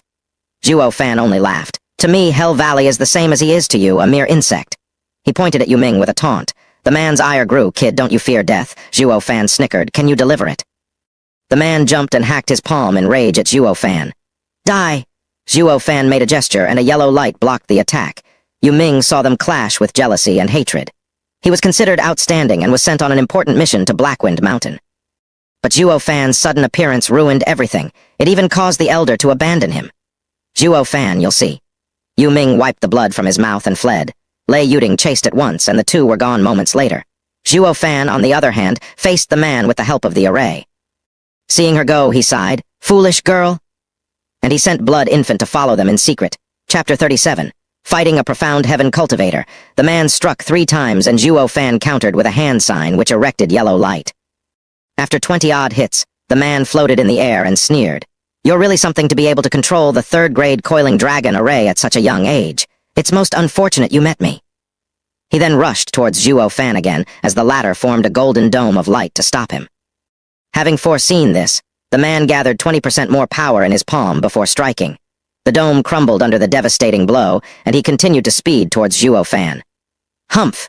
The power of profound heaven isn't something a Kai condensation kid can even begin to imagine. Zhuo Fan smiled and muttered, "A fifth-grade array isn't something a novice can comprehend either." With a snort, Zhuo Fan's hand signs took a sudden change. First heaven! Roar, a golden dragon erupted from the ground and moved to attack Elder Yun. With disdain plainly seen on his face, Elder Yun waved tens of black chains around the dragon and crushed it. Just as the dragon dissipated, Zhuo Fan's gesture changed again. Second heaven! Roar, roar, 2 golden dragons charged this time. Shocked, the man never saw this array forming 2 dragon images. This exceeded his understanding of the coiling dragon array, but it wasn't something out of his control. Both of his arms moved and the dragons were crushed under black chains. Even before the man could take a breather, Zhuo Fan shouted 2 times. Third heaven, 3 dragons took to the skies. Fourth heaven, and the 4th dragon appeared. Fifth heaven, 6th heaven, 9th heaven. A total of 9 golden dragons roamed the skies as their fearsome roars echoed everywhere. Every great clan in the city burrowed deeper into their homes without daring to make a peep. This battle was by far the most horrifying one in their lives.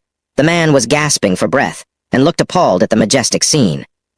Never in his wildest dream could he ever conceive that a Kai condensation child was able to control such an imposing array. This isn't the coiling dragon array? The man saw the 9 golden dragons setting their vicious sights on their enemy, him. Zhuo Fan gave a cruel grin. This is the 5th-grade array, 9 heavens coiling dragon array. Try it if you have the nerve. After a deep look at Zhuo Fan, the man cackled. How amusing. To think a kid can control a 5th-grade array, I am more and more intrigued. For the last time, will you join Hell Valley? The man's fervent look was akin to gazing upon a priceless treasure, but he only received disdain. I've never once considered joining a rundown place like yours. Since you chose to keep that road shut, the only path left is to your death. The man flew like the wind, with all his killing intent focused on Zhuo Fan. Zhuo Fan was but a teenager, but the ruthless and calculative mind coupled with his preeminent talent left the man with dread for the future. It was best to avoid any future mishaps and kill him on the spot. Zhuo Fan was clear of Elder Yun's intention, and with a hand sign from him, he sent the 9 dragons to attack the Elder. 9 dragon tails charged. An ear-piercing sound came, and the man had to come face to face with the awe-inspiring power of 9 dragon tails, stopping him dead in his tracks. His only choice was to unleash his black chains, hoping their power was enough. Rumble, under the shaking sky and spinning ground, the man's chains and the dragon tails clashed. It resulted in him being sent flying. He flew 50 meters before landing, puking blood the first instance his body made contact with the ground. Zhuo Fan mocked. How did you become an elder with just this much strength? How did Hell Valley even wiggle its way among the 7 noble houses? The man was about to spout obscenities. Who'd imagine this day would come when a Kai condensation child would toy with him? Once word got out, he'd be the butt of the Empire's joke. Even if he returned to the Valley Lord wouldn't let him off with just a tongue lashing. Kid, even if you go down on your knees and beg, I will still kill you. His eyes bloodshot. A golden ring appeared on the man's hand, exuding a dreadful aura. Demonic treasure. Zhuo Fan started to get serious. A demonic treasure was a demonic cultivator's weapon, just as how a spiritual weapon was to a righteous cultivator. With it, the man's power would multiply. Hell Valley's elder, have you no shame? To use a demonic treasure against a Kai condensation junior? Zhuo Fan mocked. But Elder Yun replied with a savage grin. He, who will be able to tell when everyone's dead? Zhuo Fan was anxious now. He wanted to provoke Elder Yun just so he could avoid this situation. But when up against a demonic cultivator, they would stoop to any low. Then again, if it were him, he'd come to the same decision as well. If a righteous cultivator gave up his life for honor, fought for justice, and yet still died gruesomely, a demonic cultivator would only take that man for a fool. This was why no demonic cultivator would ever wish to battle with another demonic cultivator. They were ruthless, scheming, and sinister characters, and the only outcome of fighting them was one victor and one loser with no in-between, particularly in the shameless one's case. Die, kid. The man attacked again, and Zhuo Fan sent the 9 dragon tails to fend him off. But this time, the ring flashed silver light and increased the man's speed, cutting through the tails like a silver saber. So fast? Zhuo Fan sucked a cold breath. He knew the man's newfound power was all because of the ring. The silver light then flashed in front of him, followed by the man's vicious grin. Kid, there's nowhere left for you to run. Zhuo Fan clenched his teeth, seeing the ring's saw blade edge. The silver light seemed to cut even the air. Third-grade demonic treasure, Zhuo Fan smiled. Good eye. The man nodded. You're the first Kai condensation with the honor of dying from this third-grade demonic treasure, Savage Moon. Wait. Zhuo Fan waved frantically. If I join Hell Valley now, too late. The man laughed as Savage Moon approached Zhuo Fan. Zhuo Fan didn't want to die, he just got reincarnated. But all he could do was sigh and close his eyes. Boom! A sudden thunderclap reached his ears, and Zhuo Fan could still feel that he was alive. Opening his eyes, he saw a tall old man in front with blood trickling down his arm. The old man was facing Elder Yun, whose Savage Moon's blade was stained in fresh blood. Who are you? Elder Yun asked. Blackwind Mountain's Lei Yunshan. As the old man shouted, lightning flashed all over him. Any that dares to mess with the Luo Clan are my enemies. Zhuo Fan now knew the old man was, in fact, the Mountain Lord of Blackwind Mountain. Before, he was but a bedridden patient, and now was back to his health. You've recovered. Zhuo Fan was overjoyed. Smiling, Lei Yunshan expressed his thanks. Thanks to Steward Zhuo's kindness, I've not only recovered but also entered the profound heaven stage. Zhuo Fan was in glee. That was exactly what he needed right now. Humph, what can a Kai condensation kid and a fresh profound heaven geezer do? You'll all die just the same under my Savage Moon's blade. He lifted the bloody Savage Moon. Don't be so sure. Chuckling, Zhuo Fan made a sign and 9 golden dragons soared. Old man Lei, please hear me out. This time we'll be taking this geezer's life. Lei Yunshan saw the confidence in Zhuo Fan's eyes and nodded, while their enemy seemed to have heard the biggest joke in his life. Ha ha ha, I've broken through your array once, kid. This profound heaven old man's cultivation is still unstable, not enough to take my life. Smirking, Zhuo Fan muttered, when I use someone, I never take any rules into consideration. This is our best chance, old man Lei. Attack. Good. Since Zhuo Fan saved his life once, Lei Yunshan had faith in him. He knew the enemy was stronger than him, but still chose to face him. Lightning finger? Elder Yun sneered and sent black chains. Even if Lei Yunshan did not die from this attack, he'd still be sporting heavy wounds. However, the 9 golden dragons charged into battle as well. Elder Yun had no choice but to soar up and use the silver light from his weapon to cut the dragons in two. The dragons were unable to stop his assault as he inched closer to Zhuo Fan. It's best I kill you first. Elder Yun's speed left Zhuo Fan without time to make a hand sign, but Lei Yunshan appeared with his lightning finger aimed at the elder's throat. You're asking for it? The man had to shift Savage Moon's target from Zhuo Fan to the Lei Yunshan. Lei Yunshan showed a gratified smile, still willing to attack Elder Yun. For Lei Yunshan, even if Zhuo Fan had intended to send him to his death, he'd be willing. Dying for the Luo Clan's sake was a good death to him. Yet something happened just when Savage Moon was nearing the old man's chest. Thanks to the old man's distraction, Zhuo Fan finished his hand signs and bit his tongue, spitting blood essence.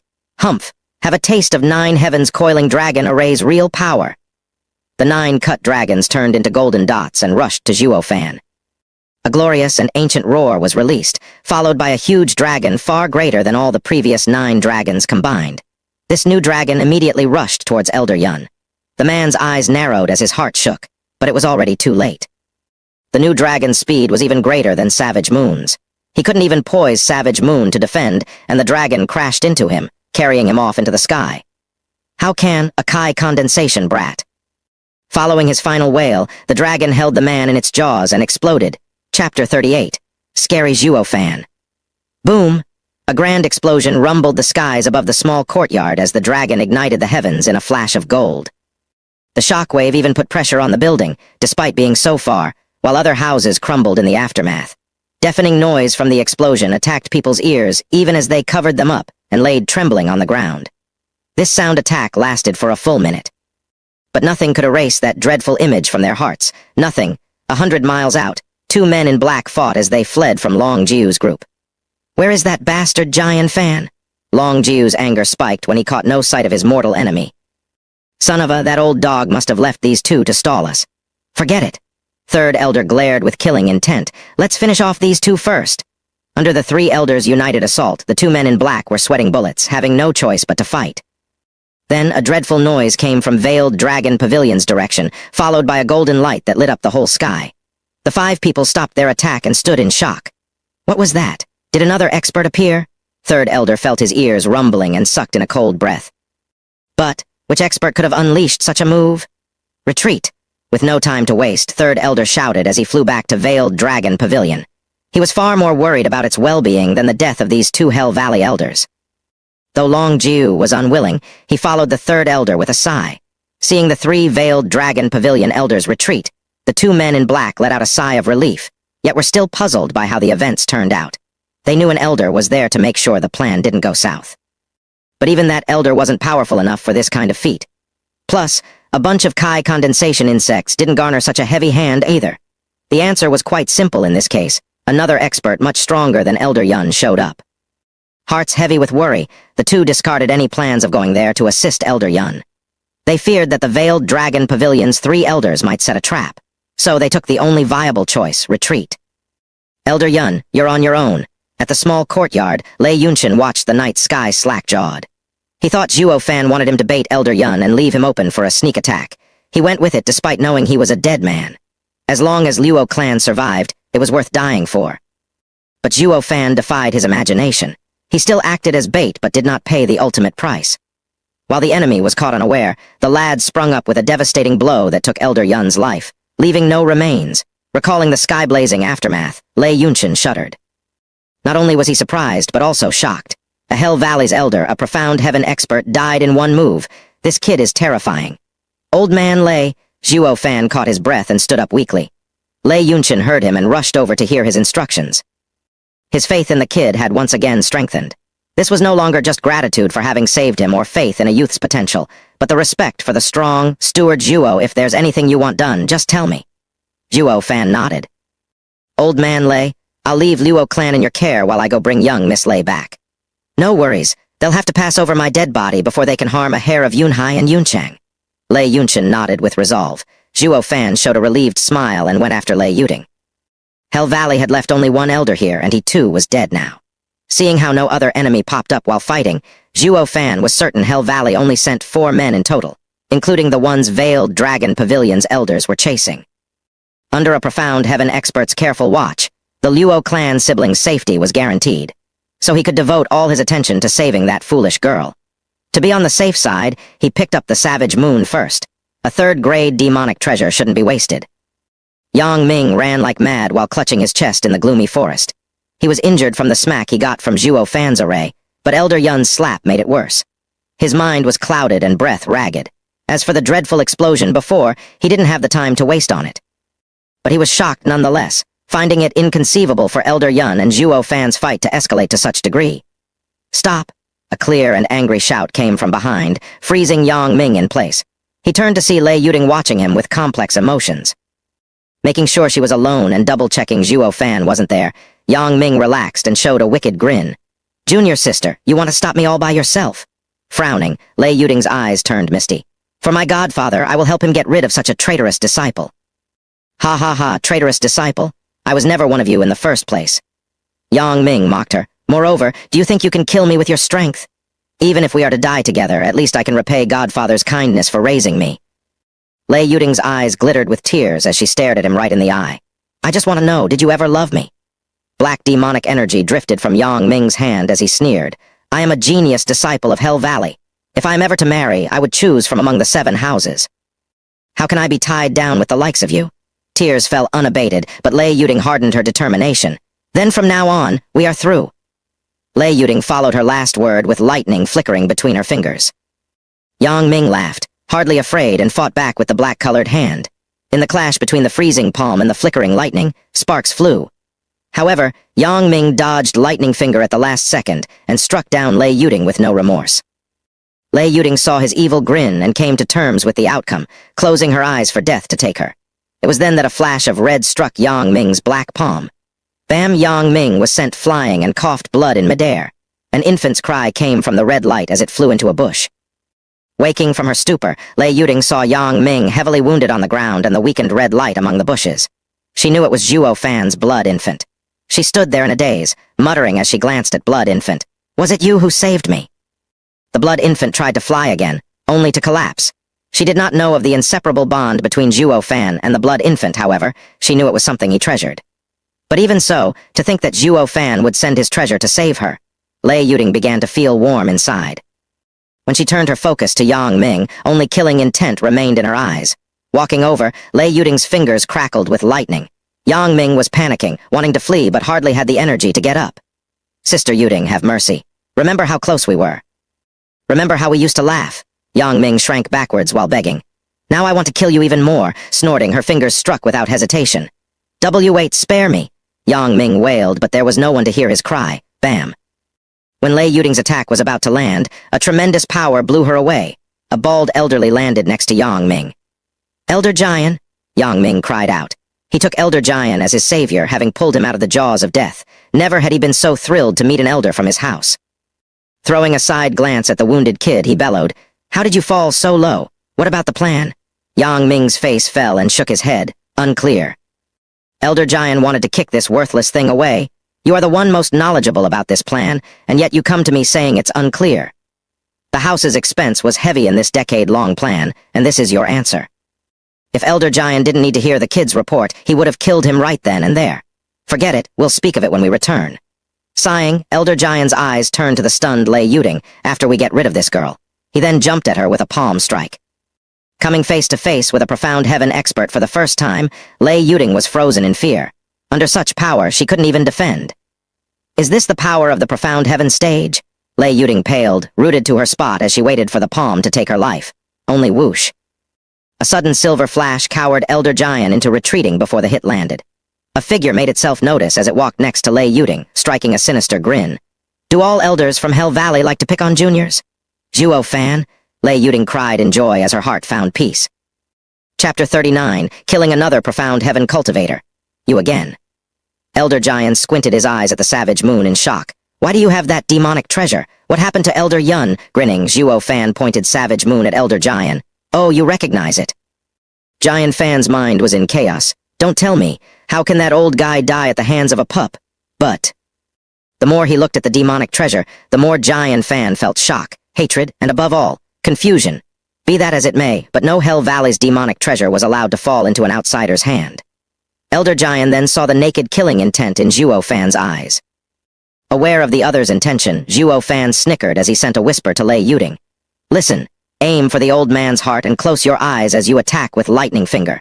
Ignore everything else. She turned to him in shock. How can I hit him if I close my eyes? We won't win against a profound heaven cultivator regardless. But she soon recalled Zhuo Fan's unscrupulous character and understood his intention. The only reason he saved her was to use her as a live bait to throw into the jaws of death. Lei Yuding nodded despondently. She was already prepared to die when she made the decision to come here. Zhuo Fan curled his finger, making blood infant return to his body unnoticed as he shouted. Now! Zhuo Fan went first, and Lei Yuding followed his plan by closing her eyes and using lightning finger. Startled, Elder Jian didn't expect them to move first, but he didn't mind as a profound heaven cultivator's defense wasn't something a Kai condensation cultivator could pierce. The only danger to his life was posed by that savage moon. As such, Zhuo Fan had his complete focus. Lei Yuding charged the lightning with her eyes closed, ignoring everything, while Zhuo Fan flitted left and right. Elder Jian sneered, turning a blind eye to the girl. When she was near Elder Jian, Zhuo Fan flashed in front of her and attacked with Savage Moon. It was a simple thing for Jian Fan to grab Zhuo Fan's hand and snap it in two. Humph, don't think a petty diversion is enough to trick my eyes. I've lived far longer than you. Smoke and mirrors won't work on me. Jian Fan sneered. Yet it still has. Zhuo Fan's smile remained. Suddenly, Elder Jian's heart was filled with unease. Before he could make clear as to why, a red light flew from Zhuo Fan into his body. From Zhuo Fan's broken arm, blood spurted out like a stream and dyed the trees red. Jian Fan watched Zhuo Fan with rage. It was you back then. He now knew what had entered his body not too long ago, and allowed the three elders from Veiled Dragon Pavilion to use that chance and tear one of his arms. Zhuo Fan grinned. You're brave. I'll give you that to rob me of my arm. Jian Fan gnashed his teeth. Once I get out of your demonic creature's control, I'll tear you to pieces. Elder Jian focused all his Yuan Kai into his body while talking. Zhuo Fan smiled, despite sensing the increasing pressure on Blood Infant. Elder Jian, you've been tricked yet again. Lightning crackled as Lei Yuding's fingers came from behind Zhuo Fan and struck Jian Fan's chest. Watching Zhuo Fan's eerie smile with doubt, Elder Jian's eyes bulged out from grievance and unwillingness to die like this. Elder Jian, you were wrong. I was the distraction. Zhuo Fan smiled despite the blood leaking from his mouth. You only paid attention to Savage Moon, but you forgot your wounded state. Weakened as you are now, you no longer have the same amount of Yuan Kai as before, ha ha ha. The fear in Elder Giant's eyes grew thick. Such a cunning and vicious youth. How horrifying. This was how the expert Zhuo Fan breathed his last breath. Zhuo Fan used himself as bait while leaving the final blow to Lei Yuding. Each step was filled with perils. The slightest mistake, the slightest hesitation would have meant death. Yet when Zhuo Fan was involved, everything they did was as if they were dancing to his tune, resulting in Elder Giant's ultimate demise. It was especially so when Zhuo Fan blocked Elder Giant from noticing the real danger hiding behind him, Lei Yuding's lightning fingers. Two Kai condensation juniors killing a profound heaven expert. If anyone spoke of this, none would believe it. Plop. Zhuo Fan collapsed in his own blood. Lei Yuding was crying in despair when she saw this. She thought Zhuo Fan wanted her to act as bait, but it exceeded her expectations when he took the most dangerous role onto himself. All kinds of emotions swept her heart. Pain, warmth, and even something Yang Ming never managed to stir. Zhuo Fan, forgive me. Lei Yuding kneeled at his side, watching his pale face. Zhuo Fan waved. This isn't your fault. When Blood Infant was wounded, I also suffered internal injuries. He recalled Blood Infant from Elder Giant's corpse. This time, it'll take a lot more time to heal. His wounds mattered little when compared to Blood Infant's, which represented his life. This only worked to increase Lei Yuding's flow of tears. She now knew that the demonic creature wasn't a treasure, but something bound to his life. Yet even in such a perilous state, he chose to take a life-threatening hit for her. She began to see Zhuo Fan with different eyes, but Zhuo Fan himself couldn't care less. Zhuo Fan pointed at Zhuo Fan. Search him. A Hell Valley elder has to have valuable things on him. All right. Lei Yuding used her highly dexterous hands to complete this task with such skill that Zhuo Fan couldn't help but raise an eyebrow. A bandit sure is skilled. Once Zhuo Fan was picked clean, Lei Yuding returned to Zhuo Fan. In her entire life, this was the first time she ever lowered her head in shame from doing something so unbecoming of her. But he couldn't care less about the reason why she was hiding her face. As she strewed the things before Zhuo Fan, she kept avoiding his eyes. Zhuo Fan found it odd, but didn't care and started to rummage through Elder Giant's stuff. The first and foremost thing that caught his eye was the storage ring, and soon found what he was looking for inside. A light flashed, and 2 jade slips appeared in his hand. Lei Clan's spiritual ranked martial art, Lightning Finger, and Kai Clan's martial art, Wind Kick.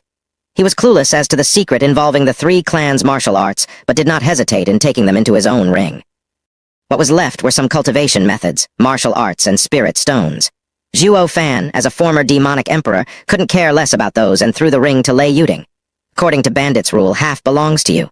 Lei Yuding shook her head. The old man was your kill. They are yours. I don't want them. He has nothing of value. Zhuo Fan smiled and turned his eyes to a bag. It was only as big as a palm, but Zhuo Fan knew of its remarkable quality. It was a bag that could store living creatures, and what laid within was none other than the soul-devouring crow. Stashing it in his chest, Zhuo Fan smiled pleasantly.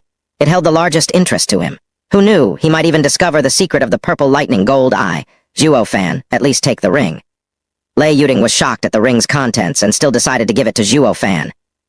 I know Luo Clan is wealthy, but there are some spirit-ranked martial arts and cultivation methods inside which are of far greater value than mere spirit stones. It will provide great help in restoring your clan. Zhuo Fan shrugged as he weighed the ring. Such trashy things I have in heaps. There's nothing rare or great about them. If you don't want it, I'll just throw it. He was about to do just that when Lei Yuding took the ring from his hand. How can you be such a wastrel to not even want spirit-ranked martial arts? How did you manage to become a steward anyway? With how you act, Luo Clan's money will get flushed down the drain. Zhuo Fan smiled as he put Zhuo Fan's corpse into his ring. Time to head back. Veiled Dragon Pavilion has some explaining to do. Lei Yuding nodded and rushed to support him. As Zhuo Fan was far too weakened, he could only lean onto her shoulder, tinting her cheeks red in the process. Wait. Zhuo Fan stopped to look around. Where's Yang Ming? Lei Yuding looked everywhere, but there was no sight of Yang Ming. They forgot about him in the heat of the battle. Curses, he got away. Lei Yuding gnashed her teeth. Zhuo Fan shook his head. No need to bother with an insect. But then he recalled his disciple, Zhao Chen, and killing intent flashed in his eyes. But even insects can spell trouble. The next time I see him, he's dead. Chapter 40, Shock. The sun's warm rays shone from the east as Long Jai and Long Kui led hundreds of veiled dragon pavilion guards back to the branch. Even tiredness couldn't hide the prideful air they carried themselves with. Not only did they win the battle with Hell Valley, but did it spectacularly. Long Jiu, with 3rd and 5th elders, stood at the gates watching their return with negligible casualties. Uncles? Long Jai and Long Kui bowed with a smile. The 3 elders were pleased. Little Cui, Ajai, how was your fight? Long Cui was the first to report. As the uncles predicted, after you chased the elders from Hell Valley, a large force came to attack us only to be defeated by us. Barely a scant few bone-tempering cultivators escaped. Well done, Long Jiu shouted his approval. Your improvement has been great lately. Magnificent for you to not only lead your own team, but to also wipe out the enemy. Third brother, when you return to the estate, make sure to report the two's merit to Pavilion Lord. Ha ha ha. Long Jiu's laughter shook the air as if he was relieved of the past year's pressure. Third elder stroked his beard with a smile. This huge merit the two achieved for Veiled Dragon Pavilion was the first in their lives. Such accomplishment was always followed by a sense of honor and pride. Oh, right. Third elder furrowed his brow. Do you know what was the cause of that tremendous explosion last night? Long Jai and Long Cui were also puzzled. That sound shook the world, and I thought it was from Third Elder's fight with Hell Valley's elders. Wasn't it? Long Cui asked. The three elders' expression turned grave as they shook their heads. The explosion shook the hearts of everyone last night, instantly becoming a mystery as to what caused it. Oh, didn't the Luo Clan stay hidden in their small courtyard all this time? Let's go ask them. Long Jiu slapped his head as he turned to Third Elder. Nodding, Third Elder walked in the small courtyard's direction, followed by the others. Long Cui smirked. The battle must have been so brutal last night that a tiny clan like them were scared to even poke their heads. They probably hadn't seen anything. None spoke while Long Jai shook his head. They clearly approved of her stance, as they were only going there to ask for clues. When they arrived before the guest room of the small courtyard, they saw Luo Clan's members standing before Zhuo Fan's door with worried faces. With them were 3 more people, and one among them was in the profound heaven stage. It can't be that. Yesterday was because. The 3 elders were startled, hurrying to pay their respects to Lei Yunshin. May I inquire brother's name? Long Jiu looked at him while being confused. When did Luo Clan get an expert? Lei Yunshin returned the gesture as he knew of Veiled Dragon Pavilion's might. I am Lei Yunshin from Blackwind Mountain. It's an honor to meet the famous Veiled Dragon Pavilion. I am fortunate to come face to face with elders. Long Jiu nodded. Having stayed in Windgaze City for so long, he knew the city had many clans with different power levels. But only the recently established Sun Clan along with the previous Luo Clan. Kai Clan and Blackwind Mountain's Lei Clan were first-rated clans. Of course, this applied to a small town like Windgaze City, not including the 7 houses. As the Lei Clan now had a profound heaven expert, the Blackwind Mountain's influence would expand like never before. Despite how bone-tempering stage and profound heaven stage were but a stage apart, the fact that a clan had a profound heaven expert as overseer, it now became a second-rate clan on this continent. Those that lacked such power were mere third-rate or fallen clans. Lei Clan can now be considered as the most outstanding clan in Windgaze City. Clan head Lei, I wonder what are you? Long Jiu roamed his eyes over the people gathered before Zhuo Fan's room. Lei Yunshin sighed. Steward Zhuo was hurt last night and is unclear if he will survive. What, this place was under attack too? Third Elder was shocked. He thought that Long Jai and Long Cui had blocked all Hell Valley's men last night, but it seemed that wasn't the case. Did they prepare 2 teams? Humph. A sudden snort of disdain came from behind. Wasn't Zhuo Fan always acting so high and mighty? Didn't he boast he'd surpass the 7 houses in 10 years? So useless to only end up on his deathbed from a bunch of thieves. Luo Clan and Lei Clan all glared at the speaker, but Long Cui just rolled her eyes. Quiet, little Cui. Long Jiu shot her a glare and Long Cui was forced to remain silent. Looking apologetic toward Lei Yunshin, Long Jiu spoke. Please excuse her rash behavior. Just who could it be? Powerful enough to injure Zhuo Fan to such a state, even with a profound heaven expert such as yourself protecting him. What, me protecting him? Lei Yunshin was taken aback, but then shook his head. I am ashamed to say that I only advanced last night and still lacked the power to defend Steward Zhuo. To others, Lei Yunshin was the strongest here, and it was natural for him to protect everyone. But only he was the clearest as to who protected who last night. But the enemy was a profound heaven expert that called himself Elder Yun. What, you Yunking? Third Elder and Long Jiu were startled as the former muttered. I never thought that he'd also come. But then he turned with joy at Lei Yunshin. Brother Lei, you're amazing. That man was one of Hell Valley's 12 elders, having entered the profound heaven stage for decades. Yet you just advanced to profound heaven stage and defeated him. Impressive indeed. The other 2 elders also showed their admiration. Lei Yunshin blushed and said with a cough, Third Elder is exaggerating. I couldn't even take a single blow from him. Then how did you all pass the night unharmed? Long Jiu asked. Scratching his head, Lei Yunshin looked at Zhuo Fan's door. It's all thanks to Steward Zhuo. If not for him, everyone here would have undoubtedly perished. You're saying Zhuo Fan held you yunking back by himself all night? Everyone was stunned, Long Kui included. But he's just a Kai condensation cultivator. Long Jiu refuted. Lei Yunchen shrugged at a loss. I am clear on that, but so what? The last words choked Long Jiu. Lei Yunchen said it as if it was a common occurrence for a Kai condensation cultivator to fight off a profound heaven cultivator for an entire night. And Third Elder clenched his fists, staring at Lei Yunchen. You mean to tell us Zhuo Fan forced Elder Yu yunking into retreating? Retreat. Frowning, Lei Yunchen showed a trace of fear as he relived the last night's events. You are underestimating Zhuo Fan far too much. Underestimate? How? Even if one scoured the continent, would he ever find an instance where a Kai condensation cultivator forced a profound heaven expert into retreating? We only made the most reasonable guess. Yet even this is such a far-fetched exaggeration that not even Zhuo Fan would believe. If not for you mentioning it, we'd have never conceived such ideas. The three elders swallowed dryly with hearts in their throat. The fool didn't even have time to flee, killed in one move by Zhuo Fan? Lei Yunchen sighed. What? The elders were overwhelmed with shock. This was unprecedented. Long Kui and Long Jai were also dumbfounded. Long Jiu's hands began to shiver without his knowledge. Are you saying Zhuo Fan was behind the huge explosion last night? He killed a Hell Valley's profound heaven elder and got out with a light wound. Lei Yunchen saw their eager expressions and wanted to nod, but frowned instead with a shake of his head. What was it then? Long Jiu was anxious and his aura leaked, forcing the others to take a few steps back. Lei Yunchen sighed. I told you not to underestimate the kid. He killed Hell Valley's elder, but not at the cost of injury. Only his Yuan Kai was depleted. That's impossible. He came out unscathed. Long Jiu was battered with one shock after another that even he didn't know what he was saying. But then how did he get hurt? Bam. A pale-faced Zhuo Fan slammed the door open and snapped at Long Jiu. Isn't it because of you, bro Jiu? Zhuo Fan. Some were shocked, some were glad, some were amazed, but most were filled with doubts as they turned to him. Are you all right?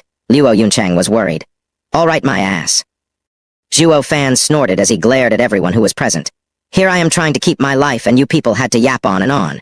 You think one can get well like this? Only they all started getting embarrassed and lowered their heads.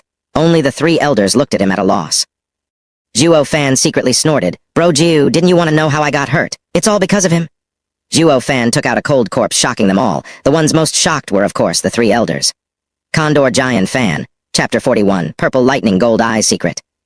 The fear in Jian Fan's eyes hadn't dissipated even after his death, and was clearly visible for everyone as they looked at his corpse that laid stiff on the ground.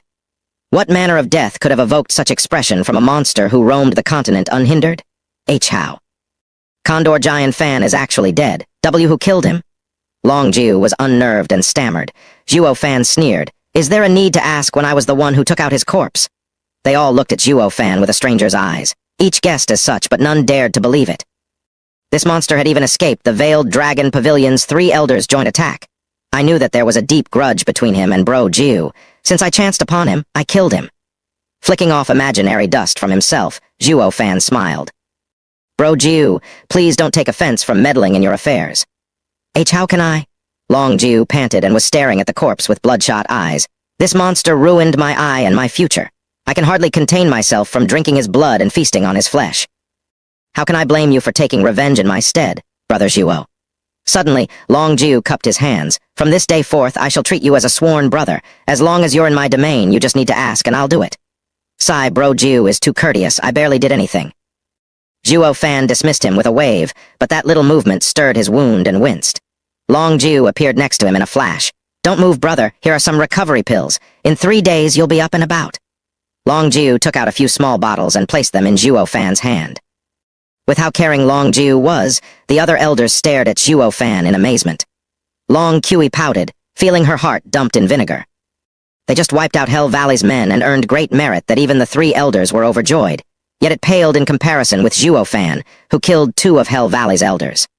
Humph, who knows what trick he pulled to get so lucky and snatch their heads.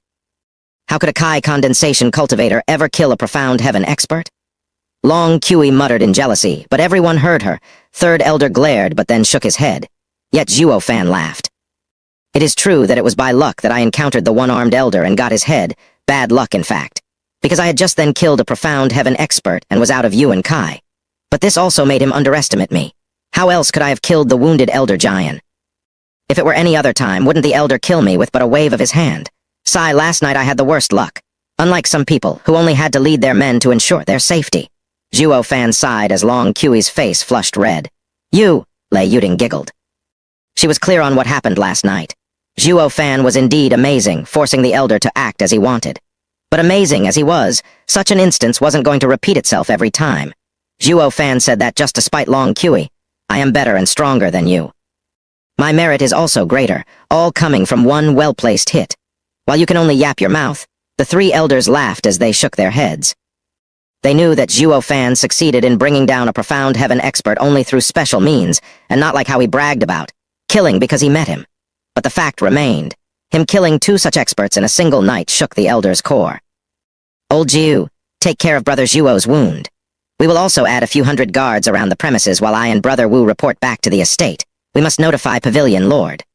Long Zhu nodded while Long Qiui and Long Jai froze. Why even third elder is calling Zhuo Fan brother? Zhuo Fan adapted to the change on the spot. Bro-san, Bro Wu, take care?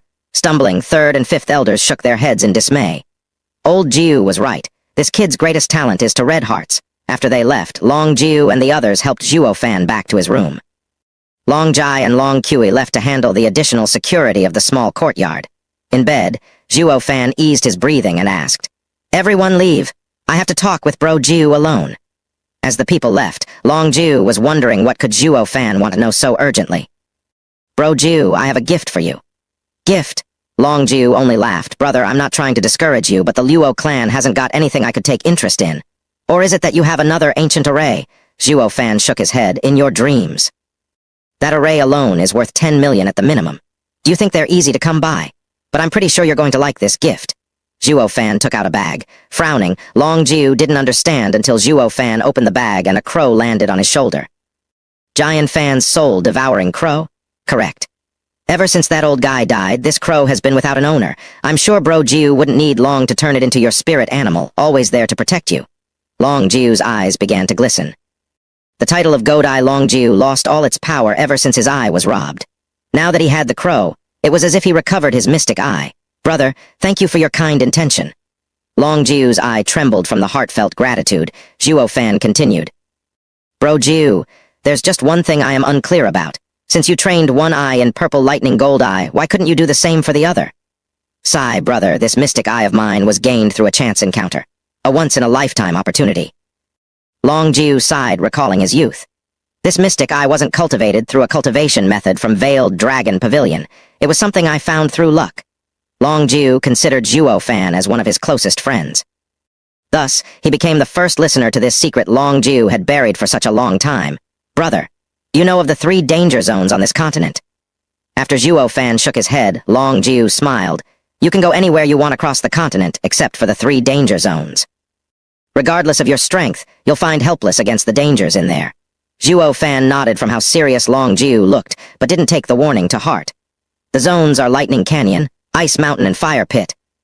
Long Zhu stared at Zhuo Fan in all seriousness, but then laughed in the end. Never mind, even if you want to go you still can't. Only if your luck is sky-high will you enter one. Why? Because these zones appear at random. Today they might be in the east and tomorrow in the west. Regardless of where they descend, it will cause a terrible tornado that draws in all who dared approach, while also trapping them inside. That must be an array which an expert had deployed. If one didn't know how the array operated, they would have no hope of finding the entrance. Zhuo Fan asked, Then how did you get out? Long Zhu nodded with a deep look. You're smart, brother. Yes, in my youth I chanced upon the Lightning Canyon.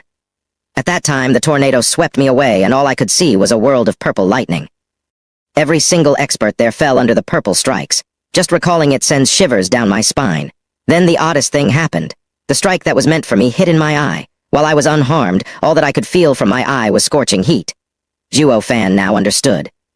As it was stated in the 9 Serenities Secret Records regarding the Heavenly Emperor's purple lightning gold eye, everything was subjected to be destroyed under its gaze, all except the eye. This was why when the purple lightning struck Long Zhu's eye, he was unharmed. Perhaps because of my will to survive, I gave it my all in fighting for my life. I was aware of the purple lightning's power but still wanted to live. It was at that moment that a man's voice reached me. He was reciting some method and I, in my confused state, mimicked his words. It shocked me in the end when my eye released purple lightning. It may have been because of the eye that the purple lightning no longer struck me. Finally, when the tornado passed, only I survived. But ever since I was robbed of my eye, and because of the frantic situation when I gained it, I no longer recalled the words that man recited and had no way of forming another mystic eye. Long Jiu sighed while Zhuo Fan nodded. Lightning Canyon was a remnant the Heavenly Emperor left behind and contained his cultivation method. I have to find it. If I add the 9 Serenities Emperor's legacy with Heavenly Emperors, with 2 of the 3 Ancient Emperors' legacy in my hands, none can contest me. I didn't reincarnate in vain. No one would ever imagine that a powerful Emperor stage expert would leave his remnant in the mortal world. Ha ha ha, Zhuo Fan wanted to cackle but was sensible enough to refrain since Long Jiu was next to him. Chapter 42. Resisting. Their talk took the entire day. Once Zhuo Fan got hold of all the information that interested him, he walked Long Jiu out, after which he entered seclusion for a month to heal. With Long Jiu's recovery pills, he was back to full health in 10 days, but was forced to spend the remaining time to patch up Blood Infant's precarious state. A month later, Zhuo Fan came out of his room stretching his limbs and enjoying the fresh air. Moreover, just a few days ago, he and Blood Infant entered the 5th layer of Kai condensation, just that it was a pity one of the 2 elders from Hell Valley died for naught. He truly hoped he could absorb the elders Yuan Kai at the time. With it, he'd be in the bone-tempering stage by now. Ah, Steward Zhuo. Zio Kui shrieked in joy seeing him, but then bolted. Zhuo Fan was stumped, feeling his face unconsciously. Did something change about me? Why did she run as soon as she saw me? What's so scary about me? I'm not a man-eating monster, but he soon had it all figured out. I must have been too rough on her when I ripped their clothes that time, and this girl is now afraid of me. The same as how Luo Yunhai was before. Zhuo Fan snickered. I was kinda too hard on both the kids. Brother Zhuo, are you feeling better? This time it was the uncouth Captain Pang. Old Pang. Captain Pang was the only one he admitted being his friend since he reincarnated. Zhuo Fan started to miss him after not seeing each other for a month. However, just as Captain Pang was about to give him a friendly hug, his face changed and away he ran. This time, Zhuo Fan was floored. Forget that lass. Zio Kui. Why is even old Pang avoiding me like a plague? Zhuo Fan frowned, unable to get to the bottom of it. He was expert in reading people's intentions in negotiations and fights, but that was because he was convinced every man's actions were motivated by benefit. Yet old Pang's behavior had him stumped. I've done nothing to hurt him, and he shouldn't have a reason for being scared of me. Then what's the deal with him running away? Zhuo Fan shook his head in puzzlement, but he wasn't in the mood to find out the reason. A man such as Demonic Emperor was a man of great action, not bothered by petty affairs. When he was about to leave, Lei Yuding appeared in his sight with a lunch box and Zio Kui running behind her. Her cute body hid behind Lei Yuding, peeking her small head to gaze at Zhuo Fan. What are you up to? Zhuo Fan stood in place, puzzled. Lei Yuding walked with unsure steps, unlike the usual decisive nature she carried herself with. When she looked at Zhuo Fan, her cheeks were rosy. Steward Zhuo, thank you for saving me. Please accept this small token of appreciation. Zhuo Fan eyed the lunch box with suspicion as he eased the lid open. A wonderful smell swept him when the intricately made dishes prepared from the heart were in the open. What a wonderful smell, Zhuo Fan asked. Where did you buy them from? Did Wingay City have such a great restaurant? Humph, they weren't bought. Zio Kui jumped out with a smile. Young Miss spent 10 hours each day making them and waited for Steward Zhuo to come out of seclusion to try them out. Every day Zhuo Fan now unraveled the mystery of Zio Kui running at the sight of him. It was to notify Lei Yuding. Not knowing when he'd come out, Lei Yuding cooked for him every day. Her perseverance moved him. Nodding, Zhuo Fan spoke. I accept your gift. Lei Yuding cupped her blushing face and whispered, Steward Zhuo just got well and needs to take care of his body. Hurry and eat before it gets cold. Right? Zhuo Fan returned to his room with the lunch box. Even though he was in the Kai condensation stage, not eating for a month made him hungry. Lei Yuding with Zio Kui in tow followed him in. Her eyes shined like the sun, soft yet warm enough to melt a glacier. When Zhuo Fan was about to dig in, Luo Yunchang's charming figure entered the room with a knock. Captain Pang followed behind her. Quirking an eyebrow, Zhuo Fan saw her carrying a lunch box too. Oh, I didn't know Steward Zhuo already had someone bringing him breakfast. I was worried for nothing. When she saw the lunch box in front Zhuo Fan, Luo Yunchang's smile widened but her eyes became sharp, as if they were about to poke holes into everyone present. What got her in such a foul mood this morning? Zhuo Fan flickered his brow in confusion. But when he picked up on Captain Pang's pitying glance, it got him baffled. Bam! Luo Yunchang slammed the box in front of Zhuo Fan while squeezing a smile. Steward Zhuo, this is something I made for you to help in your recovery. I already have a share. I'm not a glutton to eat so much. Zhuo Fan shrugged, planning on pushing aside Luo Yunchang's box, but then he sensed killing intent. He caught Luo Yunchang's eyes glaring at him. I'll try both of them. Zhuo Fan flinched for the first time in his life. He didn't understand what the fuss was about, but knew that if he hadn't said that, there would have been a real danger to his life. Revealing Luo Yunchang's dishes, he found them scorched black, cutting most of his appetite. I think I'll eat this one. Zhuo Fan went for Lei Yuding's box as she showed a bright smile. But even before his hand reached it, Luo Yunchang bumped her box closer to him with a glare. Didn't you say you'll eat them both? Zhuo Fan's brow flickered, hesitation setting in as he took another long look at Luo Yunchang's burnt dishes. But he could hardly refuse her sincere eyes and nodded. All right, I'll eat them. Luo Yunchang broke out into a wide smile, to which Lei Yuding was showing disdain. Mine first. Luo Yunchang urged. No, mine, Lei Yuding said in haste. The two women's eyes met and sparks seemed to fly. Zhuo Fan wondered, weren't they clothes? Why are they fighting all of a sudden? He couldn't comprehend what could bring such a change in them. First come, first served. Zhuo Fan then took a bite out of Lei Yuding's dishes. She was staring at him with wide and expectant eyes. Zhuo Fan gave a thumbs up. Delicious? Lei Yuding's smile bloomed like a flower while Zhuo Kui pushed out her chin and shouted, My young miss started cooking since she was 10. No one in Windgaze City can match her skill. You are fortunate today, Steward Zhuo. Zhuo Kui's boast embarrassed Lei Yuding, but even that couldn't take away the radiant smile from her face. Luo Yunchang pouted, Zhuo Fan, try mine. Zhuo Fan took a bite but spat it out as soon as it touched his tongue. Even poison is better. His words were sharp as he took Lei Yuding's box. I still choose this one.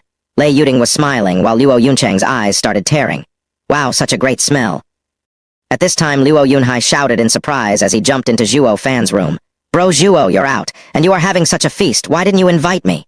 Go and eat your sister's cooking. Zhuo Fan dissed him. Luo Yunhai complained, her skill isn't worth a dime. She doesn't know anything besides opening the kitchen door. Unable to stay there any longer, Luo Yunchang ran out with her lunch box, but people could see the droplets she left behind on the floor. Was I wrong? Luo Yunhai was confused. Not at all.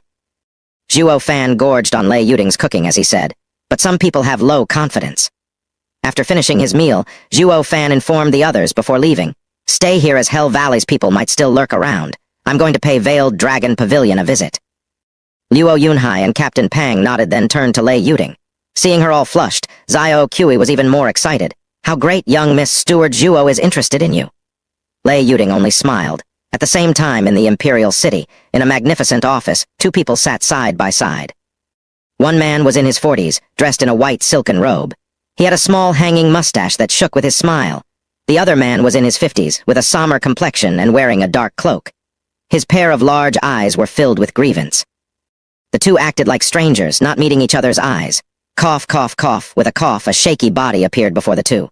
It was an old man dressed in a golden robe embroidered with 9 dragons. Your Majesty?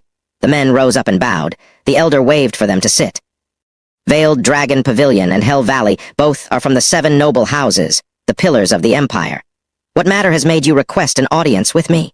This elder was the Emperor of Tianyu Empire.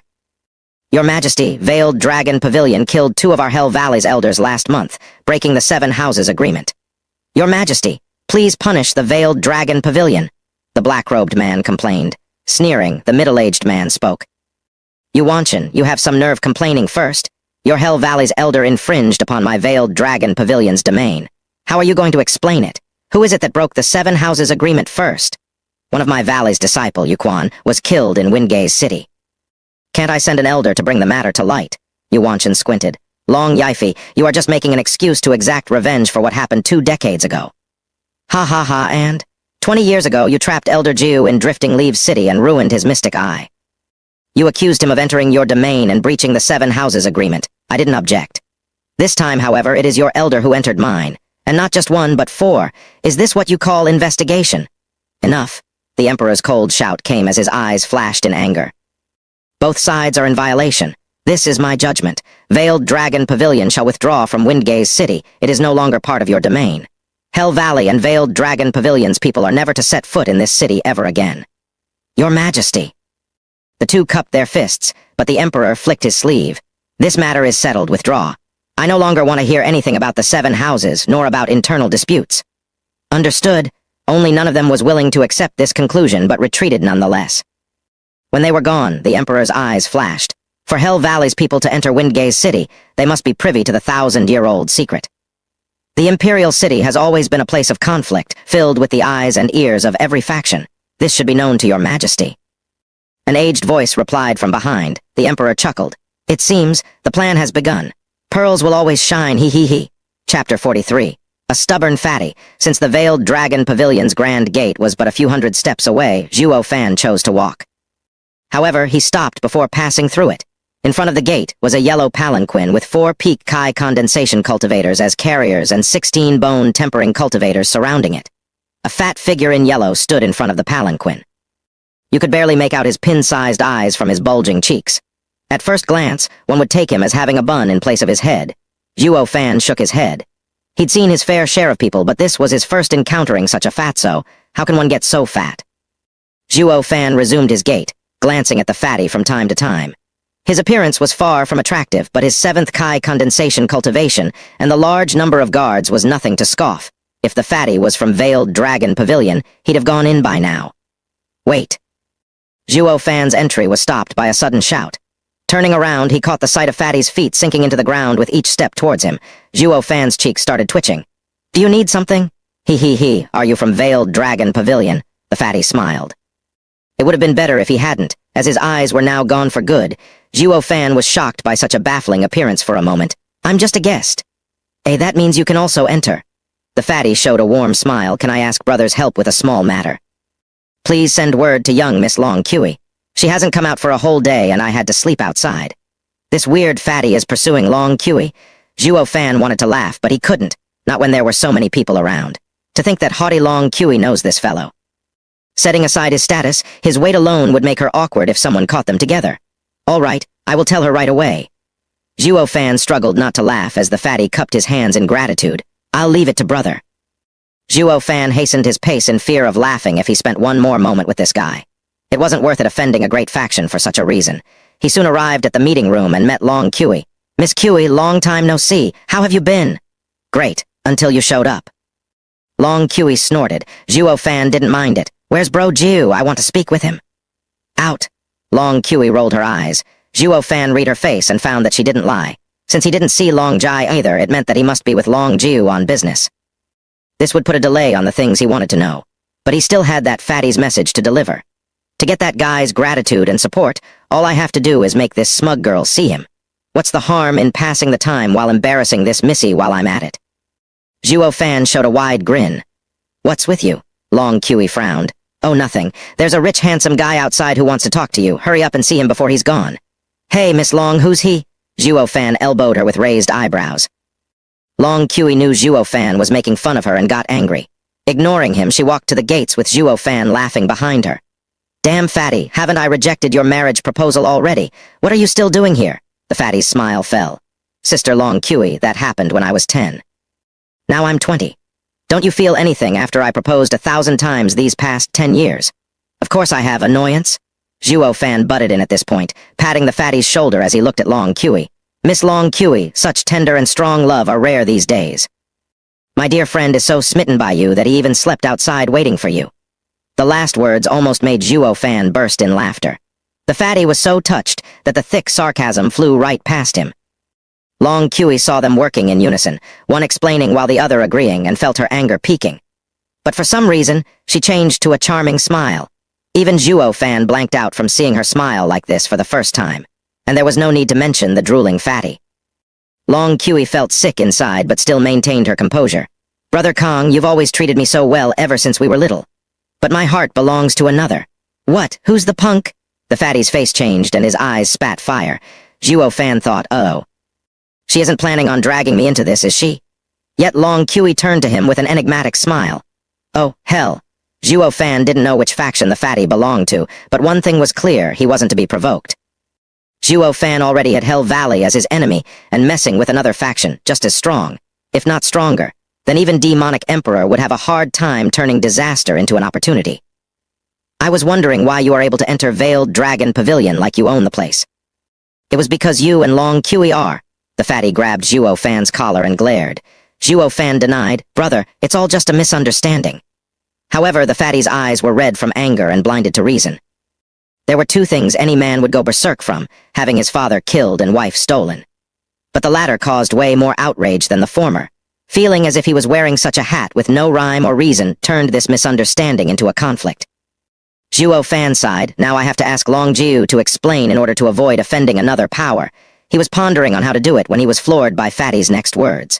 Sister Cui, what do you not like about me? Does this punk have something that I don't?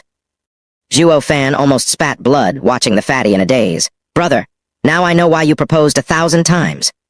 Cocky people, he has seen aplenty, but this was Zhuo Fan's first time meeting one as oblivious about himself as this guy.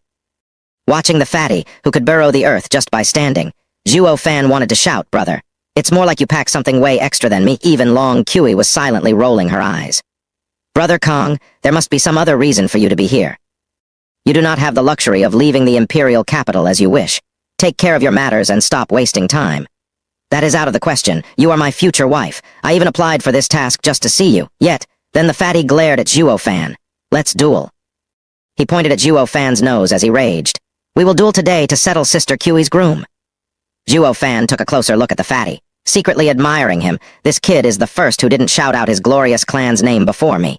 Just from this, Zhuo Fan liked him. Hearing the Fatty request a duel, one of his guards stepped forward. Young master, your body is too precious to participate in duels. It's best if you let me handle him. Quiet. The Fatty interrupted the guard. It is I who want to marry Sister Cui. My honor and dignity as a man are on the line. If you fight, I'll be mocked forever and Sister Cui will despise me even more. I will never ever approve of you. Long Cui rolled her eyes. Zhuo Fan agreed with a grin. Well said, I accept. However, all your guards are stronger than me and I can't take even a single hit from them if they interfere. If I say we will duel, then it will be one-on-one. My word is gold. You don't believe me. The Fatty was even angrier now. Zhuo Fan shook his head. I do believe you. But if I defeat you, can they hold themselves from not jumping in? At that point, even if you order them not to, it won't do much good. It was unknown if the Fatty was pondering or fuming since his eyes disappeared when he squinted. But then he barked at the guards. All of you stay put. If anyone has the nerve to move, I'll kill him. Then he turned to Zhuo Fan. Pick a location where we won't be disturbed.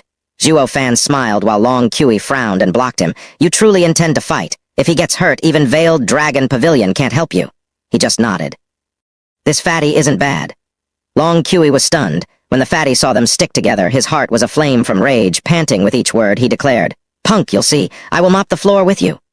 Zhuo Fan smiled, not minding it in the least. Chapter 44, Assassin.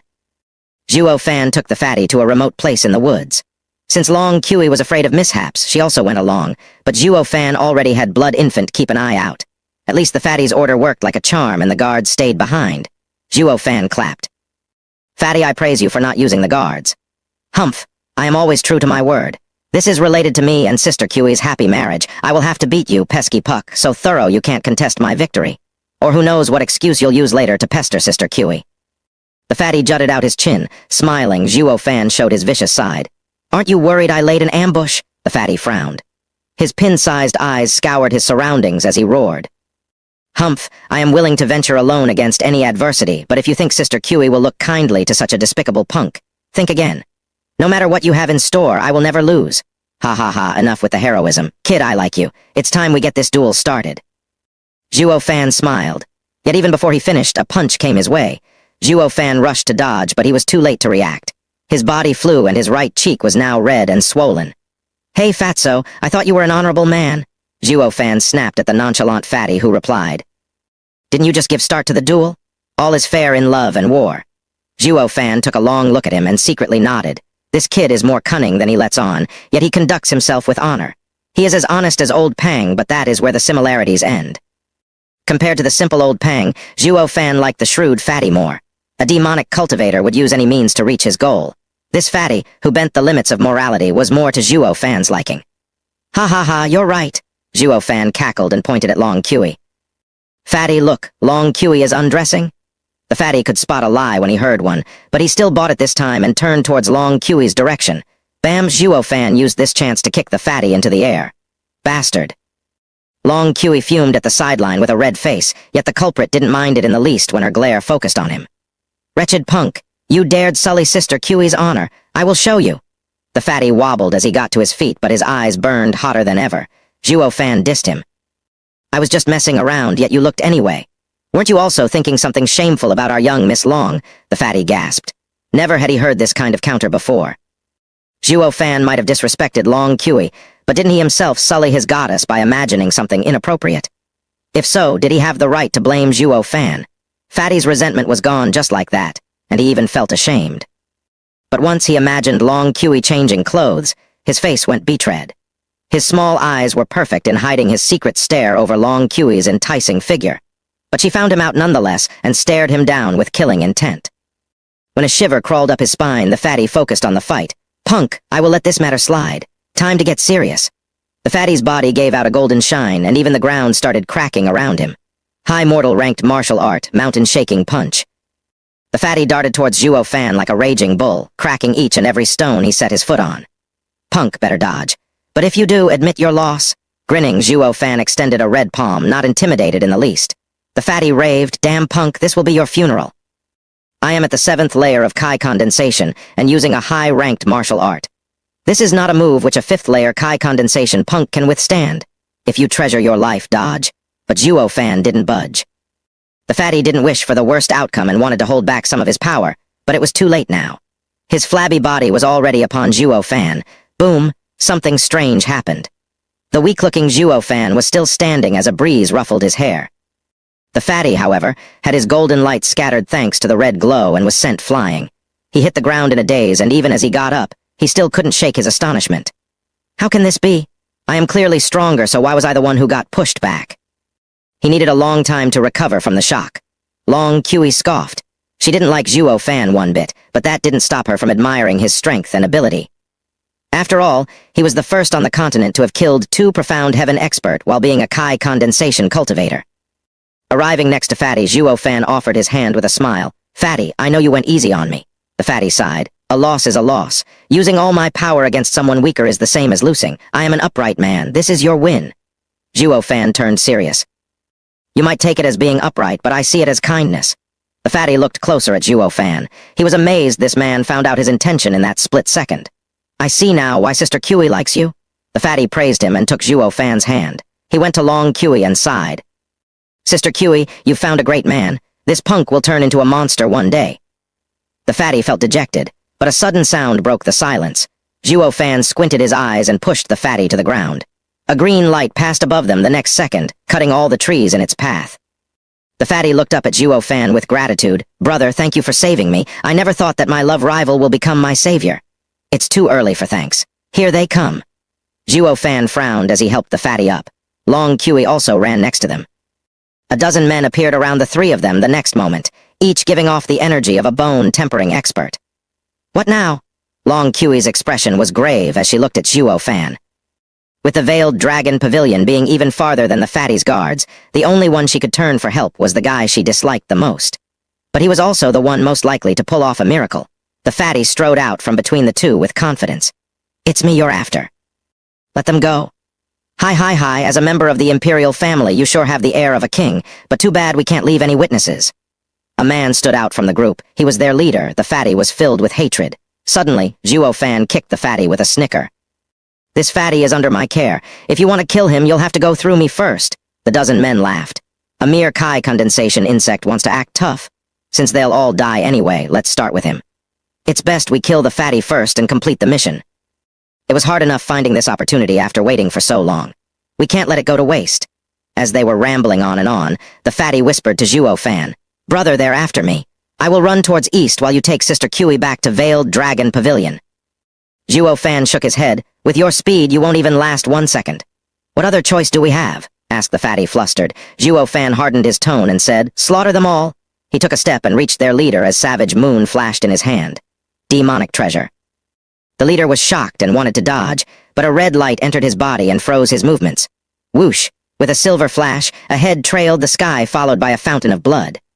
Only Zhuo Fan stood in the pool of blood with cruel eyes.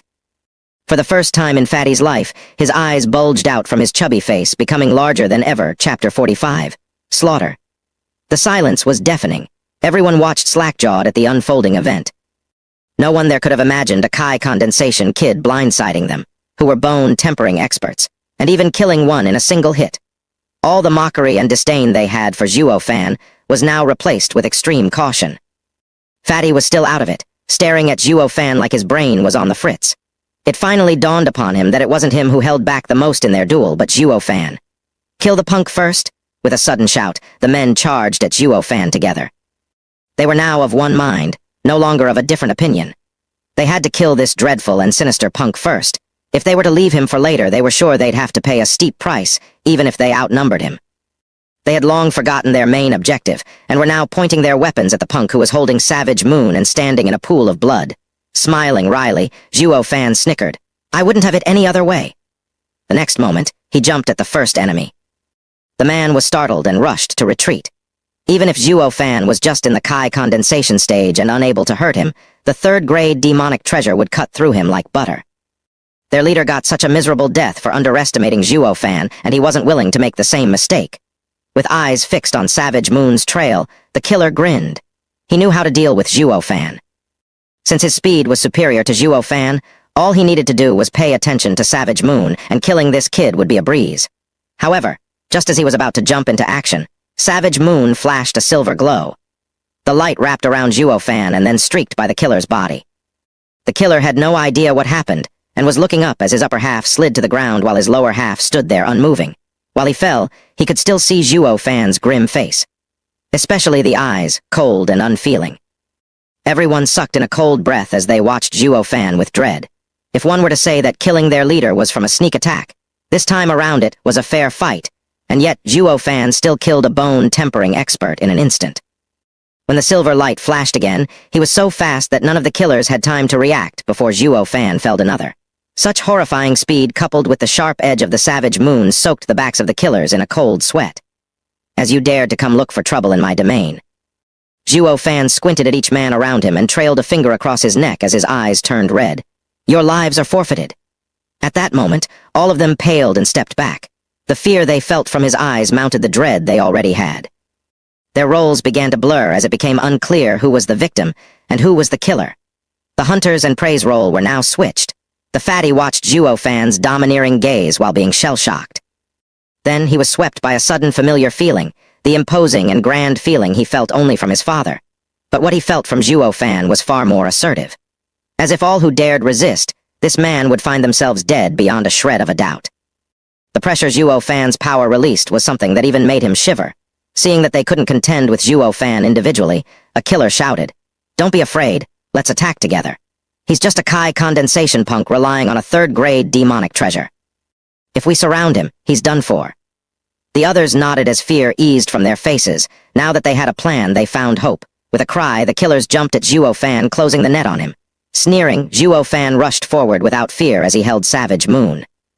His target swallowed dryly, but didn't retreat since he had men on each side releasing punch at Zhuo Fan. If Zhuo Fan pressed on, the killer would die. But so would Zhuo Fan under the joint attack of two bone-tempering experts. But if he retreated instead, it would only work to tighten the net, and his death would be just a matter of time. Zhuo Fan didn't plan on dying in this fight, or he would have fled a long time ago with the help of Savage Moon's speed boost. Whoosh. With a flash of silver, Zhuo Fan vanished from their sights, and the punches hit nothing but air. Zhuo Fan then landed right in front of the killer who was standing behind the other two. Having not seen this coming, the killer was frightened, but soon became elated seeing that Zhuo Fan was not facing him. He didn't waste this chance and punched towards Zhuo Fan's defenseless back. "Your head is mine, kid." But a silver light flashed by and the man froze. In the moment of impending doom, Zhuo Fan swept Savage Moon around him and jumped from their tight circle. As for the man behind Zhuo Fan, he watched wide-eyed as his body hit the ground in two pieces, blood and guts spilling everywhere. Another one. Even under their joint efforts, Zhuo Fan came out unscathed and robbed them of another comrade. Fear in their eyes mounted higher and higher. They had some hope before, wishing to kill him with numbers. But that hope was now lost. What kind of freak is he? When did the 7 noble houses have such a person? A killer cursed as he felt his knees trembling. Secretly sneering, Zhuo Fan squinted his eyes and bathed the world with the killing intent they contained. These killers were routed, they lost their nerve and were no longer a threat. Now was the perfect time to end them. Zhuo Fan rushed forth with a savage grin. Silver light flickered as Zhuo Fan brandished Savage Moon and sent limbs flying with each passing. The killers cried during their futile attempts to evade, having lost any and all will to resist. Zhuo Fan was like a wolf among sheep, taking his fill of slaughter and carnage. For the occasional spirited and still brave souls among them, Blood Infant would enter their body and seal their movements, thus priming them for Zhuo Fan, only to leave them mangled. If it was any other day, with Zhuo Fan's strength and blood infant's help, he could only fight with a single bone tempering expert. If another joined, he'd have a hard time reacting to their attacks, let alone killing a dozen. But luck had it he got Savage Moon off Elder Yun, whom he killed a month ago. This gave him newfound confidence. Savage Moon was just as deadly as Blood Infant was on bone tempering experts, perhaps even more. Especially when taking its ability to increase one's speed into consideration. And all of this was added to Zhuo Fan, who already had the skills to skip stages. Now that he thought about it, he really ought to thank Hell Valley for throwing such a nice toy in his lap. Hearing the bone tempering expert's miserable wails, watching heads and entrails flying about, the fatty remained lifeless from shock. He stood there witnessing the gruesome dance Zhuo Fan was performing with Savage Moon. For these killers to cry and beg for their lives was something unheard of. He could hardly believe that the man he recognized as a love rival, the man he challenged, was strong to this degree. Recalling their duel, it seemed more like a joke now. The bone-tempering experts were butchered like animals in front of the fatty. I, a seventh-layered Kai condensation cultivator, dared to issue a challenge and still was lenient with him while preaching fairness. Sai, Yuan Kong, your lenient act and fairness preaching was meaningless. The fatty shook his head, feeling mournful. He had seen many peers among the 7 houses who were geniuses, and even if he wasn't stronger than them, he believed their strength wasn't far from his. But Zhuo Fan showed him today what the saying a man above man and a sky above a sky meant. Those geniuses were nothing but trash by comparison. Furthermore, the gap was so huge at such a young age. Long Kui covered her mouth, experiencing the greatest shock she ever felt. This was the first time she saw Zhuo Fan fighting. She had heard of him killing 2 profound heaven experts, but doubt still existed. This notion was far too outrageous for anyone to believe, but watching him fight today left this young miss stunned. The cruelty, the overbearing eyes, it was as if a demon had descended, one which was capable of scaring and overpowering even bone-tempering experts. Whoosh. When Zhuo Fan finally stopped, Savage Moon in his hand was dripping blood. The dry earth around him had become a wide pool of blood. A killer shivered as he watched the Savage Moons fall with dread.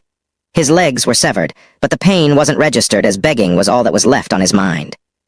Not sparing him a glance, Zhuo Fan asked coldly, "Who sent you?" Zhuo Fan's eyes didn't reflect an ounce of pity towards any living creature in this world, only coldness. The killer looked around to see his dead brothers and fear swept his heart. He didn't know where to begin describing the savagery and cruelty of this youth before him. This youth was, in all sense of the word, a demon. The killer's heart was in shambles, only ayats. But a sudden whistling sound was heard and the killer's eyes lost its light. Killing with intent, a radiant stage expert? Zhuo Fan drew a cold breath. His bottomless and cold eyes now showed a ripple of panic. Chapter 46, Alliance. The whistling sound was heard clearly by everyone, but none could afford to slack their guard. On the contrary, each felt their heart in their throat. A radiant stage expert was able to kill with divine intent alone. This was an enemy Zhuo Fan wouldn't be able to defeat even with Blood Infant and Savage Moon. An icy shiver traveled down his spine as Zhuo Fan turned more and more serious. Whoosh, the whistle stopped suddenly and a pair of steps echoed. Zhuo Fan and the other 2 forgot to breathe. Their eyes were fixed towards the sound's location. But when the person came out into the open, the fatty was stunned for a second before shouting, "Teacher, how come you're here?" Long Kui cried with joy, "Senior Fang, what brought you here?" Zhuo Fan saw the 2 recognizing the new entrant and began sizing him up. The man had a goatee and looked like he was in his 60s. He was dressed in a blue robe and had a sword strapped to his back. All this time he was smiling as the green jade flute revolved in his hand. The jade flute shocked Zhuo Fan. He remembered something and asked, "Are you one of the 5 divine dragons, the guardians of the imperial family, jade flute, divine sword, Fang Kyubai?" Zhuo Fan heard Long Jiu mention that even if the imperial family could no longer control the 7 houses, they could still persevere, all thanks to the 5 divine dragons. Each was a peak radiant stage expert whom none of the 7 houses would dare mess with. Among them, there was a man known as the First Divine Sword, and he was Fang Kyubai, Jade Flute Divine Sword. He boasted himself as having united the sword and the flute as one, that his sword followed the sound and turned it into sword intent. One time, he single-handedly defeated 5 radiant stage experts with a sword strike, forcing the 7 houses to forget about testing him while also spreading his name to the 4 corners of the world. The man raised an eyebrow and watched Zhuo Fan with a profound look before nodding. With laughter, Long Jiu appeared before everyone. "Wasn't I right? This kid has sharp eyes. I only mentioned you once and he already recognized you." "Uncle Jiu," Long Kui was overjoyed as she ran to him. "When did you and Senior Fang arrive? Why didn't you come out sooner? Ha ha ha, we've been here since Brother Zhuo and the third prince's duel. Long Jiu turned to Zhuo Fan. Brother Zhuo, you're quite something to keep a straight face against a dozen bone-tempering experts. When I was your age, I certainly lacked the courage you showed today. I truly admire you. Long Kui pouted while casting a side glance towards Zhuo Fan. Seeing Zhuo Fan in action had her convinced, but admitting it was a whole nother matter. Master, with you two seniors here, why didn't you act? You almost worried your student to death. Fatty clapped his fat chest. It mattered little what happened to me, but what if Sister Kui got hurt? Ha ha ha, and miss a good show? Fang Qiubai laughed, eyeing the calm and collected Zhuo Fan. Moreover, I've never seen such a genius, marvelous display before. Senior, you're too kind. Zhuo Fan cupped his hands, but his face was stone cold. I'm only curious, why did Senior kill the last one? Is it? Fang Qiubai squinted and his smile turned fake as he spoke in a frosty tone. Youngster, you are exceptionally sharp, but your strength might turn this advantage into a flaw. Raising an eyebrow, Zhuo Fan laughed and cupped his hands. Junior thanks for Senior's lesson. Junior has already forgotten this encounter. Zhuo Fan picked up on Fang Qiubai's warning. He did not wield enough power to poke his nose in their conflict. The man had silenced the killer to protect him. Fang Qiubai took one more long look at him and his admiration grew. You're not only smart, but also know when to retreat. How rare. What a surprise, finding someone like you in the mortal world yet outside the 7 houses. If you weren't a demonic cultivator, something I am unsuited with, I would have wanted to teach you for 2 years and make your future limitless. Long Kui and Fatty were shocked. Outsiders may not know who Fang Qiubai was, but the 7 houses were crystal clear on his character. Who among the heads of the 7 houses didn't want to have their child under his tutelage? But this old man was stubborn as a mule, not giving them any attention. Even if the emperor were to request him on behalf of his sons, he'd act no differently. He'd been teaching the fatty for 3 years because Fang Qiubai appreciated his strong will, yet the fatty barely learned a few moves. But it wasn't enough to accept him as a disciple. Yet the first time he laid eyes on Zhuo Fan, Fang Qiubai took the initiative to invite him. If the two had walked the same cultivation path, Zhuo Fan would have been Divine Sword's first disciple. Wherever he'd go, if any 7 houses' disciples saw him, they'd have to bow down to him. Long Jiu saw the 2 kids' shock and surmised their thoughts with a shake of his head. These kids are yet to reach our level, so they don't know the meaning of rare find. With Zhuo Fan's talent, any expert who saw him would want to take him as a disciple. Even if one was unrivaled in the world, to pass on his mantle he needed to find the best disciple suited for his legacy. The greater the strength of the expert, the higher the expectation. But Zhuo Fan shook his head at this and even sneered. Forget about Fang Qiubai not accepting him because of cultivation path difference. Even if he could be accepted, he'd still refuse. As a demonic emperor, the only one worthy of him calling master was an emperor stage expert. Fang Qiubai was reluctant to let Zhuo Fan pass by him, but in the end, he took Fatty and left. Long Jiu, third prince still has a task to complete, so I'm taking him with me. Fang Qiubai and Fatty disappeared the moment he finished. Wait. Fatty still wanted to say something to Long Kui and Zhuo Fan, but it was too late. 1 second his anxious face was there, and the next it was gone. So fast? Zhuo Fan was shocked, then he hardened his resolve. He had to reach Radiant Stage as soon as possible to guarantee his safety in his travels across the continent. Brother Zhuo. Long Jiu walked to Zhuo Fan with a solemn face. Come with me to Veiled Dragon Pavilion. There's something I have for you. Smiling wryly, Zhuo Fan nodded. He had anticipated this. 15 minutes later, Zhuo Fan and Long Jiu were in Veiled Dragon Pavilion's meeting room, and Long Jiu pushed an unwilling Long Kui to guard the door outside. Long Jiu took out a sheepskin branded with 4 dragon marks. The first words that Zhuo Fan recognized were Alliance Agreement. Skimming through it, a pleasing smile bloomed on his face. This was what he aimed for from the start, an alliance between Veiled Dragon Pavilion and the Luo Clan. Veiled Dragon Pavilion would not only become a support for the Luo Clan, but would also provide resources without any conditions attached. If the agreement came into effect, he'd be worry-free from any outside attacks, and would have the time to develop the Luo Clan into a great power. Long Jiu was a bit astounded. Why do I feel like you knew this was coming? Zhuo Fan smiled. It had nothing to do with predicting, but planning. Once he settled on having Veiled Dragon Pavilion as an ally, he used the ancient array diagram to entice Long Jiu, then took advantage of Veiled Dragon Pavilion in sticking its neck out for him.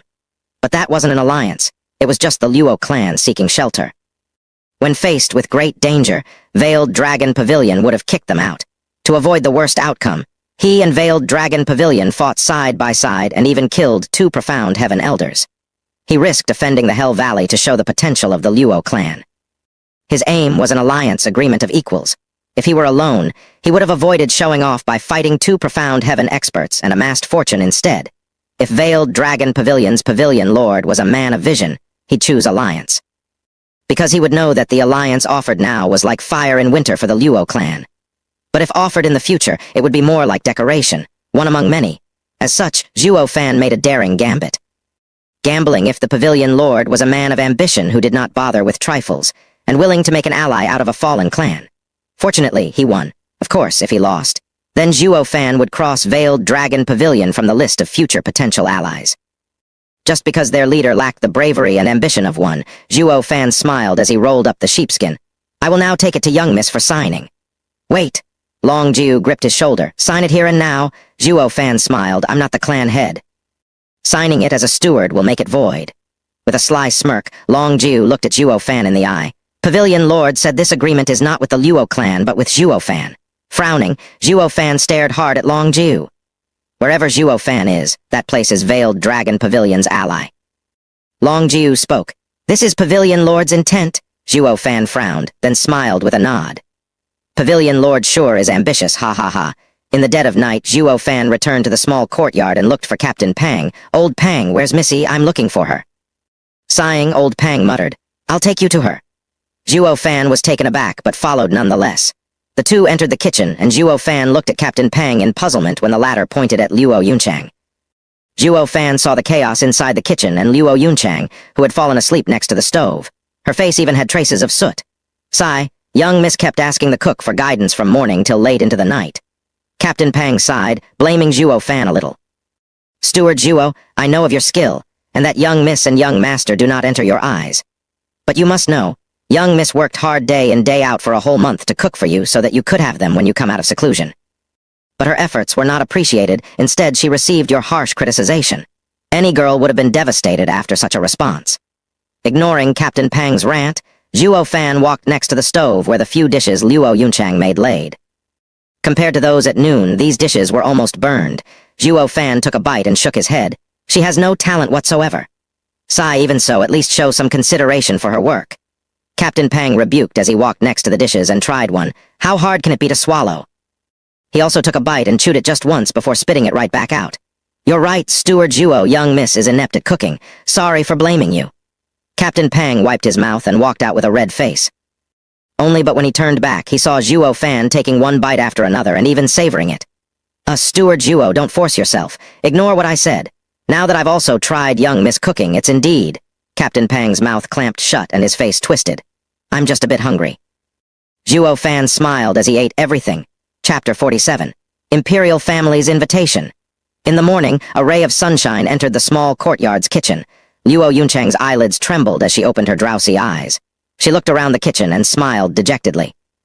Last night, she was so tired after cooking that she fell asleep in the kitchen itself. Even if anyone caught wind of this, no one would believe it. A Kai condensation cultivator tiring herself out from cooking.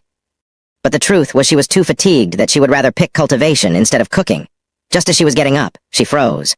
Someone had put a plain cover on her, and her back wasn't leaning on the hard stove, but on something soft instead. Pursing her lips, she turned her head only to see a sleeping Zhuo Fan leaning on her, and what kept her back soft was his arm. Ah!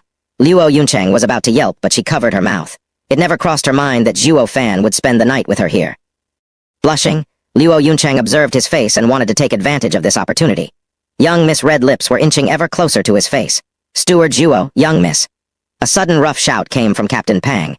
Zhuo Fan's eyelids trembled and were about to open. Luo Yunchang immediately laid her head back on his shoulder and faked sleeping without budging. Just that her red face betrayed her as if she'd done something she shouldn't. Zhuo Fan opened his eyes, took a deep breath, and frowned when he saw Captain Pang coming in. Old Pang, what's the rush? Brother Zhuo, young miss? Captain Pang pointed at Luo Yunchang with shock. Zhuo Fan turned to see Luo Yunchang's red and shivering face. He touched her forehead. It's burning up. Did she catch a cold? Shaking his head, Zhuo Fan blamed himself. Last night he wanted to take Luo Yunchang back to her room, but afraid of waking her up, he chose to watch over her in the kitchen. He didn't think sleep would cast its spell on him too. Old Pang, say what you came to say. Meanwhile, I'll take this missy back to her room. Zhuo Fan carried Luo Yunchang, but Old Pang was panicking. You can't, Brother Zhuo. Someone wants to invite young miss for a chat. Someone we can't offend. What can't offend? She won't be going even if the Veiled Dragon Pavilion asked. Zhuo Fan snapped. Can't you see she has lost consciousness? She must be sick. Wait for a bit and I'll go see the guest. Sigh, Brother Zhuo, Steward Zhuo, young miss must go meet him in person. He bears the Imperial Golden Seal. Captain Pang shouted. Zhuo Fan stopped. Only the Imperial family's guards had this seal. Even the 7 houses' leaders would have to respond at once, or they'd have committed a grave crime. The lightest punishment was death, while the harshest was dragging one's whole clan with him. Of course, with the 7 noble houses' power, the Imperial family would refrain from resorting to such methods. But that didn't apply to a fallen clan like them. Zhuo Fan squinted and thought it through. Old Pang, tell him young miss is unwell and that he should come back tomorrow. What? Captain Pang's heart jumped in fright. That person carries the Emperor's edict. If you do this, it is the same as saying you don't want to talk to him, but Zhuo Fan had it thought out. Thinking back to last night, he guessed the one calling him over was that fatty's guard. The fatty was a good man and wouldn't let emotions cloud his judgment, slaughtering innocents left and right. Do what I said now? Zhuo Fan raised his voice. Wait, Luo Yunchang yelled, struggling out of Zhuo Fan's embrace and spoke with a stern face. Captain Pang, tell him to wait a moment to make myself presentable. Understood? Captain Pang bowed and secretly rejoiced. Thank God, young miss woke up or who knew how much trouble Brother Zhuo's arrangement would have stirred up. But this steward Zhuo sure is dauntless. If I were to follow his words, I'll die of fright. Captain Pang shook his head and left. Zhuo Fan watched Luo Yunchang skeptically. How did she regain consciousness all of a sudden? Luo Yunchang rolled her eyes. Why are you so reckless? Is the Imperial family someone you can offend? To avoid him noticing anything, Luo Yunchang rushed away. Zhuo Fan was left to walk alone to the living room with doubt in his heart. He met with the man carrying the seal, a peak Kai condensation cultivator. He was one of the porters to Fatty's palanquin. Are you Steward Zhuo? My master is inviting you and young Miss Luo for a talk. The envoy cupped his hands, but the prideful attitude never left him, and either on purpose or otherwise, the Imperial Golden Seal flashed on his waist. Perhaps he was afraid they'd mistake him for someone other than the Imperial family's guard. Zhuo Fan snorted. You're still soft thinking you can fake your arrogance around me. When I was faking it, you were still but an egg in your mother's belly. Zhuo Fan didn't even look at him as he slumped in a chair, one leg over the other. The envoy's eyes swelled with rage. Is the fatty's injury healed? Zhuo Fan asked in passing. Fatty. The man was stunned. Then it hit him that Zhuo Fan was calling his master fatty. But the number of people in this world who dared to call him that was less than 10. Then he and master are... His heart started beating a mile a minute, and the arrogance was gone from his eyes. My master did not mention any injury when he returned last night. Is that so? Zhuo Fan raised an eyebrow, then laughed. He must be thinking of his image. I punched him 30-odd times yesterday and kicked him a dozen times more. There's no way he's fine. Don't you think so too? That fatty must be faking it so you guys won't laugh at him, ha ha ha. Zhuo Fan quirked his eyebrows at the man. The envoy's lips twitched, unable to respond. But he was embarrassed nonetheless. Right, was that old goat Fang Kyubai still angry after he arrived? Zhuo Fan looked at him carefully this time, but the envoy just shook his head. Fang Kyubai returned with his master yesterday, and only then did they find out about Fang Kyubai's arrival. Since Zhuo Fan knew this before them, it spoke how close he was with his master. At this point, the envoy stashed the seal in his pants. It worked well in scaring some, but it was best to not make a fool of himself in front of such a young master like Zhuo Fan. Great. Seeing the envoy shaking his head, Zhuo Fan rejoiced. Perhaps you don't know, but that old goat wanted to take me as a disciple. If not for my staunch heart and me choosing death over kneeling, the old goat would have taken me away by now. I still thought he was angry and was going to come nag me again. Now that I know he isn't, I can rest easy. That old goat understands my predicament. What, Fang Kyubai wanted to take you as a disciple? The man shouted as his legs went soft and collapsed. Heavens! Who the hell is this young master? He is a friend that beat up master and also someone wanted as a disciple by Jade Flute Divine Sword Fang Kyubai, who the Emperor shows respect to. Zhuo Fan secretly sneered. What's wrong? Why fall over? Let me help you. Zhuo Fan said so but showed no intention of moving. The envoy was sharp enough to get back on his feet while waving his hand. No need, Steward Zhuo, I don't dare ask you of such a favor. I am not worthy. Humph, a servant's instinct. Zhuo Fan disdained. You call helping you get up a favor? Might you be the Emperor's envoy? Luo Yunchang, dressed to impress, walked before him and bowed. The envoy rushed to kowtow. You are making it hard on me. Please don't be so courteous. If master heard I was disrespectful to his friends, he will punish me. Luo Yunchang was at a loss and turned to Zhuo Fan, who just shrugged. But Captain Pang, who was behind her, was stunned silly at the sight of the envoy's courteous attitude. "Where's your previous haughty attitude?" "Spouting something like if young miss didn't come to see you in 15 minutes, you'd be executing all of us." Why the sudden change of tones? But even this change was too outrageous and polite. Captain Pang eyed Zhuo Fan, who only sported a puzzling smile. Old Pang figured Steward Zhuo had something to do with it and gave him a thumbs up. Only Steward Zhuo can make an imperial family's guard kowtow to our young miss. Zhuo Fan dismissed the envoy's courtesy. "Why is that fatty calling me?" I do not know. I was only ordered to invite Windgaze City's Kai Clan, Lei Clan, and Luo Clan." The envoy spoke with extreme politeness. Zhuo Fan squinted. It seems that the Hell Valley targeting the 3 clans must have something to do with the imperial family. Chapter 48. 1,000-year-old Secret Edict. In a peaceful location within the forest, a kilometer from Windgaze City, stood a remote courtyard. The 4 guards posted at the door were bone-tempering experts. Zhuo Fan and Luo Yunchang came along with Luo Yunhai and Captain Pang with the envoy as their guide. "Steward Zhuo, young Miss Luo, please enter." The man was very polite. He opened the door, stood to the side, and bowed for them to pass. The other guards frowned with doubt and a flicker of scorn in their eyes. They were imperial family's guards, always welcomed with bows and courtesy everywhere. But this guy went to invite some no-name clan heads and even bowed down before them. He was seen as a disgrace by his fellow guards. The man picked up on scorn, but he just smirked. How can idiots know the importance these people hold? Steward Zhuo is Master's friend, who even Senior Fang Kyubai has his eyes on. He needs to say just one word and he'd be Fang Kyubai's disciple. Even the Emperor will have to show respect then. As for the other 3, they're Steward Zhuo's friends. We can't show any disrespect even to them. Secretly snorting, the envoy still showed a flattering smile as he guided them inside. They soon arrived at a garden. A single pavilion laid in the middle with a stone table inside. Fatty sat in the seat of honor, and behind him stood Jade Flute, Divine Sword, Fang Kyubai. On one side of the Fatty was Lei Yunchen, with Lei Yuding and Xiao Kui behind him. On the other, it was Kai Rong and his son, Kai Xiaoding. There were 2 additional empty stools around the table for Zhuo Fan and Luo Yunchang. This must be a meeting of the 3 clan heads. Zhuo Fan rubbed his nose and took a step back, letting Luo Yunhai take the lead. "Bro Zhuo." Luo Yunhai didn't understand while Zhuo Fan smiled. "Show them the dignity of a clan head and don't let them look down on you." Luo Yunhai understood as Luo Yunchang showed a grateful look. It was clear this meeting was between the 3 clan heads and the imperial family. But after the events over the past few months, all of Windgaze City knew that Luo Clan's true clan head was Zhuo Fan. Even the imperial family might be considering Zhuo Fan as the master of the Luo Clan. Zhuo Fan did this now so that he did not exceed his authority and was letting Luo Clan come into the light. He wanted to state the fact Luo Clan's clan head was still named Luo. "Please come in." The envoy saw the 3rd prince and bowed 90 degrees towards Zhuo Fan in a show of respect he had for his master's friend. But this had a different effect on everyone. The fatty was stunned, since when were the imperial family's guards so humble? Kai Clan and Lei Clan were of the same opinion. When this guard came to invite them, he was brazen, cocky, and flaunting, not caring in the least who he was talking to. But towards the Luo Clan, he treated them like guests. The 2 clans felt apprehensive in their hearts. They were even more envious.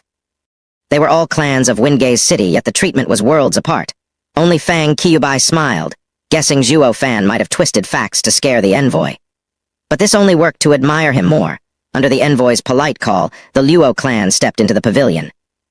Luo Yunchang greeted the fatty. "I am Luo Yunchang, greetings, your highness." On the way here, the envoy told them of his master. The others followed Luo Yunchang in showing respect. But Zhuo Fan just shrugged. The fatty only waved, not taking Zhuo Fan's disrespect seriously. "Please sit." Luo Yunchang and her brother took a seat, while Zhuo Fan and Captain Pang stood behind them. Fatty threw a long look towards Zhuo Fan, secretly nodding. Great authority, but without any arrogance. He is a loyal subject. Fang Kyubai smiled with praise in his eyes. Zhuo Fan's conduct was etched in the two's hearts, wielding his martial prowess to protect his master, and courteous enough to defend his master's honor. In the eyes of the imperial family, he was a rare and valuable official. The fatty began. "I have invited the 3 clan heads today, per the imperial edict, to reveal to you the 1,000-years-old relationship between the 3 clans." Everyone was focused on Fatty's next words.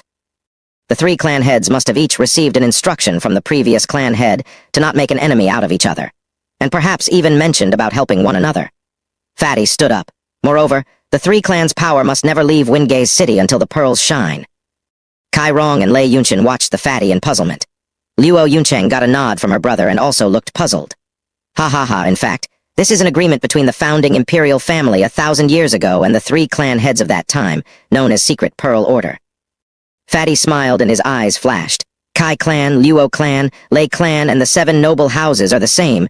They are all loyal officials, founders of the empire. What? Like a bomb was thrown on them, the 3 clans' representatives were shell-shocked. They never thought that their origins were the same as the 7 houses. But why had they fallen so low that they could only stay in Windgaze City as mortal clans? The fatty turned a bit bashful, guessing their thoughts. Sorry, this is what our human clan owes you. Sighing, Fatty continued. At that time, Tianyu Empire was just established and was shaky, with unrest among its people. The great ancestor and founder sent his 7 ministers across the kingdom to employ autonomous administration and settle the land. This gave them enough power to make them equal to the imperial family. They later became the 7 noble houses. In just 20 years, the 7 houses grew exponentially, and their greed ignited a war among them. The imperial family could no longer keep them in check and had to employ schemes in weakening them. The 7 houses were ultimately aware that there will be no winners in their war and ceased fire, but the aftermath was cruel. The people were suffering, the empire was mourning, and it was just one step away from collapsing. But how is this connected to us? Zhuo Fan frowned. Taking a deep breath, Fatty straightened his back. Everyone, to be honest, your clans are founders of our empire. If your elders were still sitting in the imperial court, they would be no less famous than the 4 pillars. Everyone sucked in a cold breath. 4 pillars were the support of the Tianyu Empire, leading the military, economy, politics, external affairs. They were the only ones capable of resisting the 7 houses. There was a rumor. The 4 pillars' power was so strong it struck fear in the imperial family. Imperial family, 4 pillars, and the 7 noble houses represented the empire's highest power, but also restricting each other in a delicate balance. If one side tips, the balance would crumble and the empire would fall. No one could believe that their ancestors were so amazing and capable of becoming the empire's 4 pillars of today. The fatty lost his smile at this point. The great ancestor at the time set up the Secret Pearl Order with your ancestors to prevent another war from breaking out among the 7 houses. The emperor used all kinds of excuses to demote your ancestors to Windgaze City and become common clans. But the imperial family could, at any time, combine the 3 clans into a great clan equal to the rank of the 7 houses. This would occur only when war broke out again between the 7 houses. Then this new clan would add balance to the equation, to save as many lives as possible. But even if an 8th house were to appear, it cannot stop the 7 houses. Luo Yuncheng voiced her doubts. Zhuo Fan cut Fatty off with a smile before he could speak. Young miss, the 8th house's purpose isn't to stop them, but to add balance. A war breaks out only when one side has absolute confidence in winning it. But a war in which winning was possible at a heavy cost won't happen unless the 2 sides hated each other to the bone. Sometimes, when 2 power starts a conflict, it is very easily solved since no one wants to suffer irreparable damages. Luo Yuncheng nodded, and the fatty praised Zhuo Fan. Steward Zhuo is amazing. Luo Clan will rise for sure in your capable hands. Kai Rong's lips twitched from the regret he felt. If he hadn't offended Zhuo Fan, he might have been able to rope him. This kid was a genius seen once in 1,000 years. Third Prince, we know of the relationship between the 3 clans. What I want to know is, how are you going to secure our rise to the 8th seat? Zhuo Fan stared at the fatty. Raising his brow, the fatty nodded in admiration. That's Steward Zhuo for you, hitting the nail on the head. Of course, the imperial family's power is enough to make a clan rise in a short time. The hard part, though, is how to keep it hidden. Zhuo Fan smiled. You think the 7 houses would just watch us rise up to their level? Kai Rong and Lei Yunchen's backs went cold with sweat. They were elated that their ancestors had been imperial court officials. They were thinking, my clan will receive the imperial family's support to rise above a common clan, but Zhuo Fan brought them down to earth. Not to mention growing stronger, the 7 houses wouldn't even let the new clan grow to their level. They would be destroyed while they were at their weakest. Kai Rong and Lei Yunchen were grateful for Zhuo Fan's reminder. The imperial family wanted the 7 houses' power in balance, but the 3 of them wanted to survive. Kai Rong had to admire Zhuo Fan's prudent mind. Chapter 49. 3 clans as one. After muttering under his breath for a while, the fatty spoke.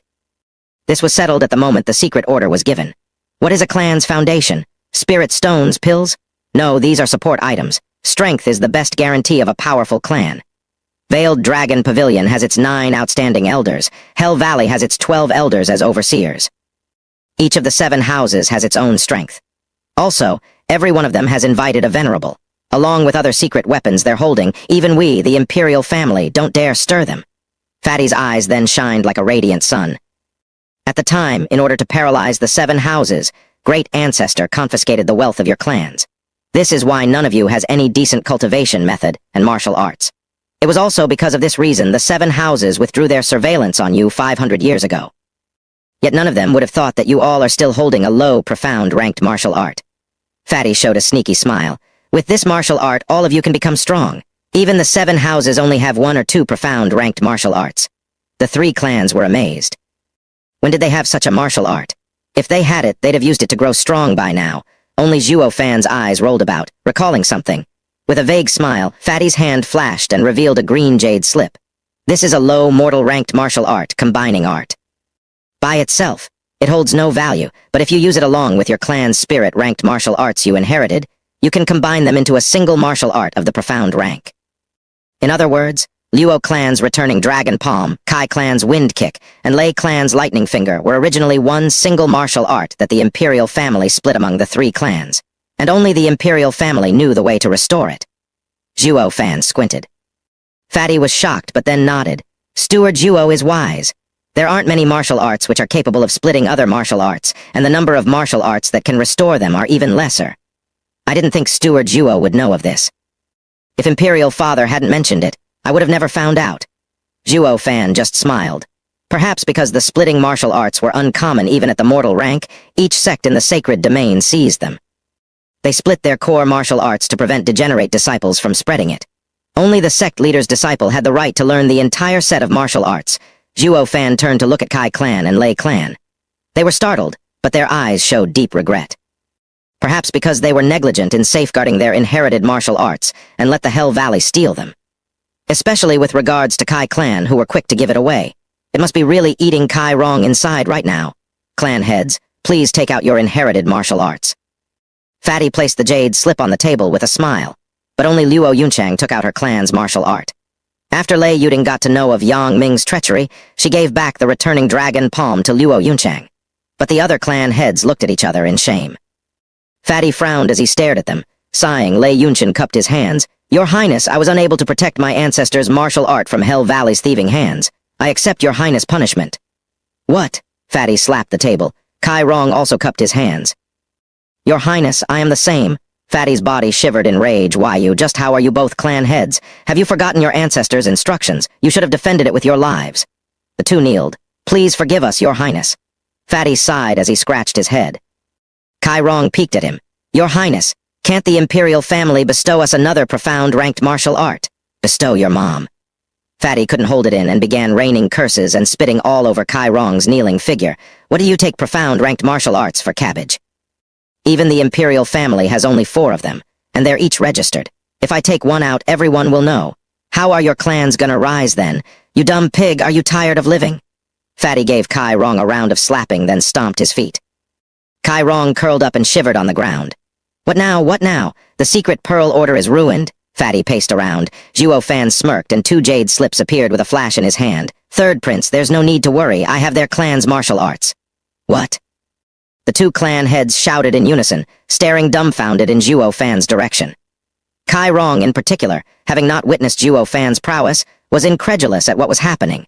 Lei Yunchen gave Zhuo Fan a thankful nod. If not for him, not only Lei Clan wouldn't recover, they'd even be executed in a fit of anger by Third Prince. Ha ha ha, Steward Zhuo, you truly are amazing. I see why Elder Jiu of Veiled Dragon Pavilion speaks so highly of you. Fatty was overjoyed and ran into Zhuo Fan for a bear hug. If not for you, I would have failed Imperial Father's task. I owe you one. Smiling, Zhuo Fan shook his head. This is all for the Luo Clan? Yes, right, for the Luo Clan and for me, ha ha ha. Fatty slapped Zhuo Fan's shoulder, then gathered the 4 jade slips. Now that we have the martial arts, next is the merger of the 3 clans. According to the Great Ancestor's secret pearl order, 2 clans are to merge with the strongest, and the profound ranked martial art will be in the clan head's care. As such, Your Highness. Kai Rong seemed hyped as he jumped to his feet. Luo Clan has little strength and only 4 members, and Lei Clan is on the verge of collapse. Only my Kai Clan is flourishing.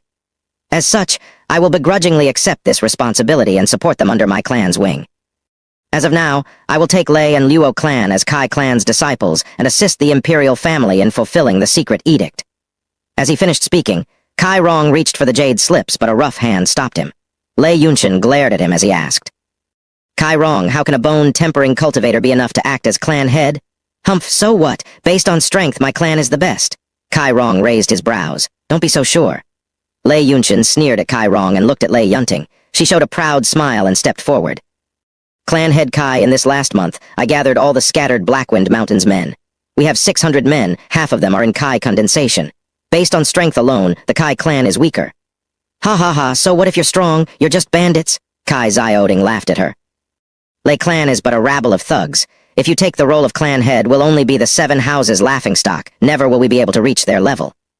"Who are you calling a thug? You want a piece of me?" "You say you're not, thug granny." In an instant, the Lei and Kai clans started fighting for the leader's position. Zhuo Fan was secretly sneering at the side. This new clan is just being established, and it was still a question if it could survive. Yet these bunch of idiots are plagued with delusions of grandeur that they could hold their own against the 7 houses. Fatty and Fang Qiubai mocked the quarreling clans with their eyes. Luo Yunchang's face burned in anger. They were fighting against each other while ignoring the Luo clan. It clearly showed that they thought little of her clan. Although they were but 4 members, they were still one of the 3 clans in the edict. But these clans didn't even ask for their opinion, bam. With that loud slap, the 2 clans stopped and turned to see the brat Luo Yunhai hitting the table. His face was stern and his eyes were steadfast, unlike his usual childish self. Even Zhuo Fan quirked an eyebrow. Why all this fuss? Luo Yunhai swept the people with his eyes and spoke with resolve. "In this merger of clans, the only one worthy of the leader position is none other than my Luo clan." Luo Yunhai's declaration shocked them silly. Kai Xiaoding mocked. "What does a brat know?" "You're the weakest of us, nothing of worth at all. What gives you the right to lead us?" Sneering, Luo Yunhai grinned. Everyone there recognized his look, the spitting image of someone they all knew very well. This made them turn their eyes to Zhuo Fan. Hell, Zhuo Fan ruined him. Zhuo Fan was quite piqued by this brat. Luo clan has no men, money, or pills. It only has us 4 masters and servants. Luo Yunhai looked at them with sparkling eyes. "But our clan is the strongest because we have Steward Zhuo." Luo Yunhai turned to Zhuo Fan with worship in his gaze. If Luo clan was to have any right to become the head, it would all be thanks to Zhuo Fan. His skills were obvious to anyone there. Even Veiled Dragon Pavilion was certain that if Zhuo Fan stayed with Luo clan, its rise was but a matter of time. Under the hopeful and worried gazes, especially Luo Yunhai's expectant look, Zhuo Fan shook his head. "This kid hardly ever shows such great expectations from me. I can't disappoint him now, can I?" Humph, Zhuo Fan is a mere steward. How can a person of low status like him be worthy to hold on to all our Kai clan's guards and wealth? "Punk, our clan shall be the head, don't." Kai Xiaoding mocked but didn't finish as Zhuo Fan slapped the table, revealing the alliance agreement. Under the puzzlement of others, Zhuo Fan sneered. "This is Luo Clan and Veiled Dragon Pavilion's alliance contract." "What?" The fatty was so shocked his whole body trembled and was close to falling off his chair. Even the relaxed and uncaring Fang Qiubai behind him narrowed his eyes as he scanned the sheepskin with shock. Veiled Dragon Pavilion was one of the 7 noble houses. The only ones worthy of signing an alliance agreement with them were others from the 7 houses, while the rest only had the right to sign a subsidiary agreement.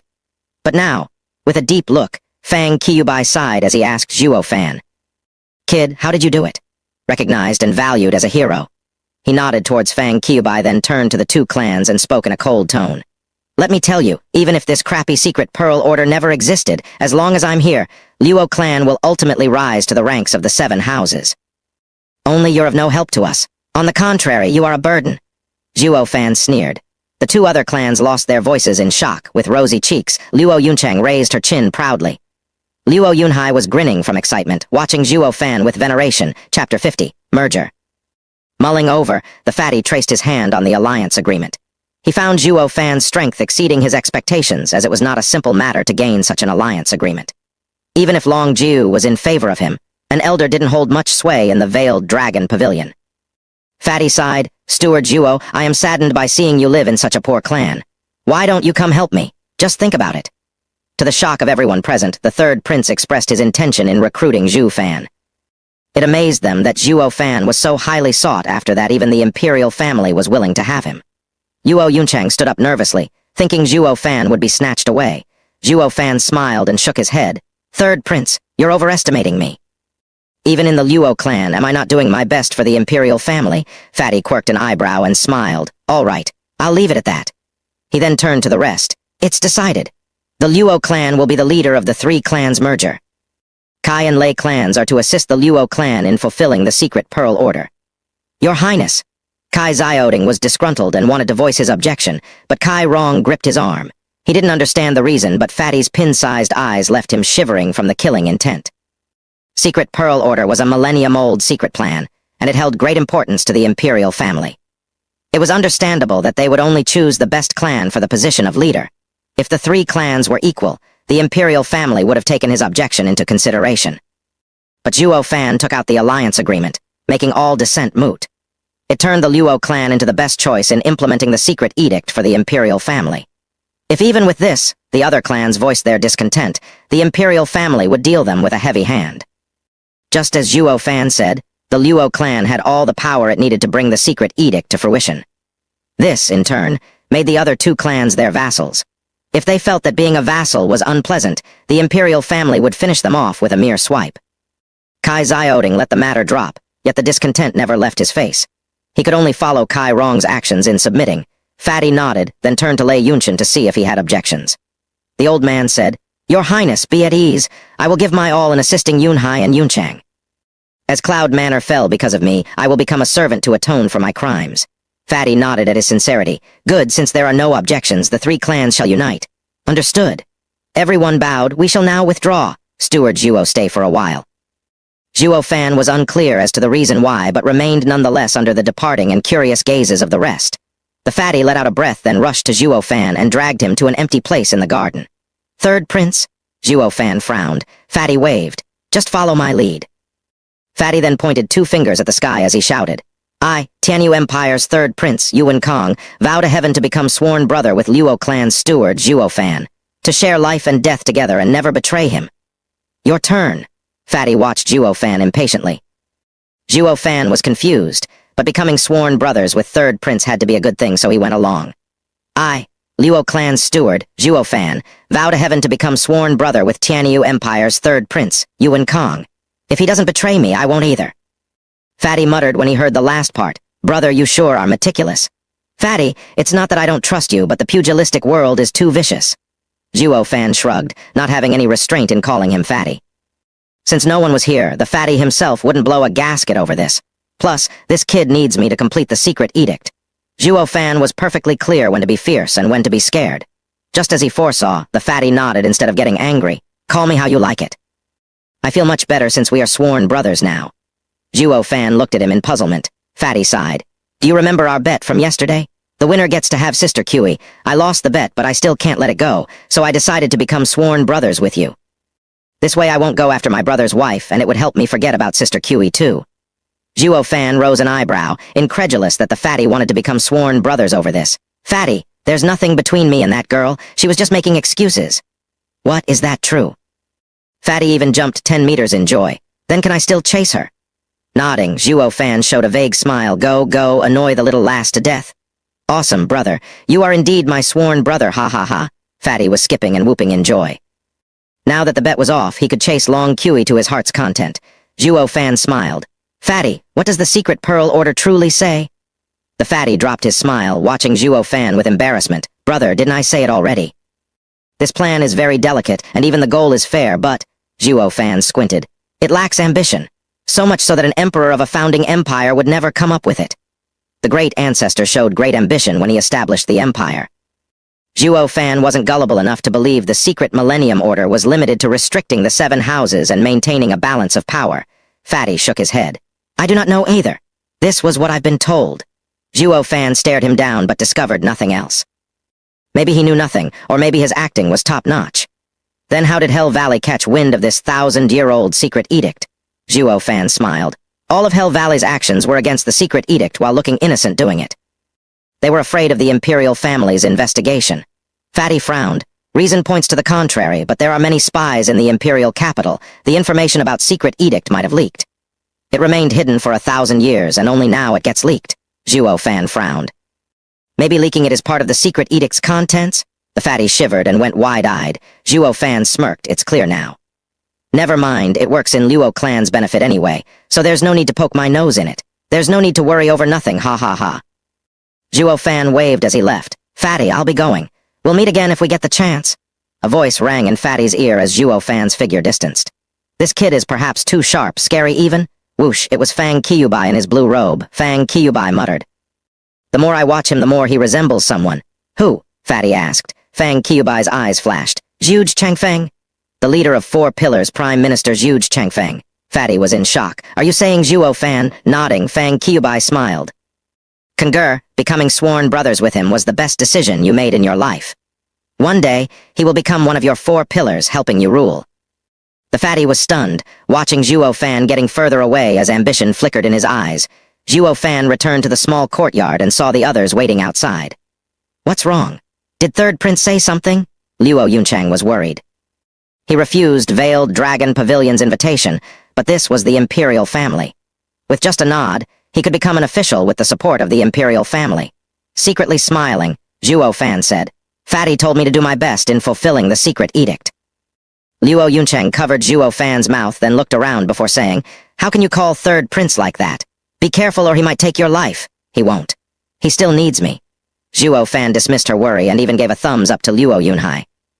Your performance was perfect, worthy of a clan head. You made me proud. Please, didn't I learn it all from bro? Luo Yunhai stuck up his chin. It was clear the bro he referred to was Zhuo Fan. Everyone laughed and Luo Yuncheng showed a relieved smile. Dad, can you see? Yunhai has grown up. He can shoulder the honor and glory of the Luo Clan.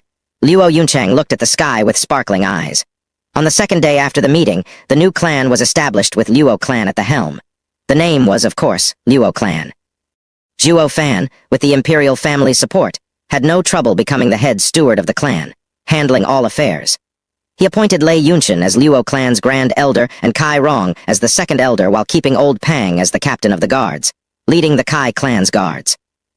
Lei Yuding was made the leader of the Shadow Corps, taking Blackwind Mountain's bandits under her, and in charge of intelligence gathering and training assassins.